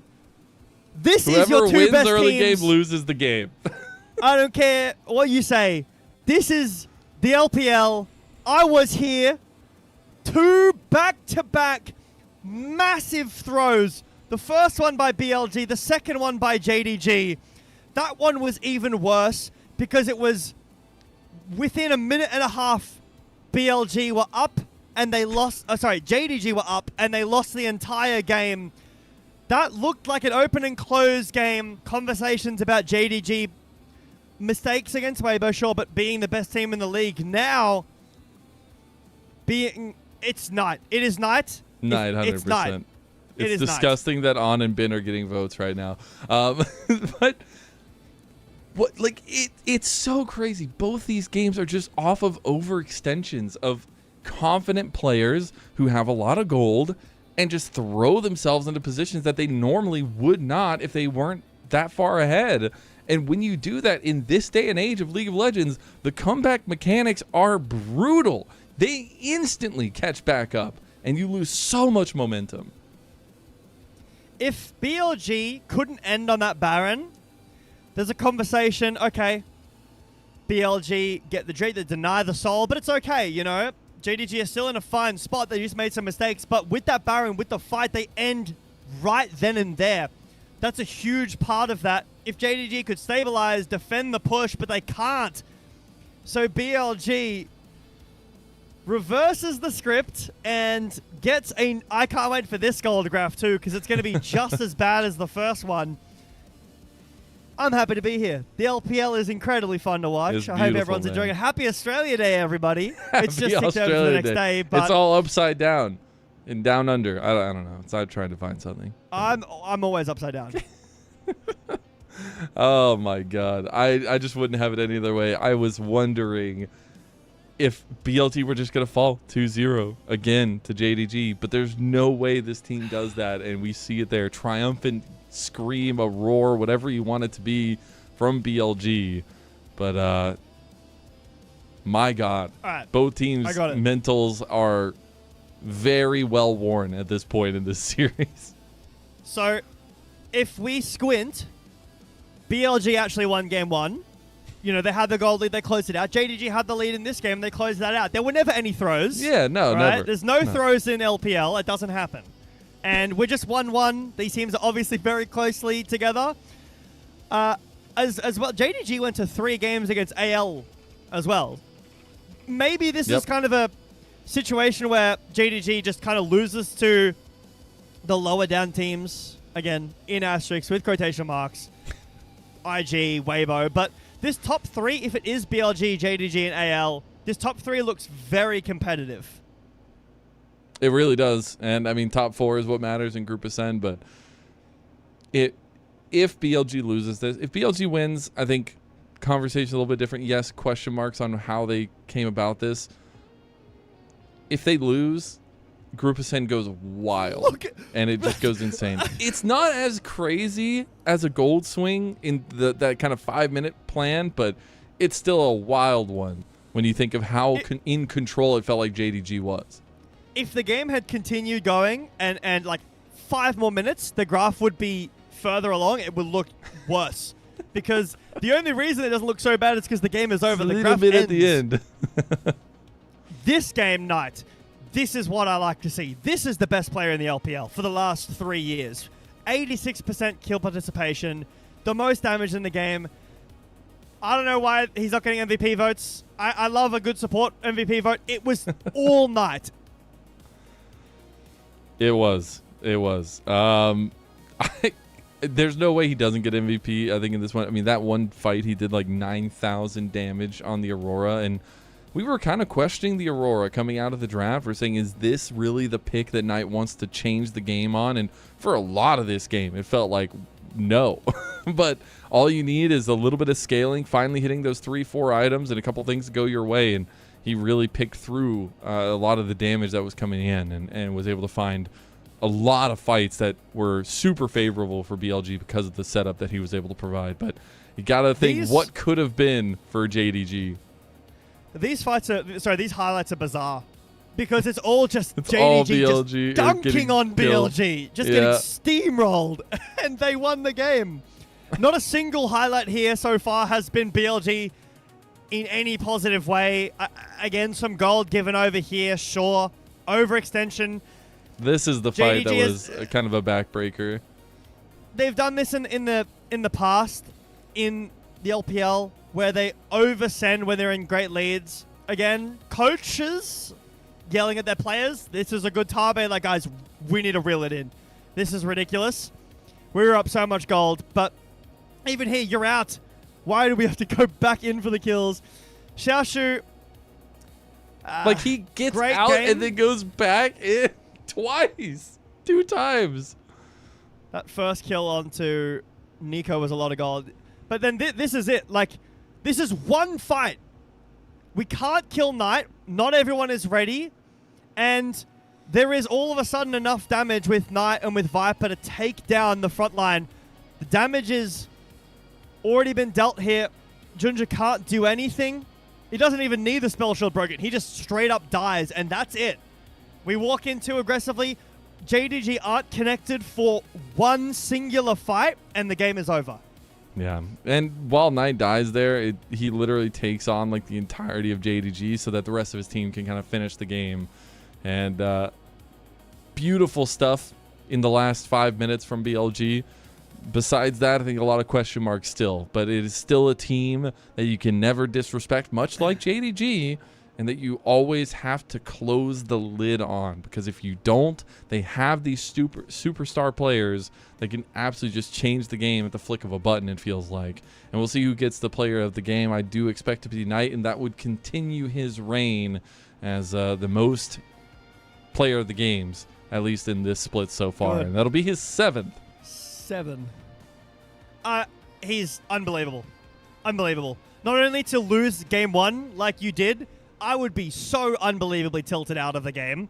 And game 2, looking as it does, your top lane is just completely losing the whole game. Not the lane individually, the laner, but I will say, on a serious note, on a serious analytical point, it feels like 2026, the gold doesn't matter anywhere near as much as it did in 2025. Yeah. It really doesn't matter. If you aren't on a strong soul, if you don't have Baron, it doesn't matter. You could be down this much gold, and okay, there's been throws, but it's happening in the LCK, it's happened in the LPL a ton. You could blame that on mistakes, but the fact that there are these angles for top laners to TP in with 30% max HP shields, there's so much damage in the game, 80 carry, 7 items, mid lane upgraded boots. The fact that this can happen means if we're looking at a gold lead and it says 4,000 gold, you still take positive odds for that team to win, but it's about the setup. It's about the team fight so much more than just an individual gold lead.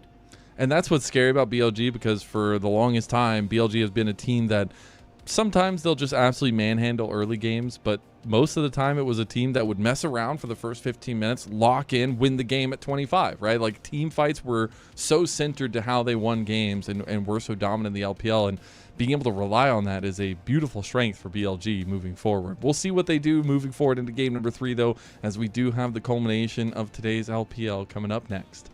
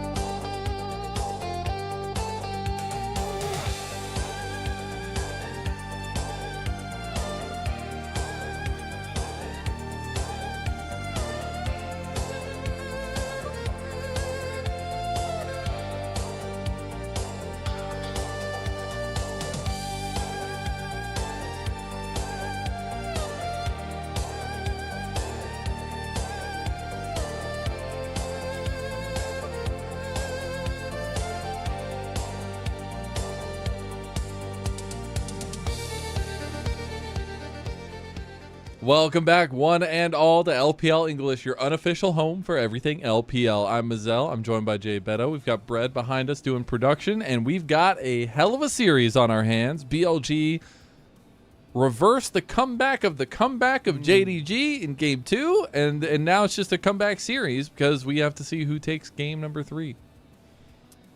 Yeah, and how is this going to work? Is there going to be like multiple different throws? 2 different who- comebacks. A 10,000 gold swing on either side, so 20,000 gold swing in total. Huge. It's going to be great.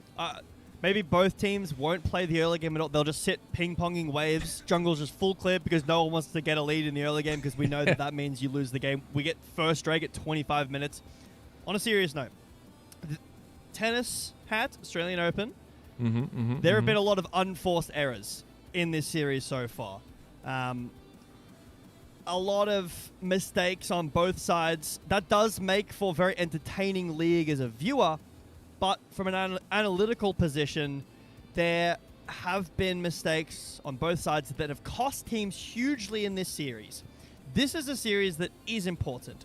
It is the second round robin. We've got this week and next week, I believe, is the end. February 6th, I think, is the last day for the round robin stage. And then we're into play-ins. This is the last time, like you mentioned earlier, that these teams will play for until play-ins, or sorry, until playoffs. Hopefully neither of these teams go to play-ins. Yeah. So they only have this game to, get themselves to contest top 2 to hopefully be in the top 3, and that's more so directed at JDG because of some of their losses. So we'll have to see how they go forward in this series. Quick shout out, Dimanure, Australian tennis player, plays against Alcaraz tomorrow. Good luck. Okay. He's going to lose, Nice. but hyping up So you got to type off the brothers Australians. there. Yeah, there you go. We're in the draft. We are. The big thing I'm wondering Oriana? is which version of comps we get. If it's going to be early game focused or late game focused. What we saw from BLG there, it doesn't matter what happens in the early game. If you have a stalwart team comp for late game team fighting, it's going to work out for you. So if BLG go that favor this time around, we'll see. Is Jace, Oriana going to be banned away by BLG? It's going to be the Poppy and the Akali banned by JDG. This is the first time we'll see JDG on the first pick side for this series. Knight's still smiling, so BLG probably happy with themselves after that win. Maybe a bit unhappy about how it started, but what did JDG prioritize when they're on first pick selection? They don't have their counter pick. What's up? Jarvan's still up. Very important jungler at this part of the game. The Nocturne as well.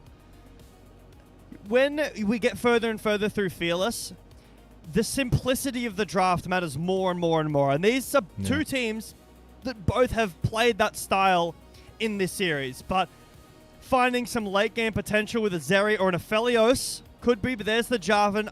I think Aphelios is a massive pick here too.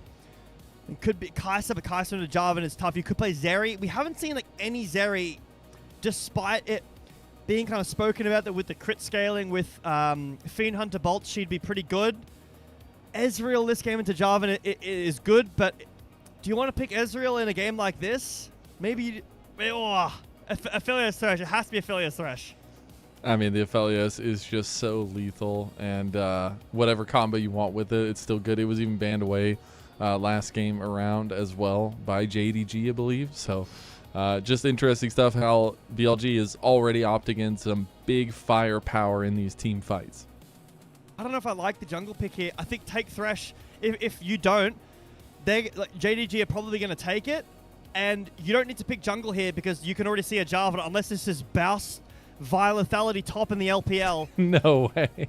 They're sniping away. But maybe this is an idea BLG have that they know Thresh could be sniped away and that they're willing to play setting up for a Night Ari. Or they're running the gauntlet and saying, we don't care about Thresh. We've got 80 carries. We've got supports. We're going to pick the Night Ari, like you mentioned, which would be very scary for JDG. Yeah, I mean, this combo, we were talking so much about Junja and Honkyu's mid-jungle synergy. This is what BLG was built on when they first got their first championship in that Vi with the Ari. It is the Thresh, like you were mentioning, locked in, though, for BLG. I'm going to whip that one out. You need some form of, A, engage support. You can't play. I don't want to Karma this game. I don't think it's good. No Lulu. Blitzcrank, Nautilus, Leona, great. And then for Honkyu, you have to find something that has damage. Sivir has damage. Jarvan and Sion don't really. The Jarvan is great here against the Aphelios. The Thresh Lantern is an issue for that, but that's a great matchup still. Viper happy to play the Aphelios into that, but with the positioning issues we've been talking about, Mazel, I don't know if we're taking positive odds here for how Viper has been playing recently on this Aphelios. Mid lane matchup again is going to be really important. We do get the Bin Zahen banned away by JDG this time around. It's going to be the Lulu and the Nautilus ban, so focusing on that support pool for Vampire, especially what he's comfortable with on that Nautilus, but as well as that kind of enchanter duo with the Sivir that we've seen really be a little bit more in priority. But the final ban is going to matter for JDG. What do they want to take away? Is it going to be the Ahri? Are they going to take it with the Syndra? Are they just going to continue going with top lane bans? Ooh, the Gwen. Really nice double ban away top. So what do you have left? There's no Ambessa, Jax, Renekton. Probably Renekton, I would imagine, for Bin. It's a strong early game side. This is something we've seen fall out of priority. Bin specifically in this matchup, remember, at Worlds, got solo killed by Dokla when he went under tower with the tunnels. You can hear the crowd. I don't know if you guys can hear the crowd. We can hear the crowd right now. They know that this is risky for Bin, but he's going to pick it up. Saving the crowd just cheered. Oh, yeah. All right. This is how it goes Knight's down. got counter pick. He does. He does. So they really need that. I mean, hey, got the MVP for game 2. Why not put the weight on his shoulders? A guy that's borne that weight time and time again, and maybe going to have to bear a little bit more if Bin's Rek'Sai has any historical value. Let's see what JDG ended up going with. They're going with the tried and true here. That combination with the J4 with that Victor for Honkyu. Tell you, I'm stressed. I'm stressed. I'm not even in the game. I don't even really have that much invested in this game, but like outside of wanting a team to win over the other, No. this is, I can't imagine what this is like for a coach or a player Switch right off here. of it, Vampire. Switch off. The last time I saw Vampire pick this, it was one of the most egregious Bard choices and play I've ever seen in my entire life. It was awful, and he's going to pick it up again. Confidence from JDG has been their story in this series. They have late game scaling with this Victor, the Sivir, and the Sion. They have great team fighting and catch potential onto Viper. That is their target this game. They cannot catch Ahri with Jarvan. They can't catch Ahri with Bard. It has to be on Viper. If they can shut down this Aphelios in the late game, BLG have no damage. If BLG can keep Viper alive, if they can get ahead in the early game, if they can use this Vi-Ahri synergy we want to see from Shun and Knight, and Viper can live, they have so much damage and potential in the late game. This is a very stressful game for Vampire. A lot on his shoulders here. There's a lot of damage in the late game, Mazel, with these two comps. We've kind of gone away a little bit from the massive teamfight ultimate into more of a pick style comp on both sides.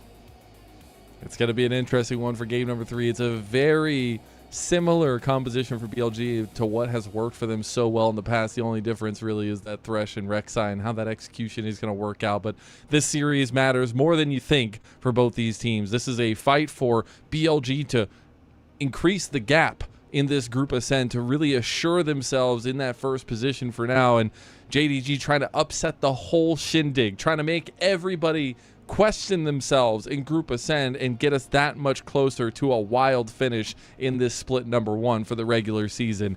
If JDG win here, they will be the only team to have taken down BLG, and it'll be 2 times almost in a row. We're into game 3 now of this heavyweight bout, BLG versus JDG.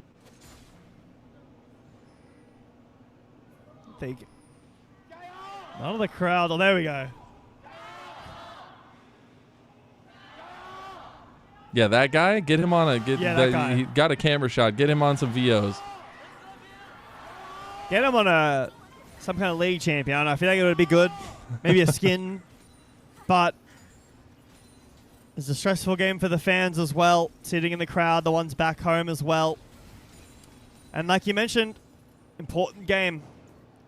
JDG would be able to take down BLG for the second time in a row. Remember, BLG have played back-to-back against JDG in this round robin.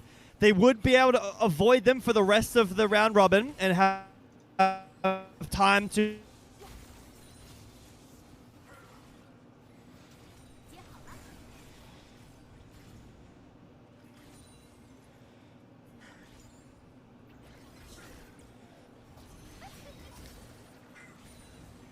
Yeah.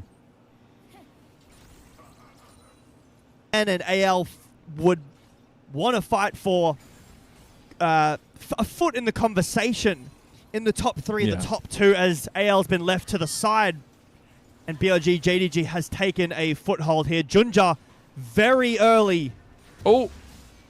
This is the flag and It's okay. drag, thinking Chun was going to walk away from that one, but we'll end up evening up the CS. Meanwhile, Knight's getting pressured heavily in mid lane by Honkyu, and this is what I want to talk about. Is we're going to keep a side eye on this mid lane matchup because it's comfort for both of them. Honkyu has almost a 70% win rate on this Victor. Meanwhile, Ari is one of Knight's signature champions. As Xiaoxu will be forced to flash away from Ben, that means he has flash advantage.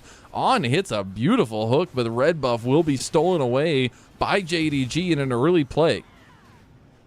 Javan, much stronger than Vi in the early game. Vi levels 1 through 3 is very weak.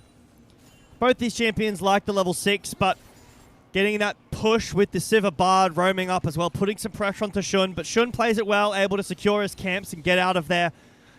Not losing his life, but Knight already having to TP back in, only has that Dark Seal. The Knight Ari special, Nymira will remain happy. And Bin burning the flash off of Xiaoshu early in this game. How much Xiaoshu could do through the early stages of that game too, not in the later stages, but Bin, again, this is a matchup that he choked on at Worlds against not a top 3 top laner in the world. Not that Dokla is bad, but that was a match that you would have taken ridiculous odds for BLG to win, and that was a huge part, giving Dokla that big lead. Willing to run back the matchup here in 2026 is a big statement as well. I've said in the past that I think that this BLG roster looks like Bin's confidence has been renewed. This is a good sign of that. He just has to make it pay off. But again, I think the big thing we're looking at is how quickly Shun and Knight can get connected, and we are looking at a connection right now. We'll see if the brain cells are buzzing. That will be the flash out of Honkyu, so that can be revisited soon. Yeah, that's huge. It's a late flash as well in the game, so that will mean that Shun will 100% have his ult up before Honkyu's flash comes back up. There's no Cosmic Insight on Honkyu either. He has no Resolve Rune, so that is a natty flash timer right there. And this is kind of how the first game started for BLG, right? Strong lanes outside of the, the early trades from Knight here in this third game, but getting Honkyu's flash. Nice hook here. Gala in trouble with the Gravitum there too. Will end up getting the barrier and the heal burned. On did burn the heal just for a little bit of extra. Bit of extra. Thought maybe Gala was going to be able to stay there with the W healing, but really early ult from Honkyu. He's going to force a base here, so he's going to lose the plate, or will he base close enough to get the plate? Nice. Nice base. Gets the plate. This will mean that with the... Looks like it's going to be rower build for Honkyu, not the... what's the item? Blackfire Torch start. So more scaling, safer in the early game. So if Shun does come over for a gank when he gets the ult, will be able to survive a little bit more, but Junja's going to have a hard time through this early game. Can't ever go on Knight. It's completely pointless. Get his flash, doesn't matter. He has ult. Get his ult. He has flash. He has ult back up in 10 seconds anyway because Ari ult is so low cooldown when he gets Malignance as well. Probably has Ultimate Hunter. If you can't force Viper's flash early, Viper gets to go through this early game very easily. But with the Bard ult, if that's something that Vampire can get on earlier in the game, before he starts roaming, and they can look at Viper and shut him down, give a lead to Gala would be a really huge hole opened that JDG can continue to go through. Dragon has spawned, Mazel. We've been seeing some late dragons in this series, so I don't expect a dragon started anytime soon. There's the Infernal Dragon, so maybe a little bit more ante on it, as we will have the grubs coming up in about 1:35. Still a little bit of pressure to be gained by Bin on top side. He has a small advantage, but up until now, especially once we get these level 6s, the junglers are going to feel a lot more confident to get some of these ganks off. So which do you think is going to have the... I guess we're going to see now, as level 6 has been accomplished by Junjia. He is a bit ahead of Shun, and Ben is going to realize somebody's coming for him. The tunnel network, he has flash, he's got the healing as well. He's so safe on this pick. Junjia should have a bit of a harder time, to answer your question, in the ganks. Not necessarily because of the champion, because of who he's against. Again, he can't go on Knight. It's very hard to go on Viper this early when the Lantern is up, when all these tools are up, but Shun is here in top. Little CC combo with a cease and desist. He has hit level 6 as well, and there you go. Ben will get the kill. The flash comes out from Shun and Ben. And Xiaosu trying to chase both of them down, but won't be able to do so. That'll be first blood for Billy Gaming.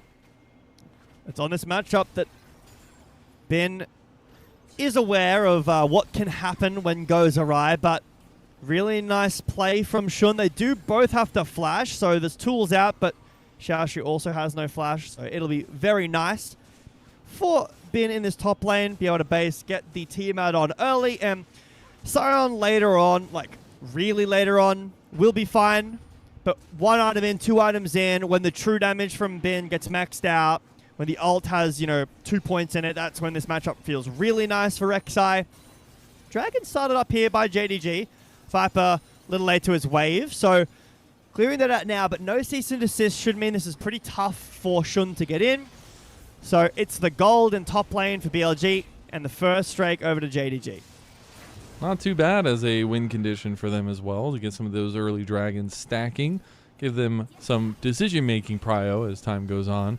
I gotta say, looking at some of the lane states, though, I mean, Junjia has a big lead over Shun so far in the jungle, as we're going to get an all-in from Hankyu with the Arcane Storm here in the mid lane. Knight's going to be forced to run away, does get chunked heftily. Meanwhile, Shun has started up the grubs. This looks like a really tough matchup, and if Knight on Knight on Ahri is struggling in a matchup, you know that it's a tough matchup. The poke from Hankyu on this Victor, just too strong, being able to ult these waves and force prior. The good news for Knight, though, is that he hasn't lost any CS. So despite having to base all the time, have some cover here from On, he's doing completely fine on the gold department. Little bit of a lead here for Hankyu, but really doesn't mean anything. As long as Knight has ult and doesn't take an all-in against Hankyu, it'll be completely fine. Knight fakes his base. We'll be able to get this wave. Hankyu will get the TP. full rower, actually. Yeah. So no boots rush here for this Victor. Knight will be able to clear out the wave just fine. Get the XP from that one remaining creep and take a base himself. Almost fully clears the wave now with one laser, and that'll be a tough back for Knight. See what he can match with at this point, but it is going to be a scaling Hankyu going online now. Ooh. I thought maybe he would be a little bit closer to his Malignance, but still needs one more base after this one. So with the Dark Seal, with the Tier 1 boots purchase, he's probably 500-ish gold off. I think Malignance is only 650 with those components, so he'll be pretty close regardless. Should have it for this next Drake, and his TP will be up relatively soon. So Knight's been doing okay, losing down on the CS a little bit now, but it's still stable. Knight should be able to get through this before Hankyu gets too far of a lead. On is ghosting in at Junjia. He just swapped over to heal as well. They're going to try to get an engage onto Junjia here. The CC won't land from Vampire. The Tempered Fate will, though, perfectly timed right when Viper was trying to go ham, and Shun will go down. Now the Arcane Storm is kicking. Hankyu trying to get back over to the rest of his team. Nice trying to chase him down, trying to find a little bit of slim pickings here. Misses the charm play onto Vampire. We'll get his flash out anyways. Hankyu matching Knight here. Knight has no Knight more can't ult really charges do left. this. feel like he's not getting necessarily allowed. He's Oh, the turn! Oh, he's allowed, all right. He's allowed. Knight, the golden left hand of BLG. My God. That was a really fast flash there. Vampire walks way too far in. BLG take positive in that trade after it only being a 1-for-1. So Junja goes down. Shun goes down.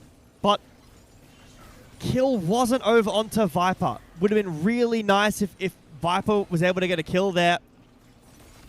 But the good news for JDG is they're able to still maintain this strong laning position. Viper has flash available though, so the Tempered Fate did land onto him. As we take a look back, On was playing this so aggressive, throws the lantern.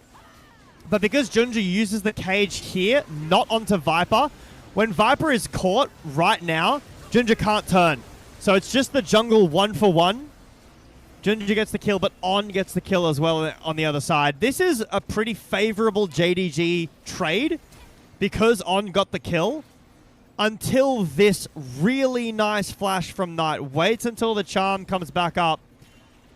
As soon as Vampire shows, Knight just goes in. Oh, you know, I mean, he'll want that right click back or that left click back, and could have been real close to dodging out on that one for Vampire, but he did not. Now we look back at item separations, and there are first item completions across the board, especially looking at Viper and Gala having completed their first. Essence Reaver for Gala, and the Storm Razors for Viper. Nice little new item. Or new buffed item, I should say, reworked. How do you rework? I guess it's got Sheen again, but it also has the mana. Yeah, it's gone under some changes. I think that it didn't really land where Riot had wanted it to. It felt kind of cheesy, like on people with really big mana issues, like Siva, like Lucian. It just gives you infinite mana. It's kind of boring, just a stat stick. That takes a big chunk, but will be able to live. Does have ult available. Ahri in the lane is nowhere near as strong because of the clear problem, but Knight on this Ahri in the team fights, so scary. Dragon being started up by JDG. Viper still has flash, Knight has the ult, but both carries for JDG still have their flashes too. They do, and Knight will TP back to the fight. The Dragon's already gone, though. BLG's still trying to kick something off, but Knight's not even here yet. Hook will connect. They will get the cage down, but the Temper Fate has come over. Conq has the flash. There's a beautiful Moonlight Vigil from Viper. Knight goes over ham, though, but now he's got resets, and he is off to Reset City with a VIP ticket for the guy with the most MVPs in the league. As now we do end up having BLG surrounding JDG around their turret. Viper still has the Calibrum and was looking for a snipe. They're still going. Nice charm from Knight. Vampire's down. Knight won't get another reset, but On goes down. Shun goes down. Now Knight's trying to get another kill with the burn. Gala won't die. Viper flushes for it. And this is just BLG strutting their stuff on a JDG. A 2-kill spree for Viper. A hard dive for BLG, but they make it work. Honkyu's here with the TP. Can he get anything?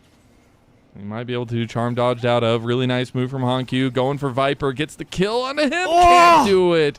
Barely getting away is BLG. So unlucky for Honku that E2 doesn't hit. He doesn't have flash. He cannot chase. He just couldn't catch. But Mazel, this game is still so even. The 2 Drakes over. It's Cloud Soul this game. Thank the Lords. But JDG get the Drake. The hook here hits Honku, who can't juke. He has flash. He could have flashed right then and there. Chooses to flash later. BLG send it so far forward. They get the first. Junja, nice mechanics to get out of here. I didn't even see Knight hitting that charm. He's so good, man. He's so good. BLG surround JDG. We might have to get off this because back at live. Oh, Ben. He's got the Tempered Fate on the turret. Ben has no protection any longer, but the rest of his team is coming. A little Calibrum shot onto Honku with the Gravitum. He's going to get pulled into the turret now as well. Get locked out, and this is the power of Thresh. Unfortunately, Viper was left out hanging. He positioned wrongly above the turret and will just die. Couldn't even use the death sentence there, or at least the passage. And that'll be a turret going down to JDG too. Honkyu takes a bunch of tower shots, but it's Viper's positioning again. The bin dive is kind of par for the course here. BLG should have been able to defend that tower, but Viper mispositions again, and JDG snatch him up. Like the crocodile that they are, Steve Irwin can't catch this one. It's been an elusive one so far, that's for sure. BLG still trying to combine Shun and Knight with this Vi Ahri. But about 2 minutes till another Dragon, and JDG would be on Soul Point. That's a lot of bargaining power on the map if they get that. It's Sivir with Cloud Soul 2. Victor gets movement speed. BLG will be run down by this Sivir, by the late game damage. There is a bit of a distance problem, range problem with the Sivir, but not with this. Cloud Soul is, I think it's the highest % win rate Soul for a reason. Movement speed is the best stat in the game by far. I'm really happy.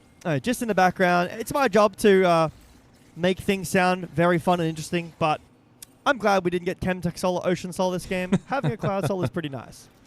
I love Cloud Soul. I think it's so undersung how much value it can have with certain champs, especially in this game. I feel like there's a lot of good ones, even for BLG as well. But we still have about a minute till that timer. You see BLG are constantly looking for invade angles onto JDG, seeing if they can maybe steal a little bit of resources, take Junja down a peg. But it will be a second item completed for Junja, and we'll have that Black Cleaver, and that's a big spike ahead of this next fight. Yeah. We'll be able to match Junja, even though Junja's up 1k.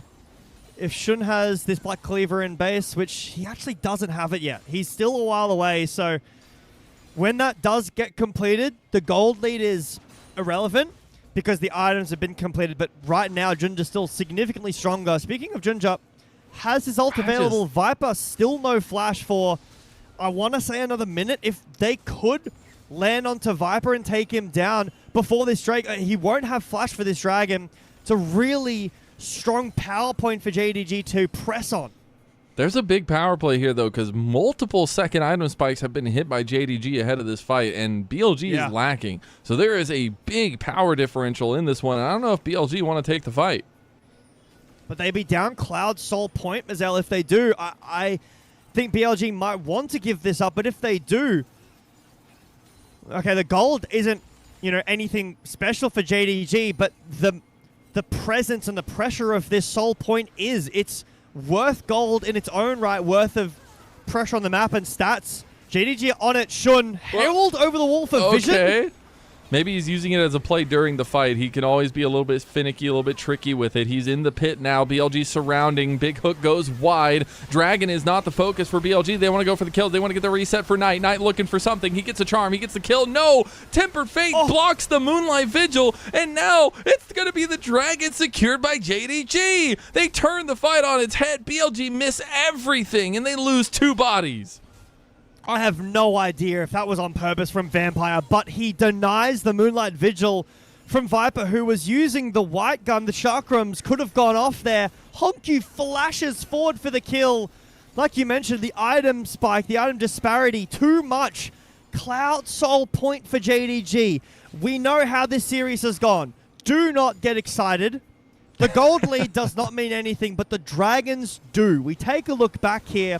Shun goes in with the Herald drop that looked a bit suspect. I still don't really know what he was looking for here. Maybe, like you said, an angle to get out. But On's hook goes wide. Shun goes in with Bin, but it doesn't connect onto Junja. And that the flash from Tempered Junja Fate was here. despicable. Oof. Honkyu plays so aggressive. He flashes in here onto Knight to get the kill. That is our featured head-to-head matchup. Honkyu 1.3k up. And what's so cool is, again, we go back to these are signature picks for their respective mid laners, right? Like, Knight has made a name for himself on his Ahri, and although Honkyu is way newer into the scene, he's done so as well. I mean, he's got like 70% plus win rate on this champion, being his 4th most played in his career. So, love to see them going head to head, and it's a little bit of a pull from either side that's going to dictate these next fights. And for BLG, they're behind at this point. They need to be proactive in trying to find some of these picks, and Whoa. they do so, trying to get onto Junja. Junja is going to be the focus. Tempered Fate comes in, though, buying a lot of time for JDG. Junja should still die, but they might get a kill back on a Shun. The Arcane Storm has grown, but both junglers will be traded down. It feels good getting a kill onto Viper, sure, but the fact that that turns into a 1v1, a 1-for-1, great play from JDG. We want to talk about signature highlight picks here. Viper on this Aphelios. He's had a good start in the lane, 1.1k up now. The only real relevant lead for his team. 800 gold on Bin is nice, but -1. 2 items in is unfortunate. that sucks. Take a look back here. Shun finds onto Junja, but getting over the wall, Vampire with the Tempered Fate. You were critical of his Bard, but so far he's had a really nice start on this Bard. Viper. How many times am I going to mess those two up? I feel like Slayer. Viper on the Aphelios, having the only relevant gold lead again. Bin on this Rexar has 2 items. That's kind of it.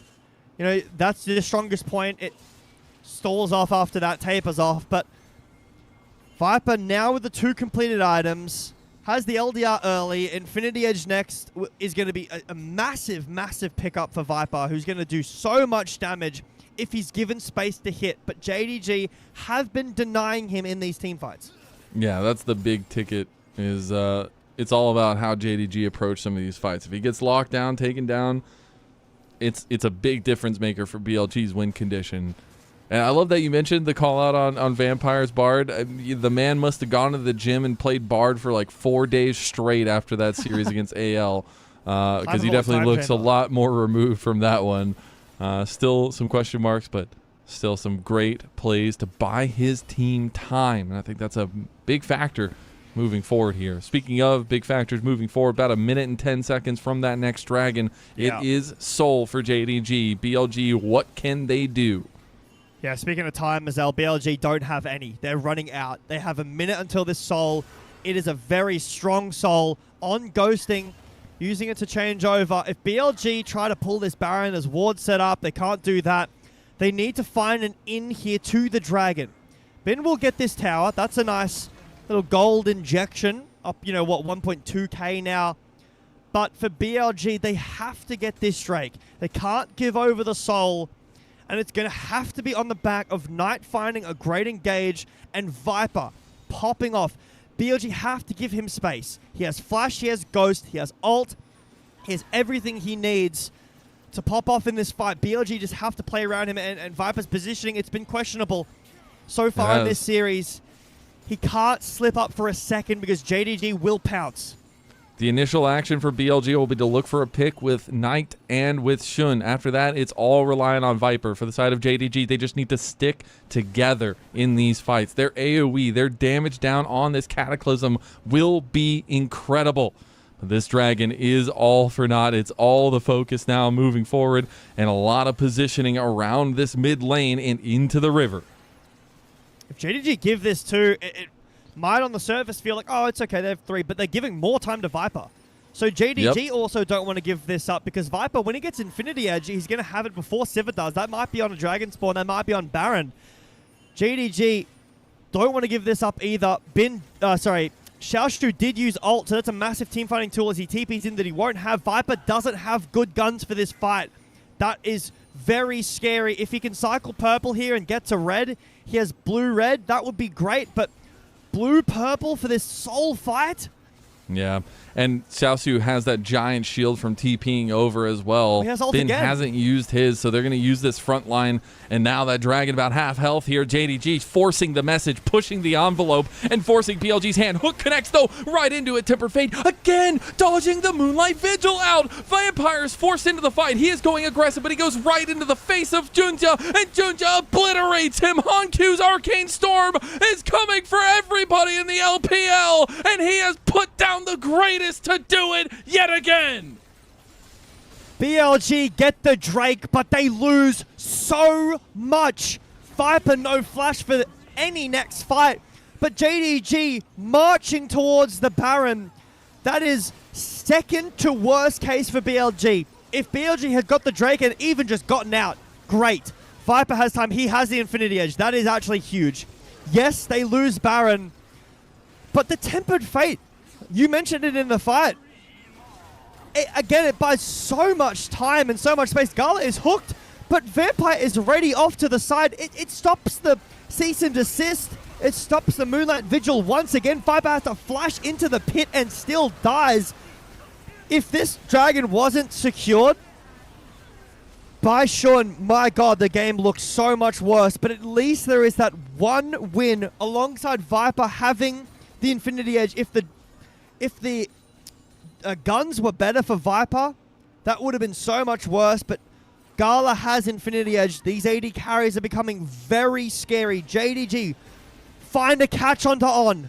Find a pick. Maybe they can get him. They're going to try to take him down now, but he's got the team behind him. That's going to be JDG getting a big pick onto BLG, and they continue to propel this lead, about 4,000 gold up.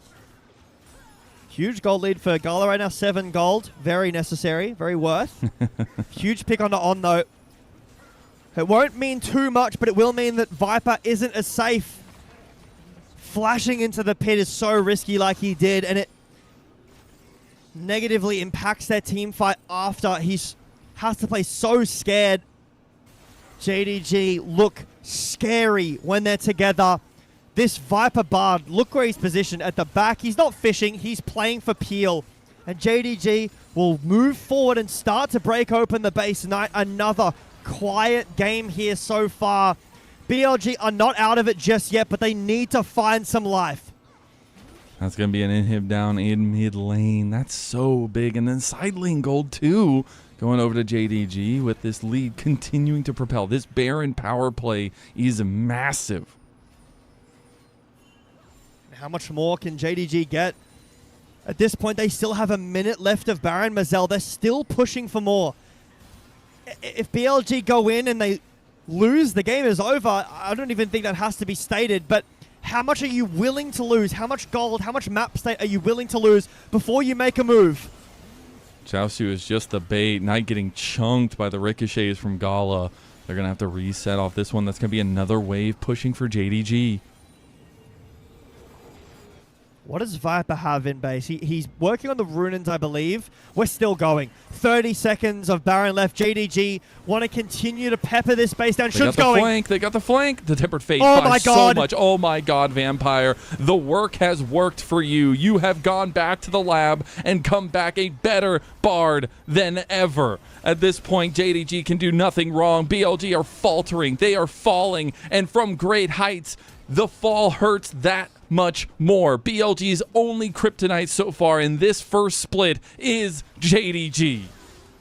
JDG will prove that this was not a fluke. It was not luck. And they, in a tough, close series, will take BLG out once again. BLG's reign becomes that much more finicky. Group Ascend is tied up, and it will be insanity moving forward. What a series from JDG. And that game was stable, Mazel. There were throws in game 1, in game 2. It was close, but JDG found what they needed to. They protected their backline. What a Bard performance. I mean, Bard, Kael, maybe On, but it's an LPL thing. It's an LCK thing, right? It's an LCK thing, this Bard. Vampire looks so good. Carries his team through so many fights by protecting his backline. BLG look dejected. They look upset. That could have been a 2-0 if they had won that first game and then not... I can't even remember who threw which game. If they had not thrown their game, won the game that JDG threw, this could have looked so different. But JDG finally finds some stability, and I'm telling you, when they look together, when they find the team fights, they are so scary. They really are.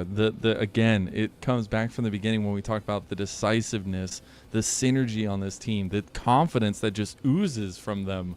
It just feels so dominant, and especially against the BLG team. That is damn good. That was an incredibly gritty performance from JDG. Vampire hype. What a player. The Bard performance was ridiculous. I have to say, when you've got criticisms of a Bard, it is always valid. It is such a difficult champion to play that well. It is so finicky, and when you aren't able to play it to the level of the top, I mean, who did, I don't remember who Carrier played it against the other day, made them look silly on Bard. That's the standard, and when you can do this peel style so well at Vampire did, it looks great. Honkyu, again, when he has agency, he just walked Knight down every fight through the whole lane. That is Knight on Azir. That is Knight on Ahri. That is Knight on Ahri, the best Ahri player in the world. And this kid walks into mid and shows him who's in town. Brett, if you're still here, or at least if we can get this graphic up, obviously you're still here. But the Honkyu Knight graphic would be incredible to bring up right now, because, my God, this is just the start of this guy's story, and it is not even close to being done. And I'm so extremely happy that he has decided to come over to the LPL. This is such an important year for Honkyu's career as well. He's so young. Look at what Knight has done. World's Finals as well in there. That JDG team, so terrifying. That year, 2023, was so scary. Everyone thought this was the Golden Road, one of the strongest teams of all time. Honkyu, after CFO, looks so great. Now in the LPL, this is a massive year. He doesn't even have to have the start that he's had, but how is this player going to look? Like, already, I know that this is ridiculous for me to say, but I'm going to say it anyway. I expect this team to go to internationals, this JDG team. Yeah. How is he going to look at internationals after so much practice in the LPL? That is Knight's Ahri that this kid is dog walking. The Victor looked damn good. The kid looks damn good. And honestly, it's always been about the synergy between him and Junja, and I'm so happy they came over as a pair.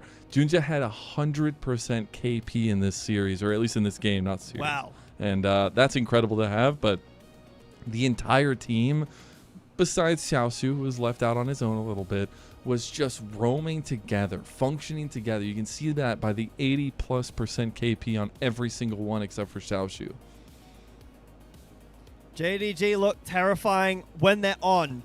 There is the asterisk there. Lost 2-0 to Weibo, lost to IG, but as they find their footing, they look terrifying. BLG found more in this series than they did in their first initial meeting, but won't meet again until playoffs now. Have to play against AL. I believe that might even be the last match of the regular season, is Billy versus AL. They've already played earlier. BLG won that one. BLG haven't dropped a single series outside of JDG before this, and now drop another one again. So BLG need to continue to fight for their first place slot, because if they lose to AL, if JDG can really tighten up their gameplay and not lose anymore, they will take first seed away. Yeah, it's so incredibly insane, JDG's trajectory from beating BLG 2-0 to then losing to Weibo 2-0, and then now handling a tenacious game against BLG yet again. I just give props to the coaching staff for JDG. The mentality of this game and the series was so hard to handle, and I'm really happy to see JDG kind of triumph through that. I got to give you the floor here, Jay Beto. Do you have any thoughts? I know it's Australia Day, but do you have any thoughts on LPL itself as we move forward into the second round robin? I'm very happy to be here. It's incredibly fun. This is probably the best Australia Day that I've had. But I will say, what I'm noticing for the LPL is the early games can be very tenuous. They are very flippy, and not that it always matters, but the LPL continues to remain the region that loves to fight to the death around objectives, more so than the LCK. The bottom, the middle, the Rise Group LCK teams do love doing that too. But when we go to internationals, we will have two teams that play up against two LCK teams and, LEC, some LCS teams. If our teams can find these team comps, the team fighting drafts, the dominance in these team fights, because they look really good mechanically. great. The problem is that whether on LCK teams and other teams in the LPL as well are valuing their cross-mapping, because that was a massive problem for the LPL in 2025. In 2025, the LPL was looking very similar, but they just got cross-mapped to loss, basically, especially against teams who played the Gen G style. In MSI specifically, Worlds was a different story. Don't talk about that. But that was the problem. AL looked really good against Gen G, but they couldn't pull it across the line. For our LPL teams this year, I'm not necessarily saying that the cross-mapping is as important as it was last year, with Grubs not having as much value, the feats of strength being gone, Atakar not being there. It is really Dragons. If that remains true, I think that the LPL looks scary because of how good they are around these Dragon fights. Their setups are decent. Their team fighting is very scary. So if we can continue to flesh that out, get some more stable early games, I'm excited for First Stand. I guess we'll have to find out how that's going to go. I'm excited to see the rest of this until we get to those couple big names that'll be doing us proud on the international stage. Well, Jay Beto, it's been a pleasure. Happy Australia Day to you one more time. We'll be back tomorrow earlier than normal. We have 3 series day tomorrow, so make sure you tune in a little bit earlier. Shout out to Bred behind the scenes who's on production all night, and we will see you tomorrow for more LPL.